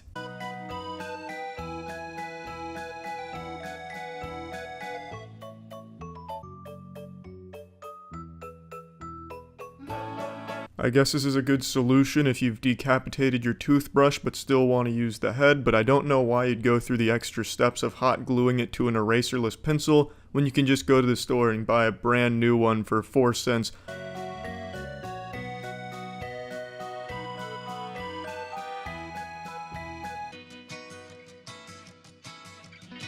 One thing you'll notice about Mr. Gear's unique life hacks is they predominantly consist of break shit and then glue that shit onto other shit. It's a vicious cycle of just glue shit, glue shit, glue shit, and then create the most disgusting product at the very end of the procedure, when you could have just bought something a lot cheaper and saved yourself a lot of trouble. This CD coaster being the perfect example. If you want to use it as a coaster, just use the CD, I guess. If you want to just throw away a Windows 98 instructional DVD, that's totally fine. Why go through the extra step of gluing clothespins that you broke onto it? It's fucking dumb. It doesn't make it look any better. It makes it look even stupider, somehow.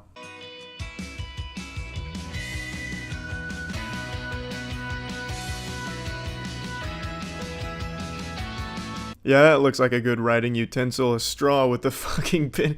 I just don't understand, Mr. Gear. You're 10 steps above human intelligence here. You're existing on another plane that corporeal existence just doesn't quite reach yet. This man is a goddamn genius.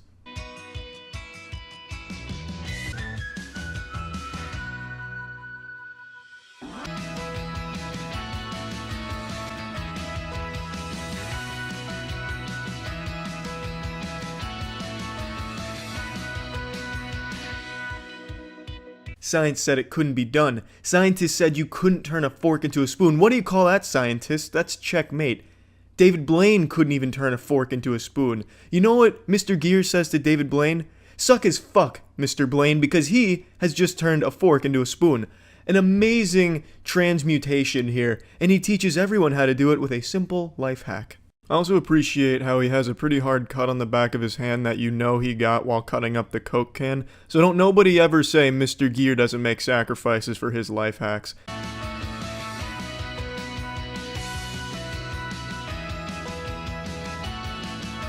There's a question that's never been asked by a single human being throughout all of history. I don't think anyone gives a shit on how to protect their marker. It's not like there needs to be marker insurance. Shit! I've just been burglarized and they broke all of my markers. Luckily, I'm covered. And even if he means protecting the marker from drying out if you lose the cap, who gives a fuck? Just get another marker. Marker lives don't matter that much. I don't think there's a huge movement to fund research for breakthrough scientific discoveries to increase the lifespan of a marker.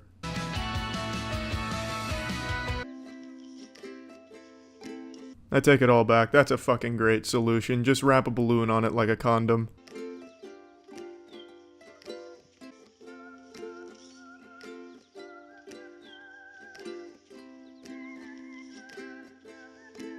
Now, it was this hack that really greased up my shit stain and confused me, because I was under the impression that these life hacks were aimed at kids just to give them something fun to do, but they really can't be, because he doesn't use kid-friendly tools. He uses box cutters, razor blades, and now a fucking blowtorch. I'm sure the next tool he's gonna break out is a goddamn circular saw or something.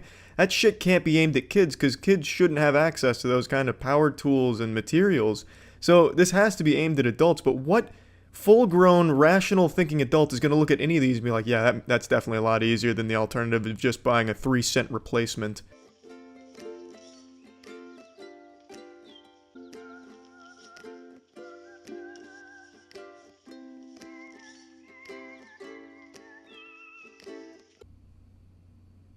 If there is a single living, breathing human being that watched that and unironically thought to themselves, Eureka! Finally, the answer to all of my prayers, the solution to my sleeping problems where it's too bright to sleep. I've found it with the Coke bottle paperclip mask. Damn, too bright for sleeping? Why not just turn off the light? If that's too much trouble, why not get a face mask? Why would you ever make that right there? If there's a single person, though, that unironically made this, I will genuinely shit my pants, take off the shitted pants, and then eat the shitted pants. Because I don't believe a single person out there, no matter how mentally unwell, would look at that and think that's what I need in my life. Thank you, Mr. Gear.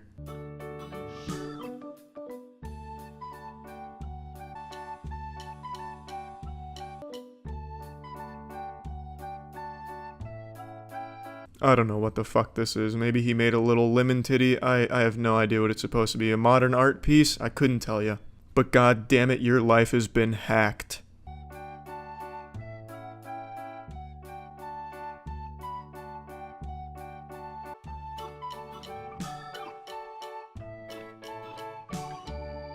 Through the miracle of cold fusion and hot glue, Mr. Gears created the world's most inefficient eraser.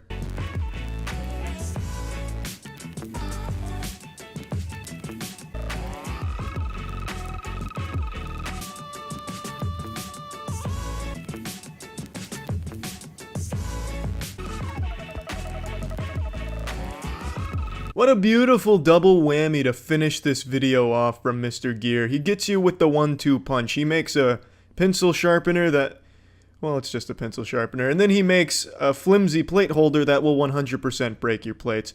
Your life has been fucking changed. Thank you, Mr. Gear. I'll make sure to do all of these. Never. But god damn it, those are some real creative shit-ass life hacks.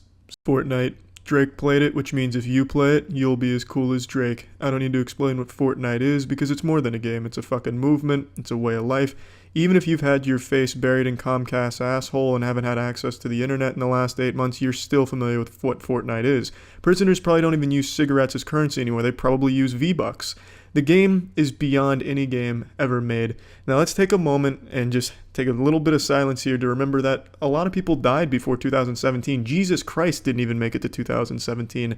Everyone who died before 2017 did not get to experience the joy of Fortnite, and that is incredibly fucking sad. I honestly think we should change our dating system and move from AD and BC to BF before Fortnite and AF after Fortnite. So we're in 2018 AF because we're after Fortnite, logically. Now, I personally like the game. I think it's fun. I play the shit out of it both on and off stream. But the best part about Fortnite isn't the game itself. It's the amazing content we've been blessed with on YouTube. The creative geniuses, the innovators, the visionaries, the masterminds have really been letting their creative juices just ooze out of every pore in their body. And they're producing some of the best content the internet has ever seen, such as posting full uninterrupted matches of Fortnite, 20 plus minutes, almost no commentary, definitely no jokes, and they might even lose the match in the end, but they post it 3 times a day and it's great. And then you have the super savage litty titty men that post like the great clickbait like I ride the meteor, or Epic Games gives me Fortnite 3 early, or like my mom starts flicking her bean because she sees me playing Fortnite, with like a wacky crazy original thumbnail like Because it's just fucking mind-boggling. Like, why would their mom come in and start playing with her clitoris just because they're playing Fortnite in front of her? Like, is that the effect the game has on women? It's nuts. But by far the best content that's come from Fortnite is the 1 kill equals 1 removed piece of clothing, or 1 kill equals 1 second of my girlfriend sucking on my pee-pee. Sometimes they'll call their girlfriend their sister if they want to appeal to the incest enthusiasts. It's actually quite a common trend, and it makes sense because we like to appeal to the incest enthusiasts on YouTube. It's something that we welcome. And I just thought it'd be fun if we just went through and watched some of these 1 kill ones, so that way we can all get a taste at what Fortnite has really blessed us with on YouTube. Here we go. This one seems interesting. 1 kill equals 1 makeout on Fortnite. I love to watch 2 goobers just trade spit. I can't wait for this sloppy makeout.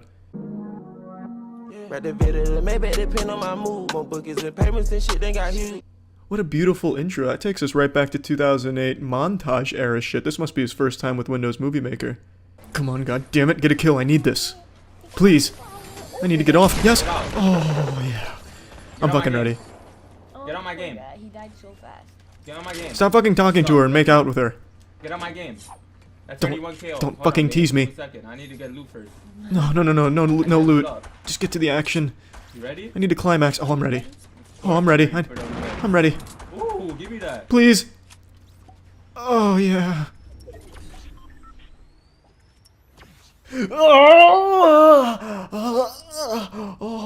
Oh, yeah. God bless you, Fortnite. 1 kill equals 1 times Auszeichnung.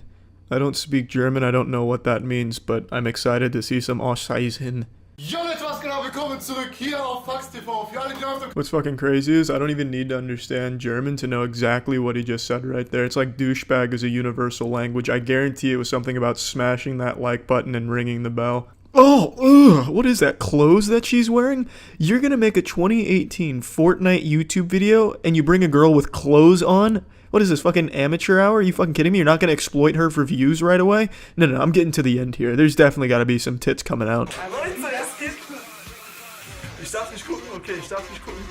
Whoa, stop. Nein, Freunde. No, don't stop. No. Oh, I didn't get my little wiener off in time. I came for some fucking Auszeichnung, and all I get is an ouch blue balls. Ugh, she only got down to sports bra. That's all these Fortnite 1 kill, 1 remove piece of clothing till nude. That's as far as they go. They never show me the boobies, the magic milk tanks. I'm glad that YouTube lifted the ban on clickbait, so that way clickbait's alive and well out here. What the fuck? These kids don't look 18 or older? There's no fucking way this is legal. Are you fucking kidding me? If these kids are 18 or older, I'll eat Tom Brady's jockstrap. If he lets me. I don't think Tom Brady would want me eating that, but if he lets me eat it and they're above 18, I'll just gobble that shit down. Let's Google this. This doesn't bode well. The first auto suggestion is Morg's age. I think I'm absolutely right. He's not 18. Yep, fucking called it 16. I'm just gonna assume his girlfriend is the same age, which means that this video they posted is quite literally, by a lot of definitions, child pornography. I'm not gonna watch it clearly, maybe it's like a big joke video, but are you gonna use child pornography as your fucking clickbait? Man, that's making one fucking statement, and it's a recommended video from YouTube, so that's yikes. Guys, I gotta run, guys. I gotta... This perpetually congested, insufferable asshole makes consistently the worst content on the entire site. I've never watched one of his videos from beginning to end, and I don't think I ever will. They're just too fucking awful to sit through. It's no surprise he's hopping on this popular trend, but there's really nothing more that can be said about Ricegum that hasn't been said about a shit-filled toilet in a dilapidated gas station. But maybe I'm just a hater who needs to get some clout, as his legion of brain-dead zombie 8-year-olds always say in the comments to anyone that insults their messiah, because they live vicariously through his success. Just a little newsflash, just because he makes a lot of money doesn't mean you do by watching him. It's okay to criticize him. Battle Royale. Ninja. Hey guys! Oh, now we're fucking cooking. Losing clothes and ninja gameplay. This girl's gonna be butt-ass naked, super turbo naked with the amount of kills Ninja gets per game. Holy shit. Well, but where's Ninja? What's up? It's a faff. You guys, Oh god.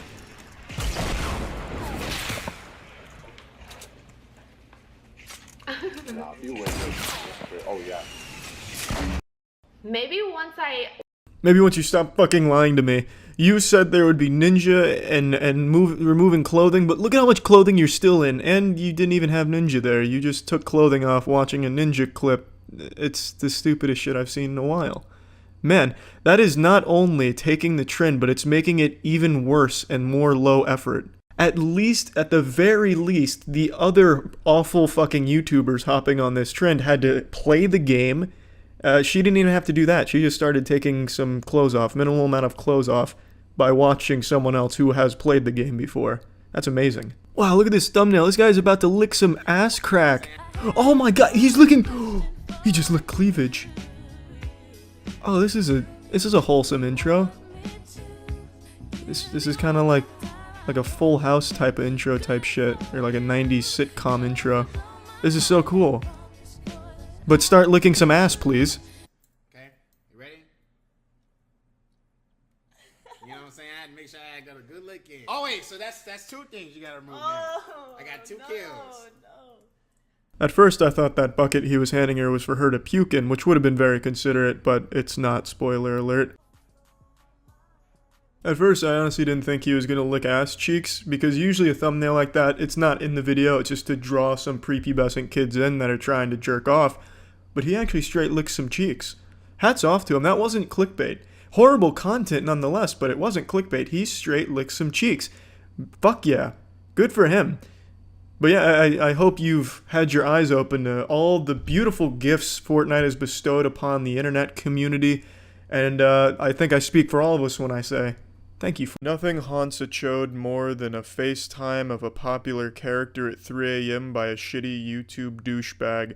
Right now, J-Station kinda has the monopoly on it. He's the gold standard of shit FaceTime scary videos. He's the blockbuster in the space. But there is a Netflix on the way, a competitor. His name is Hype Mike. I just found out about this man today. He's basically J-Station without the crippling meth addiction. Instead, this guy's traded meth for coke. This man is always high energy. He's fucking feeling himself. Let's dive right in with one of his bangers, FaceTiming Andy and Bonnie from Toy Story at 3 a.m. What is up, guys? My name is Hype Mike. Welcome back to the hypest channel on the internet. Tonight, we're going to be attempting to call Bonnie and Andy at the same time at 3 a.m. Ah yes, Andy and Bonnie from Toy Story, the apotheosis of horror, the first two characters you think of when you think of something terrifying. Jesus Christ, Michael, I tell you, just the fact that you're about to FaceTime these two is enough to send shivers down my ass crack and send me to bed with wet nightmares. I don't even need to see the video. Call them both at the same time. Now, as you can see right here on both my phones, it is currently 3:09 in the morning. And just to show you guys that I do have both Bonnie and Andy's phone number on both my phones. Well, Michael, you'll get no argument from me. I think it's pretty hard to scientifically dispute that kind of evidence. It's very clearly Andy and Bonnie's number from Toy Story because he just showed it to us on his phone. Who the fuck else would it be? Actually, Michael, the more I look at it and the more I think about it, how do I really know that's their number? You're gonna have to prove that a little bit more. You're gonna have to give me a little more to work with there. We live in 2019, a society where we can deep fake Keanu Reeves' face on a staged gas station robbery for a joke video and have people believe it was the real Keanu Reeves. In fact, Michael, I don't know if you knew this about me, but my face has actually been deep faked on a few porn videos. One of them had 6 dicks surrounding me. I've never even seen 6 penises in my life, Michael. Well, that's not... If you tally up every dick I've seen over the course of my 25 years, like, cumulatively, it's definitely going to be in excess of 6, but never all at once in a circle surrounding me. I've never been in that situation, Michael. So clearly you can see where my skepticism is coming from by just looking at a name on a phone. It's not enough to convince me. Hello? Hello? Who is that? I'm Bonnie. Who are you? Why are you calling me? Who's Bonnie? I don't know. I'm just a little... Wait, Bonnie. Wait, you're that little girl who took my Woody doll. Well, not to butt in here, Andy, but she didn't take your Woody doll. In fact, if you remember at the end of Toy Story 3, you gave her your Woody doll. So I don't know why you're acting like such a big fucking prick here. She didn't steal it from you. It's not like she rappelled down your rooftop and busted through your window to steal Woody in some type of Mission Impossible experience. No, that's not what happened. You gave it to her. Now, I have to say, Michael, I'm going to criticize the production value here a little bit. You're putting on a voice for Bonnie. You couldn't find the real voice actor for Bonnie. You have Andy in a hoodie. You couldn't even put him in a sheriff's hat or anything, and he's not even trying to do a voice. This is low quality, Michael. You're never going to compete with the big dogs in the space if you're not willing to really go the extra mile. You've lost me. Now you've broken my immersion. Now I know it's not the real Andy and Bonnie. Andy gave it to me. No, I'm Andy and I did not give you my doll. This is so bad. Well, I don't have it anymore. Yeah, well, that's because I have it now. Hey, that's mine! No, that's mine. I had it for 8 years. Whoa now, M. Night. I'm a little confused here. So Andy was getting his dick twisted in a knot because Bonnie stole Woody from him, but Andy just said he has it and laughed in her face, and now Bonnie is confused as to why she doesn't have it. I'm just a little lost on the lore here. Also, Michael, again, I'm gonna have to say, your costume department is lackluster as well. I don't understand why you have Andy dressed up like a Satanist or an old 2009 MySpace edgelord profile picture.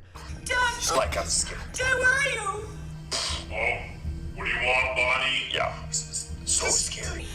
Andy has my Woody doll! He's mine. Wait. Okay, guys, just calm down, alright? Just calm down. Like, if you guys actually want to settle this, you might as well just come to my house, fight it out. The coordinates are...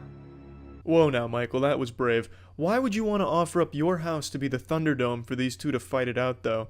To give you an update, Bonnie's father has come out of nowhere to join Smash Brothers, and he's threatening Andy with violence to give the doll back to Bonnie, or else his ass is getting beat.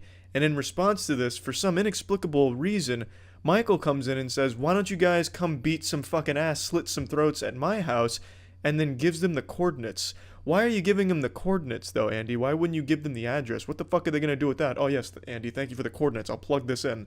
I'm triangulating your position now. I'll be there ASAP. But I really just have to wonder why he would even bother saying, come fight at my place. Andy, do you just do that for anyone that wants to fight? Like, if I get into a fight at the bar, are you going to just break it up and say, whoa now, guys, let's take this to my house instead? Because if so, you're fucking brave, man. Making a little fight club there. I respect that. Oh my god, guys. They're gonna meet right here. That's absolutely insane. They're actually probably gonna come right now. I need to make sure like all the doors are locked, or maybe like... Oh, whoa now, Michael. You just offered your house for them to fight. Why would you then go lock your doors so they can't enter your house and slit throats? That just makes you a liar and a really shitty fight club host. You invited them over. It wasn't their idea. So why are you now going to lock the doors? You getting afraid of it? This is your creation now, Michael. Young man, where are you? I've come to get what is mine. Show yourself, you little brats.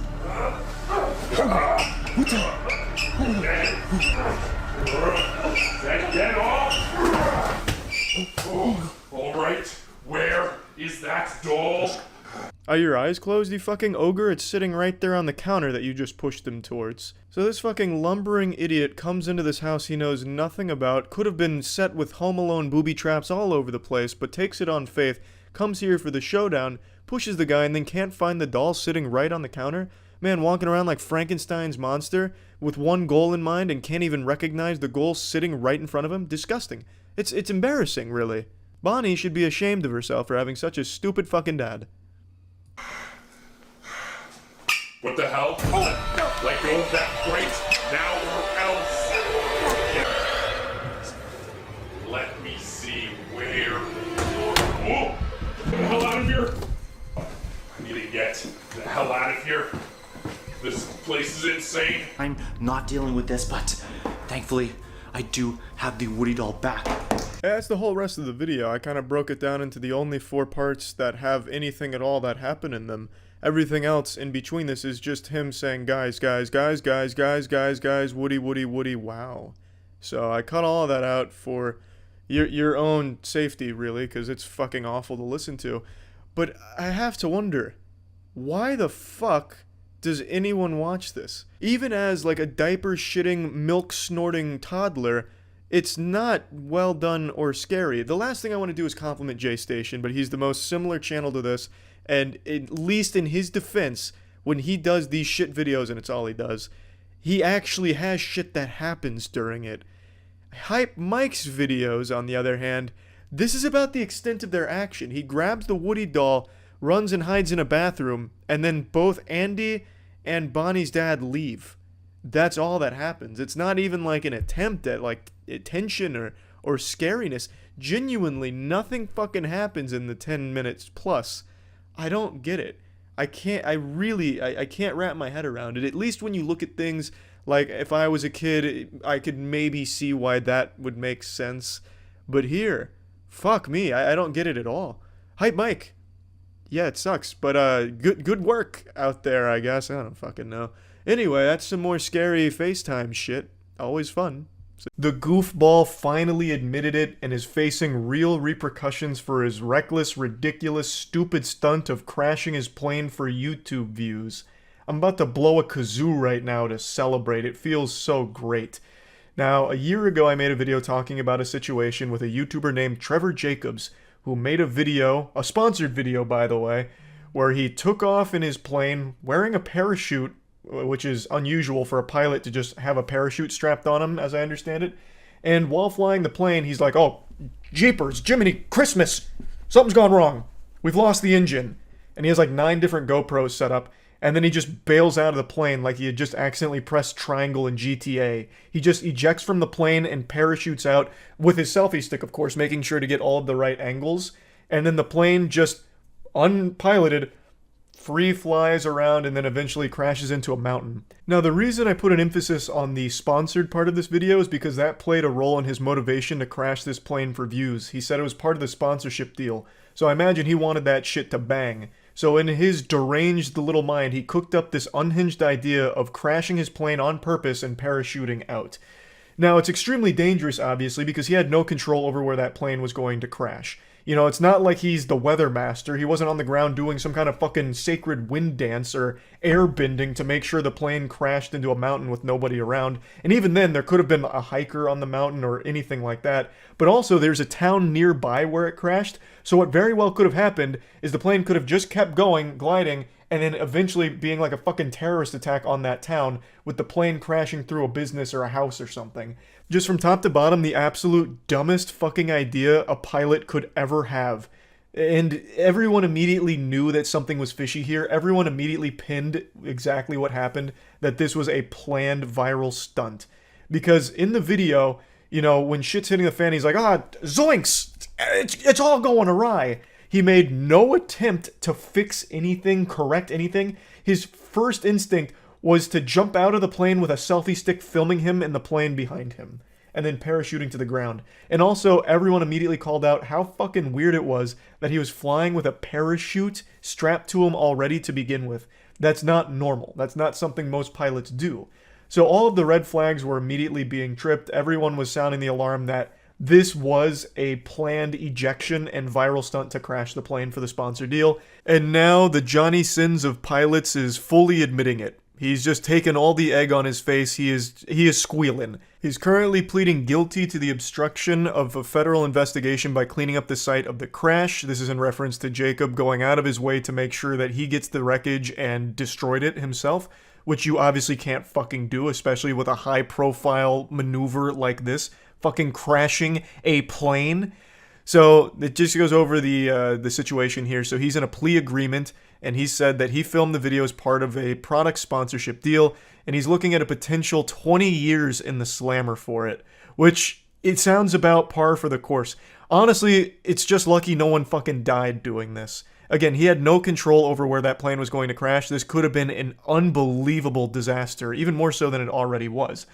So he agreed to the plea deal and 1 felony count of destruction and concealment with intent to obstruct a federal investigation. He reported the crash to the National Transportation Safety Board, who said he was responsible for preserving the wreckage. According to the plea agreement, Mr. Jacob later claimed he did not know the location of the site, but he did and returned by helicopter and secured and removed the wreckage, which he later destroyed. So he's expected to make his initial court appearance in the coming weeks, and his pilot's license was revoked last year. All this for a drop of YouTube attention, potentially 20 years in prison, because you're a starved little clout goblin who needed your fix. You needed your belly full. This has to be one of the most degenerate, terminally online ideas I've ever seen cooked up by somebody, to not only reach a position in your life where you're like, I'm gonna crash my expensive plane for views on my YouTube channel, but then to go through with it and then try and cover up all the evidence. I don't know how anywhere along the way he didn't stop and think, wow, this is gonna fuck me. Because I can't even imagine a world where he would have got away with this. There was no set of circumstances where he would have somehow gotten through all of this without a problem. Everyone knew immediately that this was a planned ejection from the start. Nothing about it looked authentic or genuine. It was all so fucking cringe. Because even when he lands, after the parachuting, because he ejects from the plane, like, immediately. He, like, the second he sees, like, a fly hits the windshield, he's like, oh shit, I'm out. And then he just dives out there. And then the rest of the video is spent with him hiking and giving, like, motivational and inspirational speeches like, man, it was all part of God's plan. The Lord put that parachute on my back today. I woke up and while brushing my teeth, I had a feeling, a tingle in my tummy that told me, wear a parachute today, Trevor. And I listened to that little tingler in my stomach and it saved my life. Sometimes you just get a premonition, you gotta follow through with it, everyone. Sometimes there's a divine plan for you, and that plan for me today was to wear this parachute to save myself from a catastrophic accident. God damn it. Golly gee. And then he hikes over to the wreckage, and then he's like, oh God, look at this. This is terrible. I can't believe this happened. Why? Where did it all go wrong? Like, it's a horrible video. He's a horrible actor. The whole plan was beyond ridiculous. It's just crazy. It's craziness. Jacob also admitted in his plea agreement that he intended to make money through the video. Fucking obviously, that was clearly the main motivator here, that internet clout and ad revenue from the video. He also admitted to lying to federal investigators after submitting an aircraft accident incident report and falsely claimed the plane fully lost power roughly half an hour after takeoff, the news release said. Also, it's pretty clear to everyone watching the video, the plane doesn't exactly just lose power out of nowhere. Everything that happens in the plane in the video actually just seems like a Disney ride. Like, it is just very fucking silly. It seems like that kind of shit that you have is like the pre-ride entertainment when you're waiting in line at Disney. It's embarrassing. And it's so poorly acted that it immediately tipped off people as stupid as me who have no clue about aircraft or anything aviation related. And I was like, yeah, this had to be fake. All of it was so clearly a stunt, a viral play for that ad revenue and that sponsorship bucks. Jacob also lied to a Federal Aviation Administration safety inspector when he said the airplane's engine had quit, and because he could not identify any safe landing options, he had to parachute out of the plane. And again, if you watch the video, he doesn't look for any safe landing options. He doesn't look anywhere except for where his selfie stick was. The closest thing that even comes to a panic is him trying to locate his selfie stick so he can make sure to get good footage. Everything else, he didn't even bother going through. There was no lists of checks that he was making to try and get the engine back online or trying to glide it to safety, looking for a safe landing spot. The dude actually just boot scooting boogies right out of the plane, letting it crash behind him. Well, not behind him, because it still like flew on its own for a little while before crashing into the side of a mountain. But yeah, overall, it is so nice to see him just fully admitting all of this. I mean, we all knew it was fake from the beginning. This isn't like a surprise to anybody. But it's nice to finally just get it from his mouth, and 20 years in prison for it sounds about par for the course. This could have ended a lot worse. Again, there was a town nearby.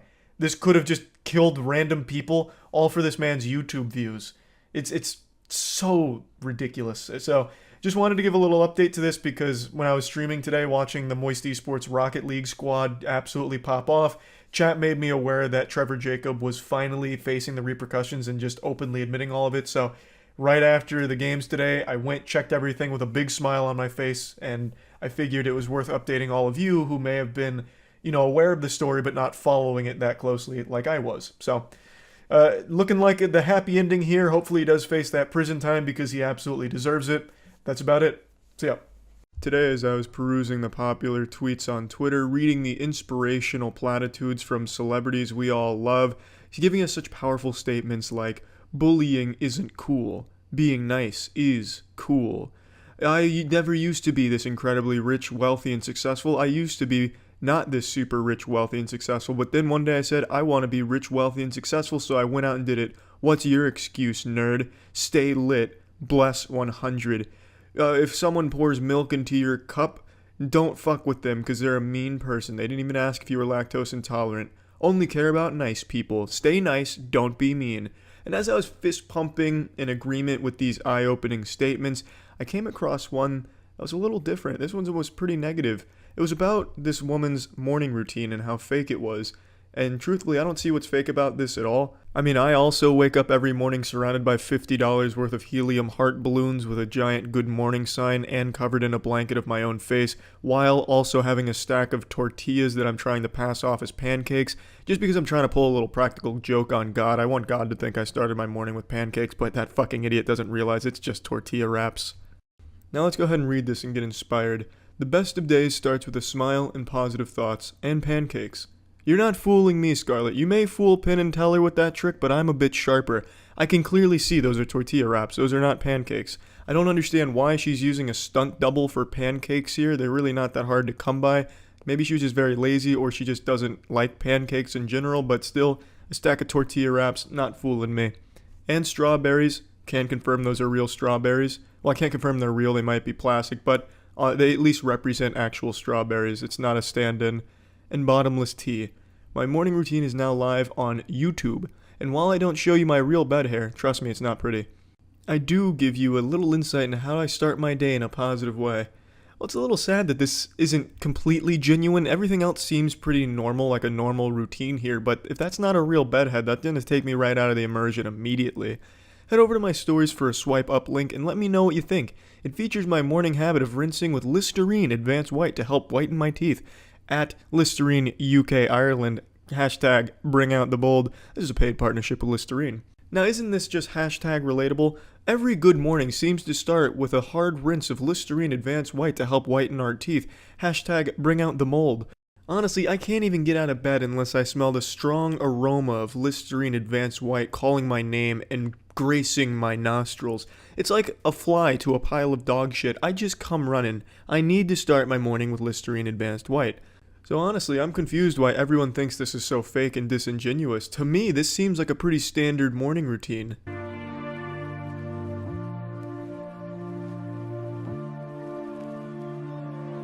My room looks exactly...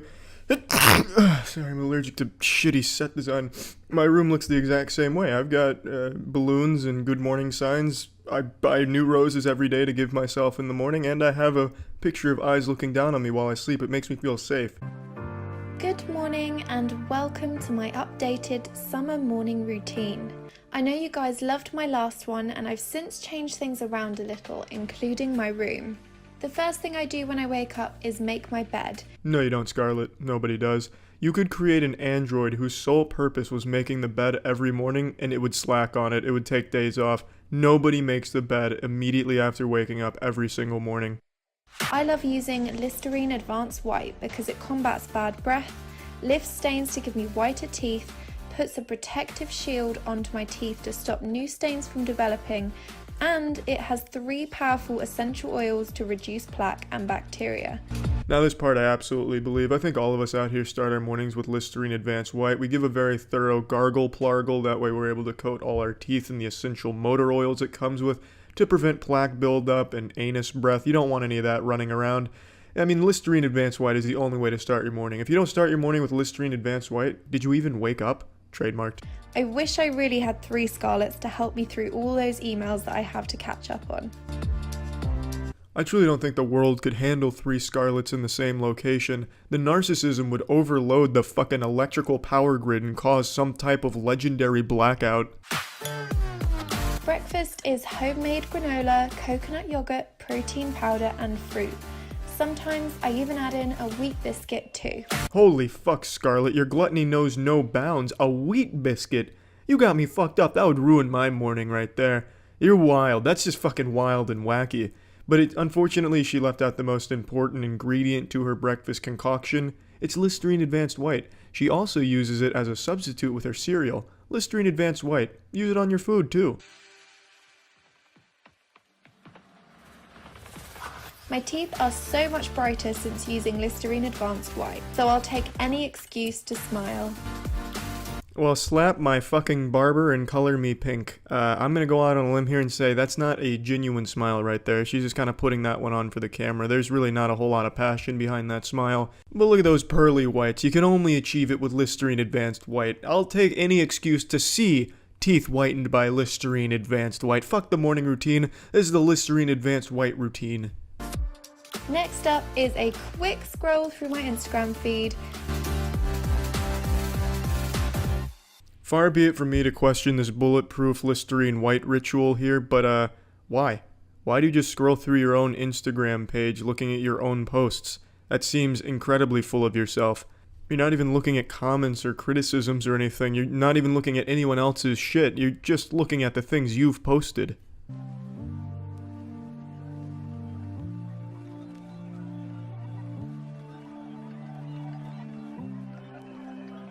It's time to start the day. Well, I hope all of you losers now know how to start your morning like a successful person with Listerine Advanced White. I hope you've learned something from this inspiring morning routine, and hopefully you can be as productive as this, with the help of Listerine Advanced White. Shit, YouTuber intros, it's in the game. Today I'd like us to take a look at 3 exceptionally awful YouTuber introductions that make me want to puke out of my penis. Now, there's probably worse on the platform, but after looking around at a bunch of YouTube douchebag content, these 3 really stuck out to me as examples of awful, extremely bad intros. The first one we're going to look at comes from YouTube's own Dragon King of clickbait, douchebaggery, overnight 3 AM challenges, don't tell your mom because Mickey Mouse is coming to put a fat nasty chode in her butthole, Aldo's World. All he does is the most generic content, you know, staying inside my own house on my own bed for 8 hours at night to go to sleep. You won't believe how well I slept gone sexual. Just shit like that, the worst kind of content. But he has perhaps the worst intro of all 3 we're going to see today, so let's go ahead and just look at that one right now. Mario? What the?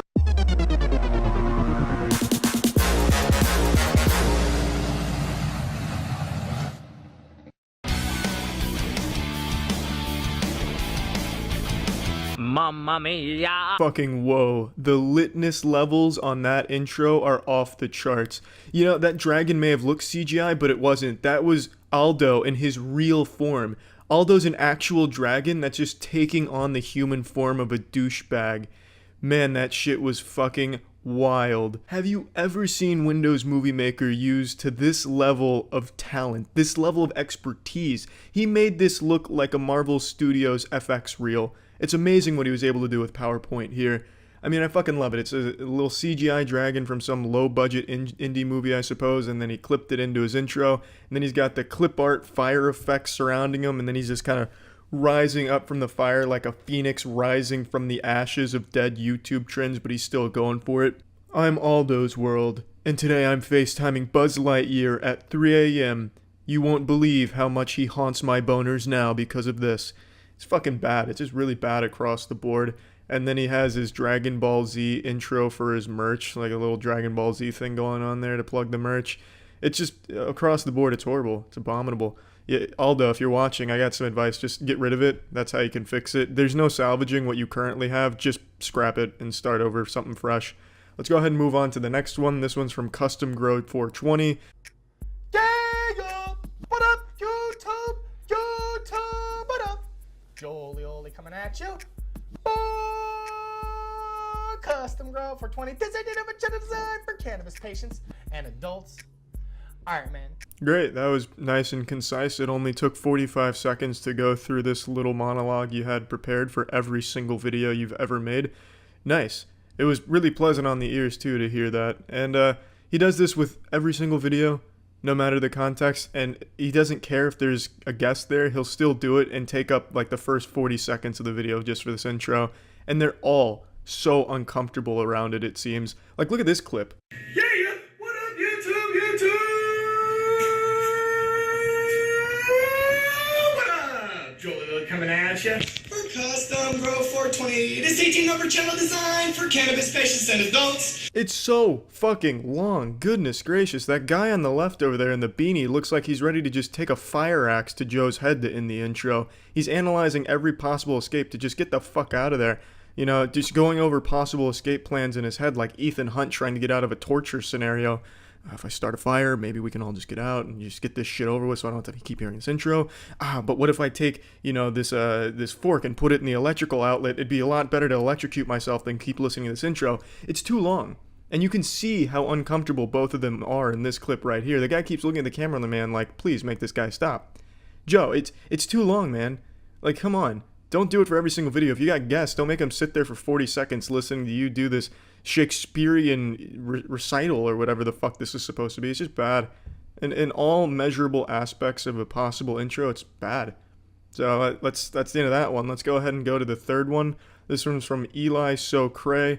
And this one's really bad because it's also just as long and even more douchey. Hey guys, before we get into this video, everybody make sure you go subscribe to my vlog channel, Eli So Cray Vlogs. Type it in, boom, pops up, click it, hit the subscribe button. Also hit the post notification bell right here, just like I did, so you never miss a upload. Yeah, honestly, I'd hate to miss an upload from you, Eli. If you do not turn on this bell, you might miss my videos and then you will not see them. Go follow me on Instagram at Eli_so_Cray. I might just follow you back, so go follow me right now.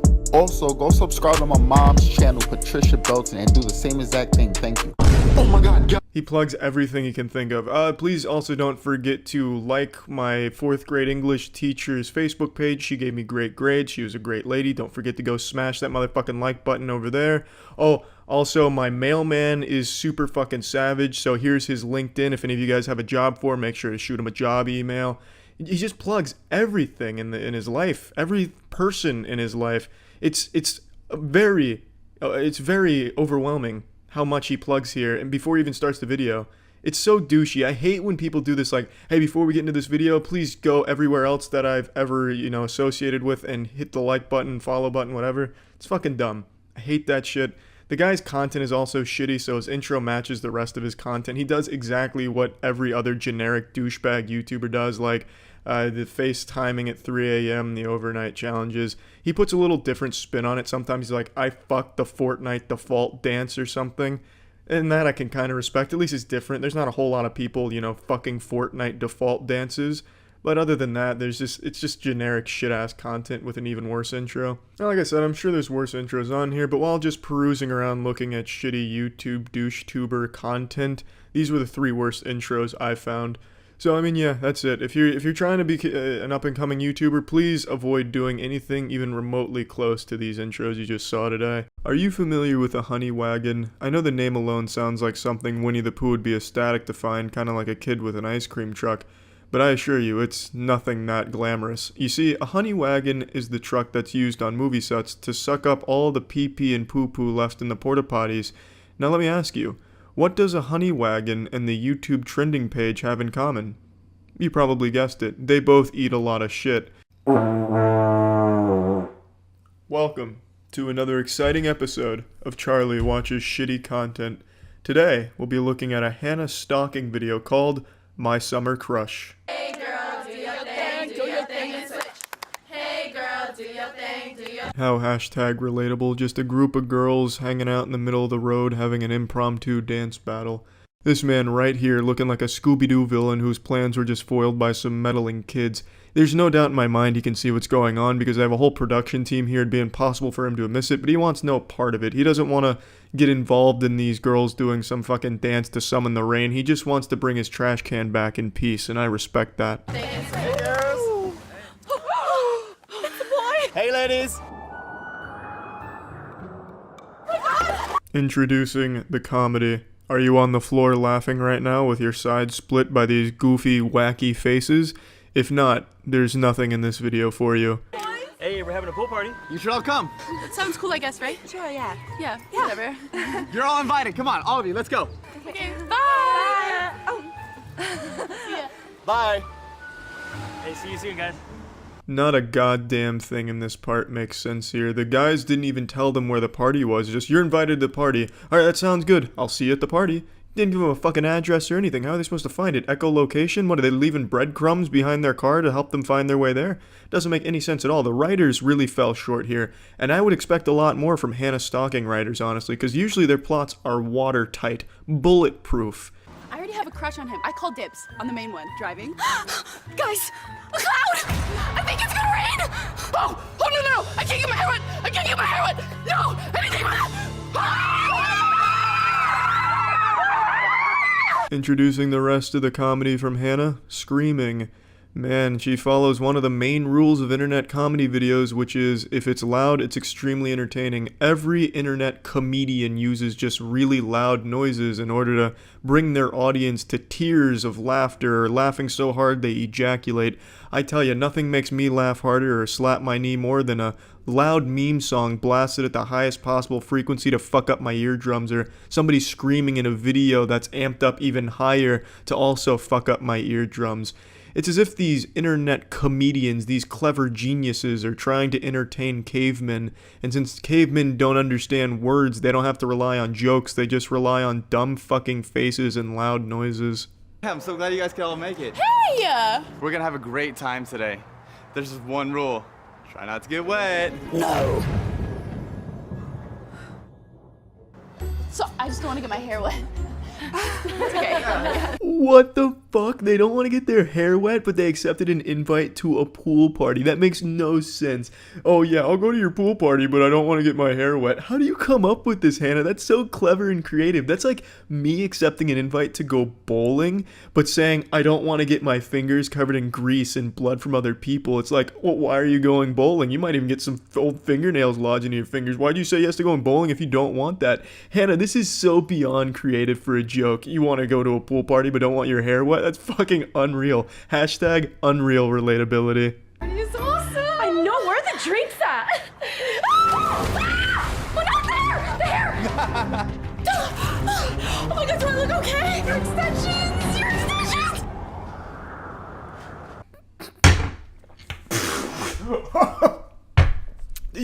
Did you see that fucking face she made when her friend's hair exploded? Holy shit, comedy doesn't get much better than that.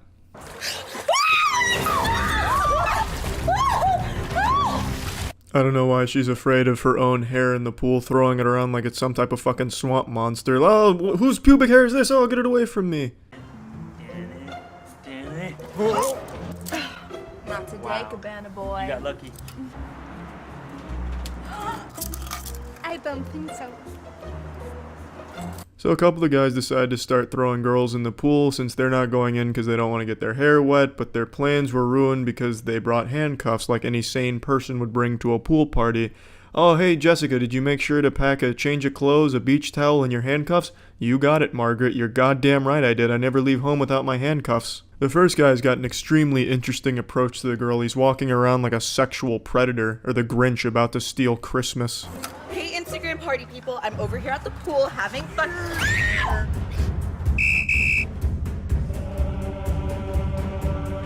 No, please, we can talk about this, please. Take me instead. I changed my mind, I don't want to go! Comedy.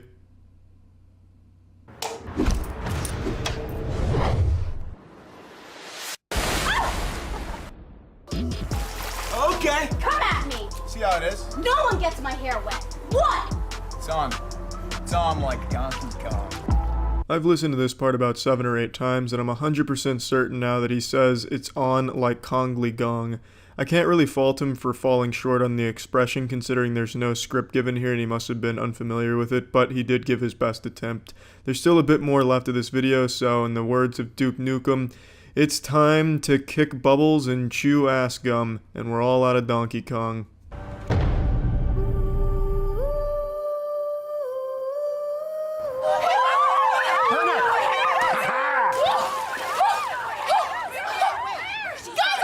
She got pushed so hard she ended up on the opposite side of the pool. That's some incredible strength right there. I'm guessing it was fucking Thanos that pushed her in. She's fine. Her hair's dry. It's okay.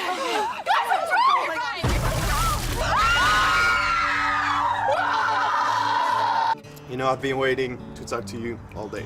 I've been waiting to talk to you all day, too. Yeah, I like frizzy hair. Really? Oh. Is this your tooth? Now that's how you do comedy right there. Take notes, and never do anything this video did, please. Well, thank you for joining me on another episode of Charlie Watches Shit that he personally doesn't find entertaining, but does understand why people would find entertaining, but that doesn't stop him from shitting on it. Minecraft has absolutely exploded on the internet over the last year or so, and in terms of just raw popularity, it's right up there with Jesus Christ. It is absolutely huge, everyone's playing it, and in a world that really blames video games for everything wrong from micro penises to global conflict, one thing has always remained the same. No one ever really points the finger at Minecraft, and for good reason. You can't defend a point where you're arguing Minecraft is a catalyst for bad things.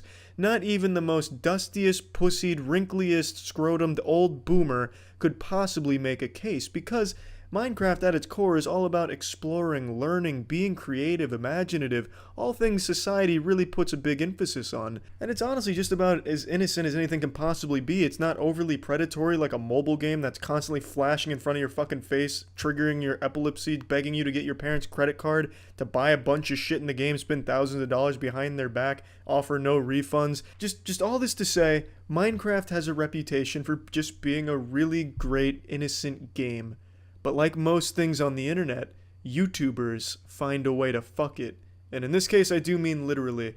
I found a very disturbing rabbit hole recently in the Minecraft YouTubing community, and like most things, I dove in, both nipples erect, ready to really get the most out of this experience, looking around, absorbing all of the sin that the Minecraft YouTubers were putting on the platform. So let's get into this. There exists a very powerful network of Minecraft degenerates, basically the Illuminati of the Minecraft community.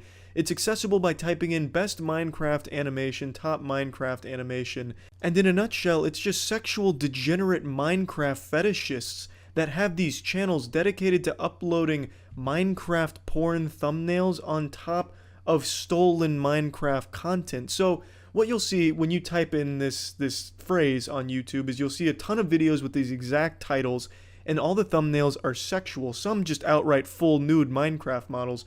So right away within the first three, you'll see the third one down is doggy styling a Minecraft character. Is it consensual? I don't know, you'd have to ask the character, but judging by the thumbnail, you don't get a lot from it other than doggy style. If you actually click on the video, there is no sexual content in it. Usually it's either stolen Minecraft animations or original pieces, none of it very well done or anything like that, obviously.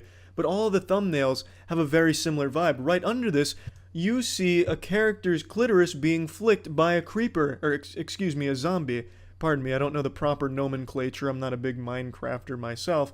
But anyway, you see the bean being flicked. Or perhaps even a penis being jerked off and you can't see it over the character's arm. There's no telling, but I have named this rabbit hole the Mine Shaft because it's all about penises and stimulation and doggy style. It's very odd. It's baiting people in with these misleading thumbnails, capitalizing on either curious children or other sexual degenerates that like Minecraft shit. And they're getting tens of millions of views a month. Some of these videos have 10 million plus views, just a single video. It's crazy what they're pulling. Directly underneath that one, you have Super Mario 64 dressed up in a pirate costume 69ing with Patchy the Pirate. Just underneath that, you have a full nude beach volleyball squad, and directly underneath that, you have one of the most shameless offenders of what I'm talking about. Look at the woman on the left here, to the right of the zombie man. Also, I don't really understand their fixation with the zombie man. Maybe they like gangrene, that's another fetish, I'm really not sure. But anyway, the woman to the man's right, look at that, full titties out, and she even has landing strip pubic hair. I've seen that countless times from porn actresses, and it's just right there in the thumbnail. Are you kidding me? Sweet goodness gracious, you need not scroll down too much further to find full missionary sex right there in the thumbnail. And then two underneath that, you have reverse cowgirl doggy style extremo with looks like a little backdoor reach around action as well. Of course, using the zombie man again for the activity of this sexual zombie man. I don't understand the fixation with that character. They must like cactus-looking motherfuckers. I really couldn't tell ya. But he's in all of these for the most part. It's filthy. It's gross. It's not what Minecraft is about. Whoops-a-daisy. Hope you weren't watching this at work, because that's full-blown Minecraft tits and pussy. Not even an attempt to censor anything or put pubic hair there. That's some bald vagina shit right there. On a Minecraft character. And then you scroll down a little further, you get a fucking combo here, a quad kill of Minecraft porn thumbnails. And then there's also this beautiful collage of 3. It's amazing. And all of this, for some reason, is all still on YouTube, despite the huge crackdown they've had on misleading thumbnails, allegedly, and shit like that. I mean, I can't upload a fucking thumbnail that even remotely resembles what could possibly even be misconstrued as the smallest molecule of even the most tiniest fragment iota of an ass cheek. Meanwhile, you got full-on Minecraft pussy just staring you in the face that's only one click away in one small search. This really about covers it for all of my findings during the investigation. There is hundreds upon hundreds of these videos and a bunch of big channels that upload almost nothing but this shit. And it's just really the tip of the iceberg. It's just I don't need to go through each individual video frame by frame showing you more Minecraft porn thumbnails. I don't know if YouTube knows about it, or if they do, if they're jerking off to it. That must be the case, because it's not exactly like they're underground. These are recommended videos when you click on some Minecraft shit occasionally, and they're getting tens of millions of views, making thousands and thousands of dollars off of these Minecraft porn thumbnails that are in multiple violations of YouTube policies, if nothing else, misleading being the biggest offender, because that shit doesn't even appear in the videos. It's wild. It's fucking wild. Minecraft's super innocent game, but man, YouTubers have a remarkable ability to make anything fucking degenerate. It's crazy.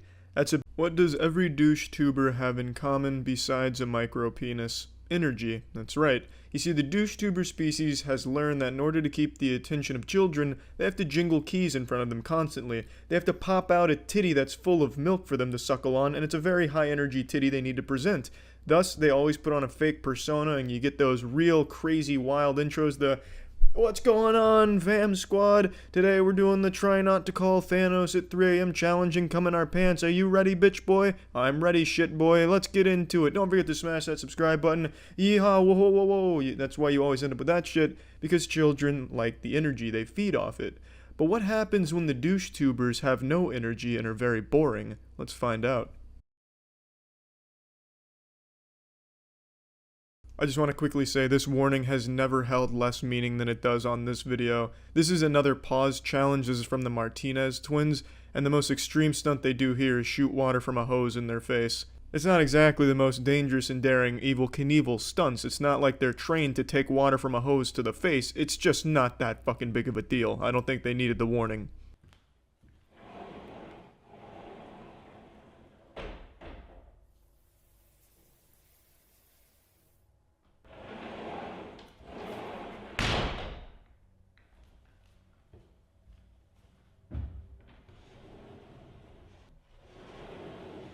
Some real edge-of-your-seat action there to start this shit off here. I mean, he comes out of the bathroom looking like a fucking Gryffindor recruit at Hogwarts, and then he comes out of the closet looking like a standard DoucheTuber. But what's missing here is any energy at all, or effort, really. It's super weird. This comes across as like a really bad scene in an indie movie. This almost looks like a Neil Breen scene, honestly. There's nothing happening. There's no reason for it. This could have totally just been edited out, and they could just say, hey, let's go ahead and start this.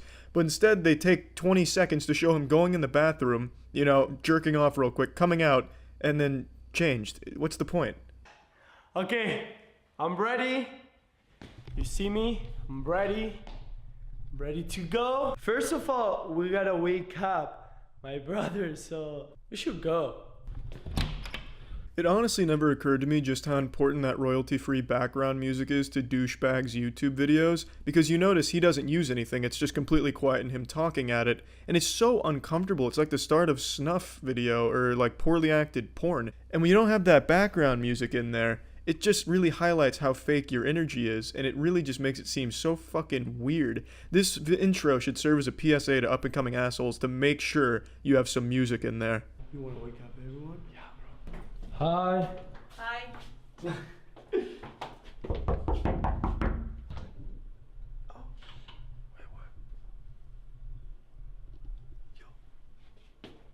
Oh. Now these two were part of Jake Paul's Team 10 at one point, but they split off to do their own douchebag videos, but they're not very good at it. Like, watching their videos is like watching a Snapchat story, but with even less energy. Thank you. Thank you. I think it's dope. Hey, welcome to Starbucks. I just want an iced vanilla latte with some milk. And where you looking at? I want a cookie. My name is... I honestly have no fucking clue what that little skit was right there, but it seemed like something right out of Tommy Wiseau's The Room.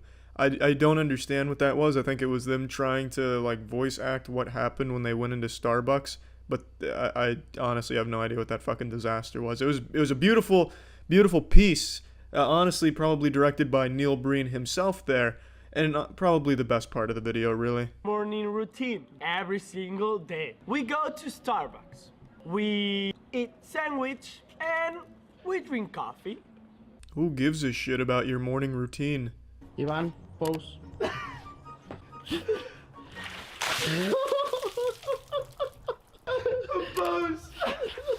Are you okay? Yeah. I take back what I said at the beginning of the videos. That stunt right there is definitely something you shouldn't try at home. They do seem like trained professionals when it comes to dumping water on each other. So honestly, I could see why the warning's there now. I like that he checks to make sure his brother's okay, because that really did seem like it could have fucking obliterated him. What's up, man? Yo, what up? What are you doing? Taking care of the... No. Pause. Stop. Bro! Taking care of what? You're just making mud pies. This man just standing out here with the garden hose spraying dirt with water. Yeah, you're working real hard over there. Truly trained professionals. Don't try this shit at home.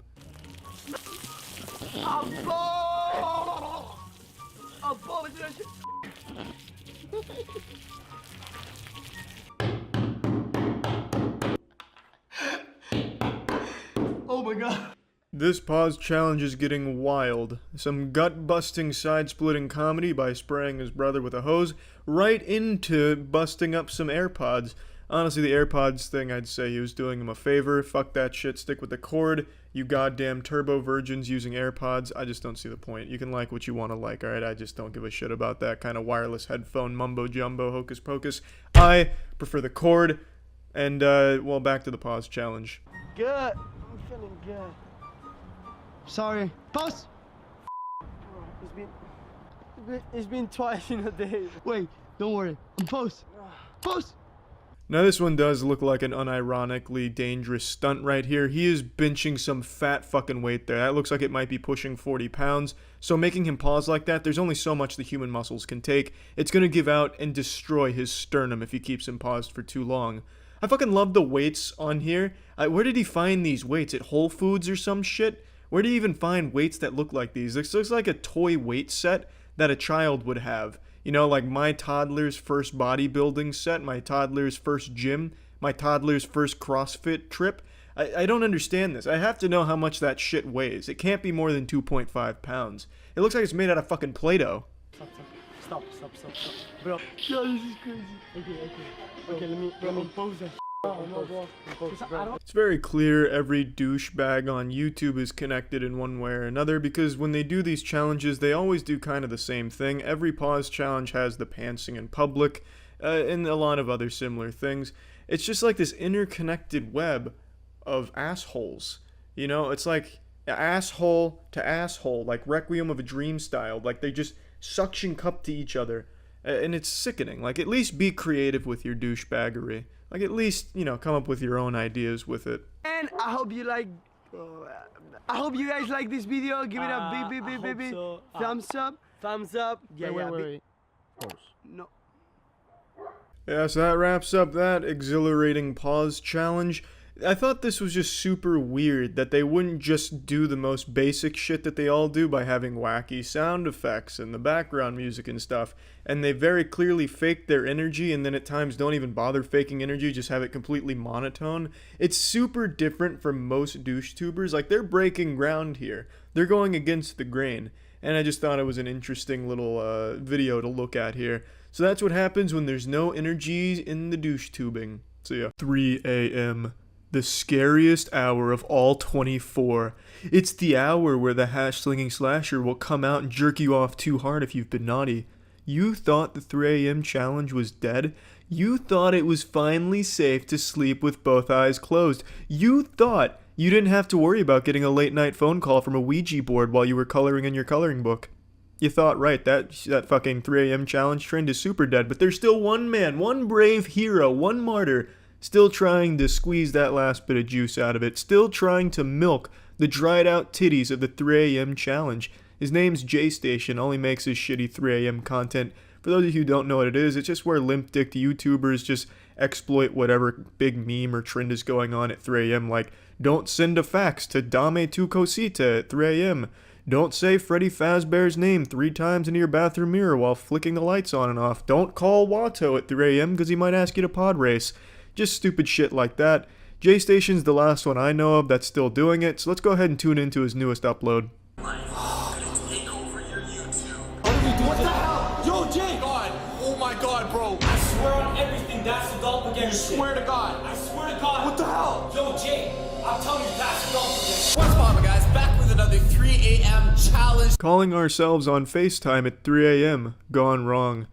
Well, I'm fucking hooked already. What a terrifying concept. I would never FaceTime myself in broad daylight, let alone at 3 a.m.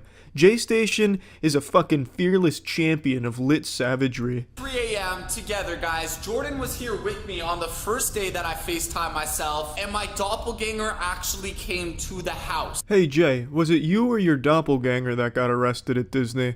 I didn't read the story or the reasons why, but when I typed your name on Google when I was trying to find out why your Twitter account got banned, this is the first thing that popped up. It's rumored if you call yourself at 3 a.m. on FaceTime, your doppelganger, aka your dark twin, will pick up on FaceTime and come for you. This actually works, guys. No, it doesn't. And what do you mean it's rumored? I've never heard that rumor. Where did you even find that? On the fucking scary ghost story campfire section on the Minecraft forums? And are gonna FaceTime our own phone numbers at 3 o'clock in the morning, guys. This is gonna be a banger. Let's hit 50,000 likes. The last video got 1.5 million views. Smash the like button right now. Smash that like button, lit fam. If this video hits 50,000 likes, I'll flex my asshole on video camera at 3 a.m. Never know what might happen there. Boxes. I could literally make a haunted box fort mansion. I know, that would be so lit, guys. Like, why throw them out? I should definitely make that box fort mansion. It's gonna be a banger video, bro. Guys, smash the like button right now if you want to see that video. Alright, well I think that idea sucks urethra, so I'm gonna go ahead and leave one of these bad boys right here. Bang. Okay, so he's calling his own number, guys. Nobody call his number. Like, don't ruin his freaking phone number. Nobody call my number. I'm freaking scared, dude. It's keeping on ringing. Bro, this is crazy. Bro, guys, one time I sent an email to myself, my own fucking email address. I got it in my sent folder and my inbox folder. Shit was fucking crazy. Damn, this is wild what we're watching right here. Jesus Christ, J-Station and, J-Station lookalike clone douchebag guy, they're fucking pioneers. This shit is insane, edge of your seat type action. Are you joking right now? It actually worked? What the hell, dude? What the Why? No. Yo, I can't believe this is working right now. Oh my god. What's gonna happen? What's gonna happen? Oh baby, all those years of high school drama are really paying off here. Real method actors out here. Fucking watch out, Oscars. They're gonna sweep every category. It's fucking incredible what they've done here with this performance. I feel like I'm watching one of those old, 2008 Joker impression videos where a lot of people in their dorm room are doing Joker impressions poorly. Except this is that times 10. Please don't come after me. Please. Bro, I don't know what to do. What are you gonna do? What's my family gonna say now? Well, luckily I'm not part of your family, so far be it from me to tell you what they're going to say, but if I had to venture a guess, they're probably going to say you're fucking insane and suffering a schizophrenic episode. Yo, he hung up! What the hell? He hung up on me, bro! Dude, what the hell did we do? I knew this was gonna go wrong, bro. What do you mean you knew it was going to go wrong? Isn't this exactly how you would want it to play out? I'm going to go ahead and suspend my disbelief and pretend to be a fucking brain-dead 4-year-old here and accept that this is real. So at a conceptual level, didn't you want to call and have them answer? I don't think you wanted to call and have absolutely nothing happen. Oh, we're going to FaceTime our own number at 3 a.m. Oh, they didn't answer. Shit. Well, hey, remember to smash that fucking like button for the try.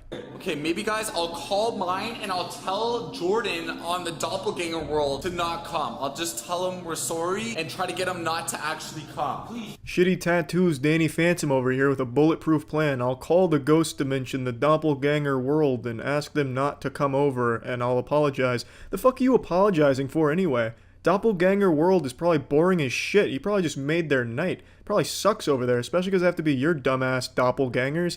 They're probably happy as shit. There's nothing to apologize for. Yo, dude, we are sorry. Tell Jordan not to come. Please. Oh my god, Jay.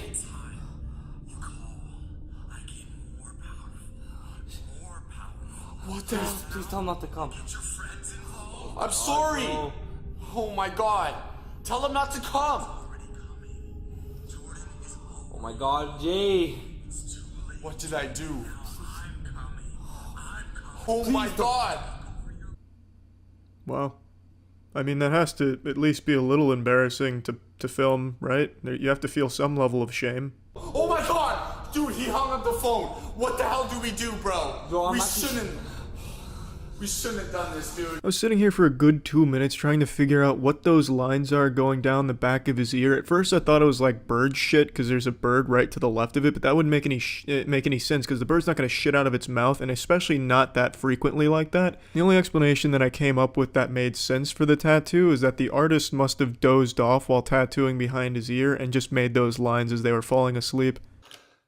Yeah, it's still locked, bro.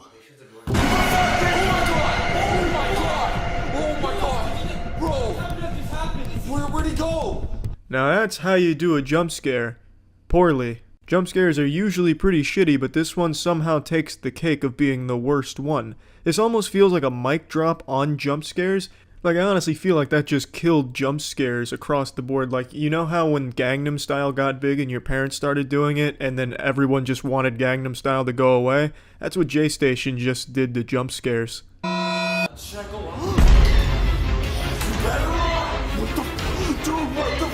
I have nothing to say about that. I really fucking like that a lot.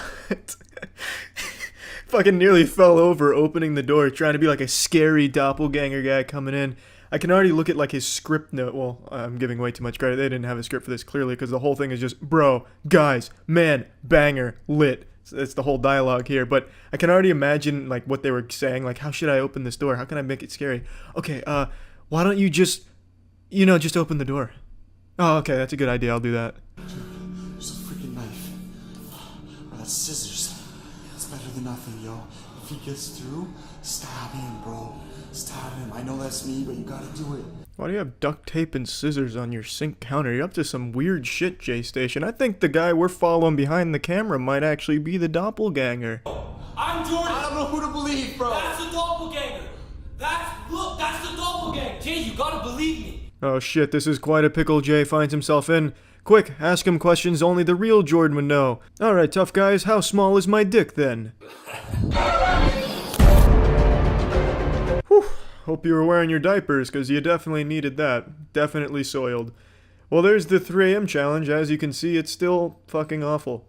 No one, not even Nostradamus, could have predicted the 2018 season of YouTube drama unfolding the way it has. The Logan Paul drama has transcended just YouTube drama and become actual news, actual drama, which is incredibly surprising. There's petitions being signed by hundreds of thousands of people to get Logan Paul kicked off YouTube. Let me just tell you right now, that's not gonna fucking happen. He makes YouTube far too much money.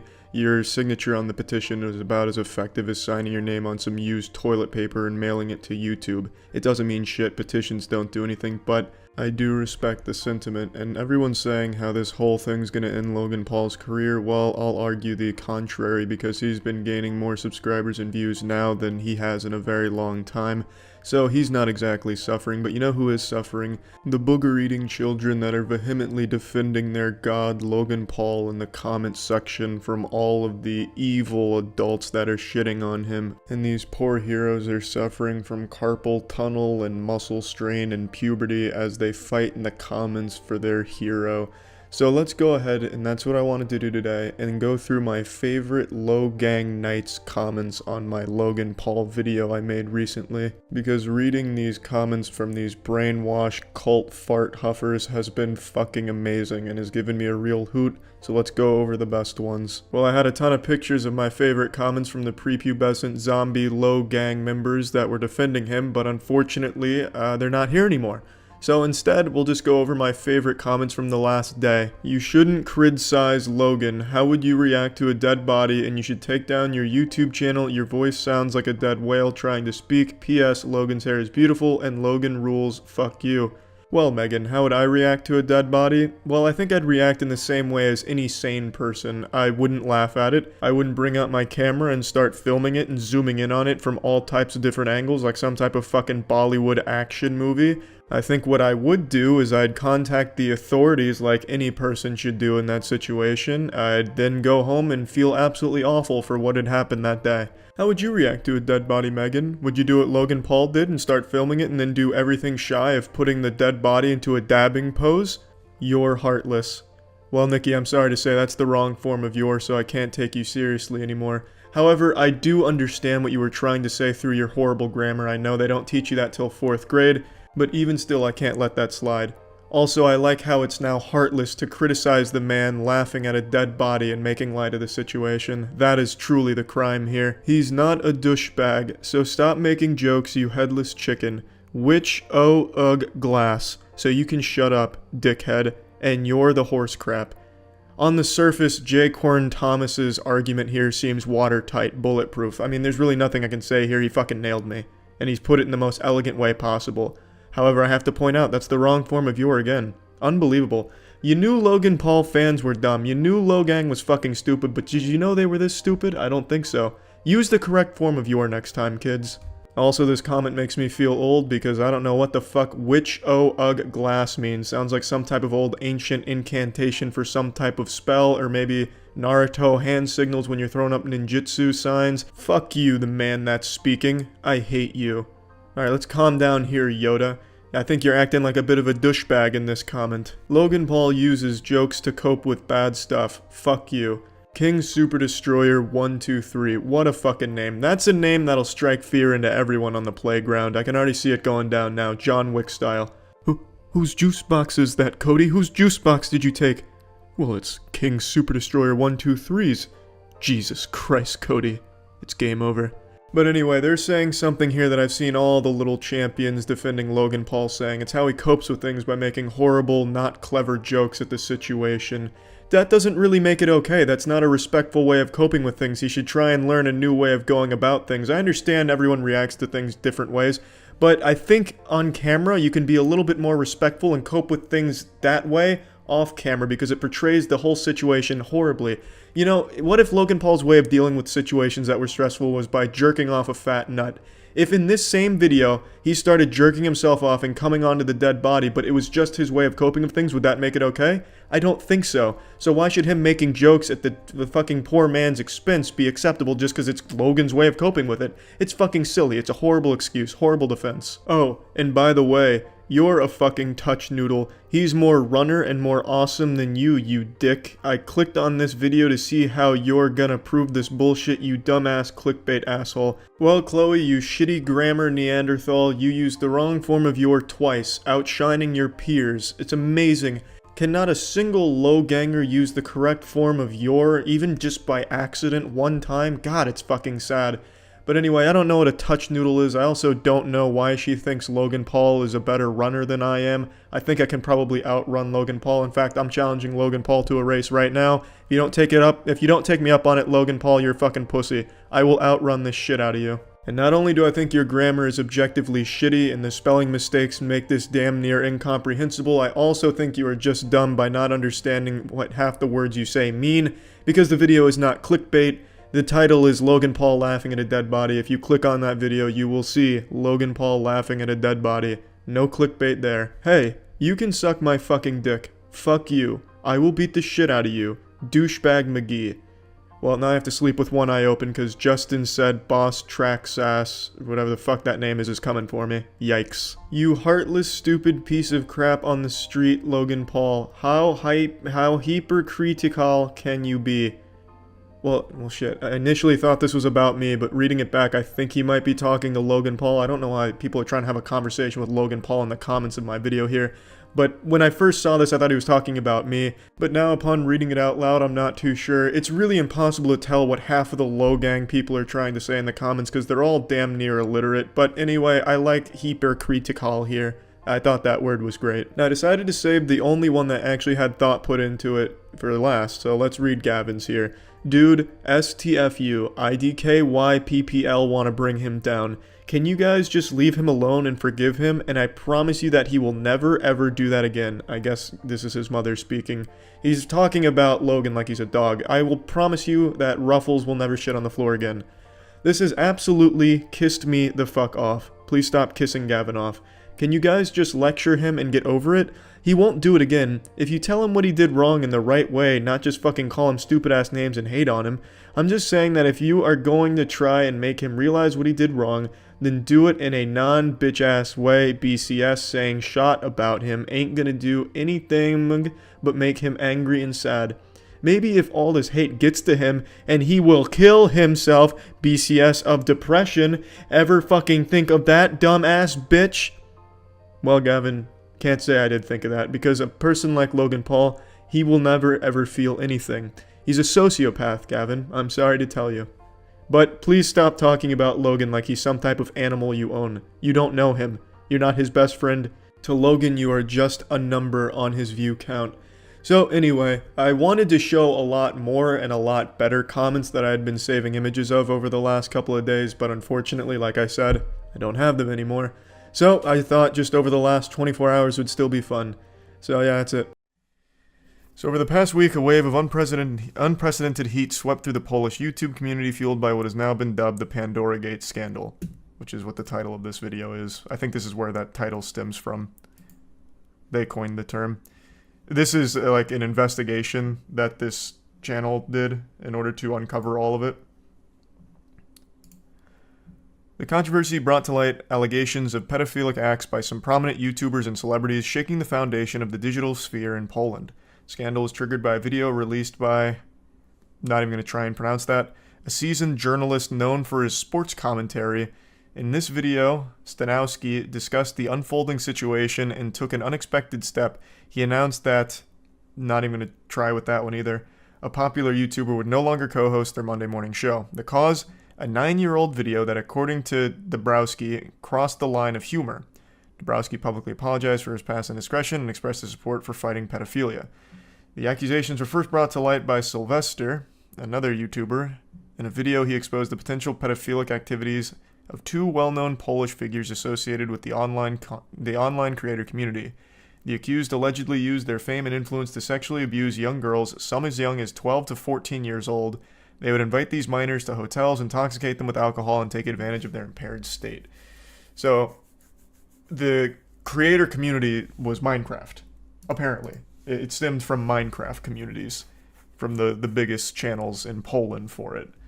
And it became like a well-known thing. Like, one of the creators that's accused apparently would like openly share that the sight of pubic hair would make him okay, I'm getting wires crossed.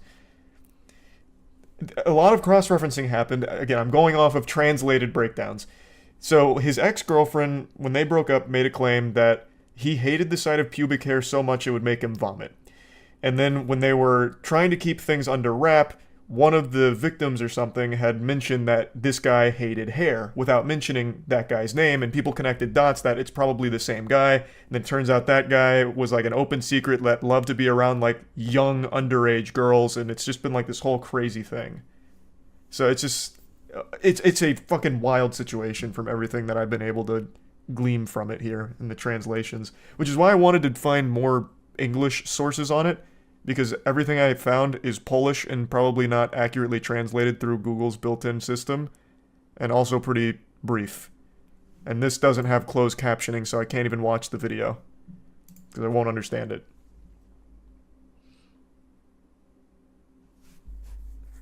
Oh, I'm sure that blockchain game's gonna go hard, Obi-Wan. Those blockchain games are great. Classics. Thanks for the membership, Skywalker. Glad you're liking Bloodborne, Matthew.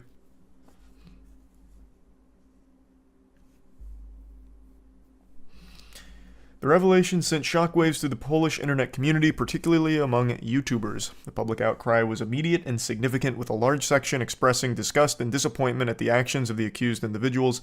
The demand for justice was strong, and many hoped that the scandal would gain international attention, leading to a thorough investigation and punishment for the guilty parties. But surprisingly, it hasn't, because I barely heard about this at all. Even though one of the streamers went live, was it last night or the night before? I don't know. One of the streamers went live on YouTube a couple nights ago to go over more evidence and like react to more evidence that came out and like someone's side of the story. He had 400,000 concurrent viewers on YouTube, Which is, it's an unfathomably large number for a stream. Which gaming community is an actual pedophile ring? None. But if you want, like, the community with the most pedophiles, I actually don't think it's Minecraft, it's Roblox. That'd be my guess. You aware that Bill Burr likes One Punch Man? I was not aware of that. That's very cool, though. He's got good taste. And someone just mentioned the Ring Doorbell $1 million bounty or whatever for the aliens.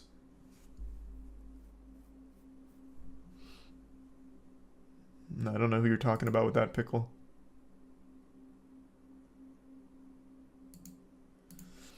Hi, Hero. And hello, Jason. Haven't listened to the new Drake album. The Polish government and justice system have responded to the scandal. An intensive investigation into the matter has been ordered by the Minister of Justice, with the regional prosecutor overseeing the proceedings. However, the investigation faces some obstacles, as some individuals implicated in the report are not present in the country or are residing outside Poland. The scandal has also prompted discussions with the online creator community about the unchecked influence and power of popular figures. Concerns have been raised about the need for more stringent rules and regulations to protect young and vulnerable individuals from exploitation and abuse on social media platforms. The Pandora Gate scandal has raised critical questions about the responsibility influencers hold and protections needed for minors online. Number one protection for minors online is active parents. I just don't think kids should be allowed to unmonitored go on the internet. Full stop. I know when I was a kid, my parents trusted me online and shit, but I just feel like you can't do that. You really can't. Not in this day and age. Now with this unlimited access to strangers at every single moment of every single day, you need active parents to monitor your children. Like, I don't think this is necessarily like a... YouTube should step in and make rules against this. Like, what? No pedophilia. Obviously, it is a rule. But, like, how are they supposed to know? Like, this isn't Minority Report. They don't have, like, a division that can see the future with the Minecraft YouTubers that end up being pedophiles, right? Like, there's not really rules in place you can do. You just need better parenting. Thanks in the membership, typical. In the membership, bozo. I can't say I've seen the new Winnie the Pooh horror game. I'll check it out, though.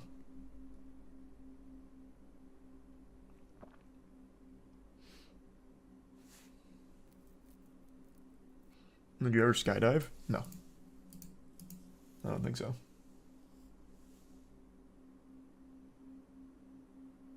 Wait, no shot that happened, James. If you're being serious, send that to Matt's Twitter. There's no way you got paid a visit by the same person. That'd be fucking crazy. His Twitter is Super Spicy Matt, so if you're being serious, tweet it at him. And no, Rami, when have I ever talked about things like that? So of course not.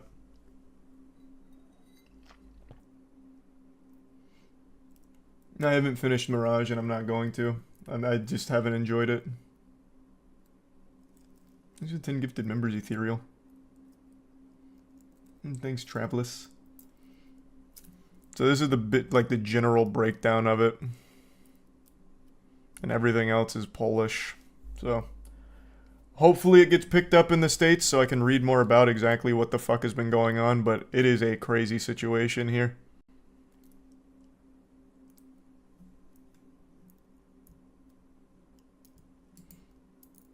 What makes a good villain in a story? Well, it depends, man. Sometimes you can make a cartoonishly evil villain work well, but I think most often you need someone that is like... You need, like, charisma, and you need, like, a very good motivator that's not just super baseline and super silly. So, like, some of the best villains are the ones that you never really see coming as a villain, like a slow transition. Like Code Geass, my favorite anime. The main villain becomes... Well, okay, I don't want to spoil anything, actually, but I think the gradual... Attack on Titan is another good one.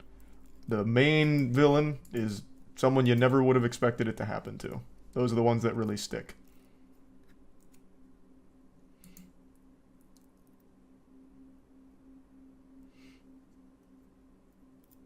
sorry to hear that, Spooky. Jesus, I hope it's not common in small villages.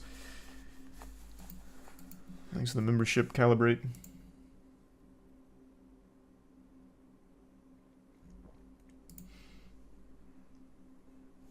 I think everything's having problem with trash overflow.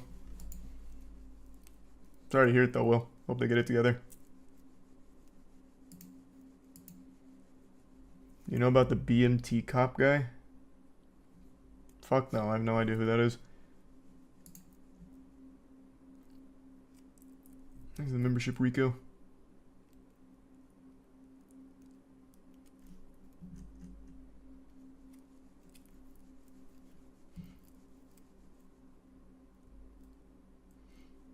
What genre of game will be the next big hit? Extraction. Black Clover's fine. I didn't dislike it. I didn't love it. It's fine. And 9 Inch Nails is also fine. I don't love them. I don't dislike them. They're just fine.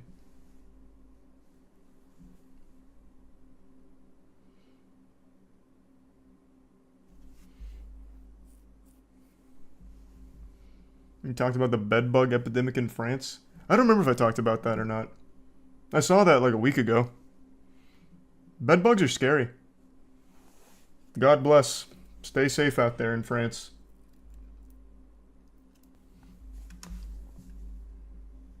We were just going over the Poland pedophile Minecraft gate thing. Well, to the best of my ability, without being able to read Polish. So just like the very short breakdowns. And not really been.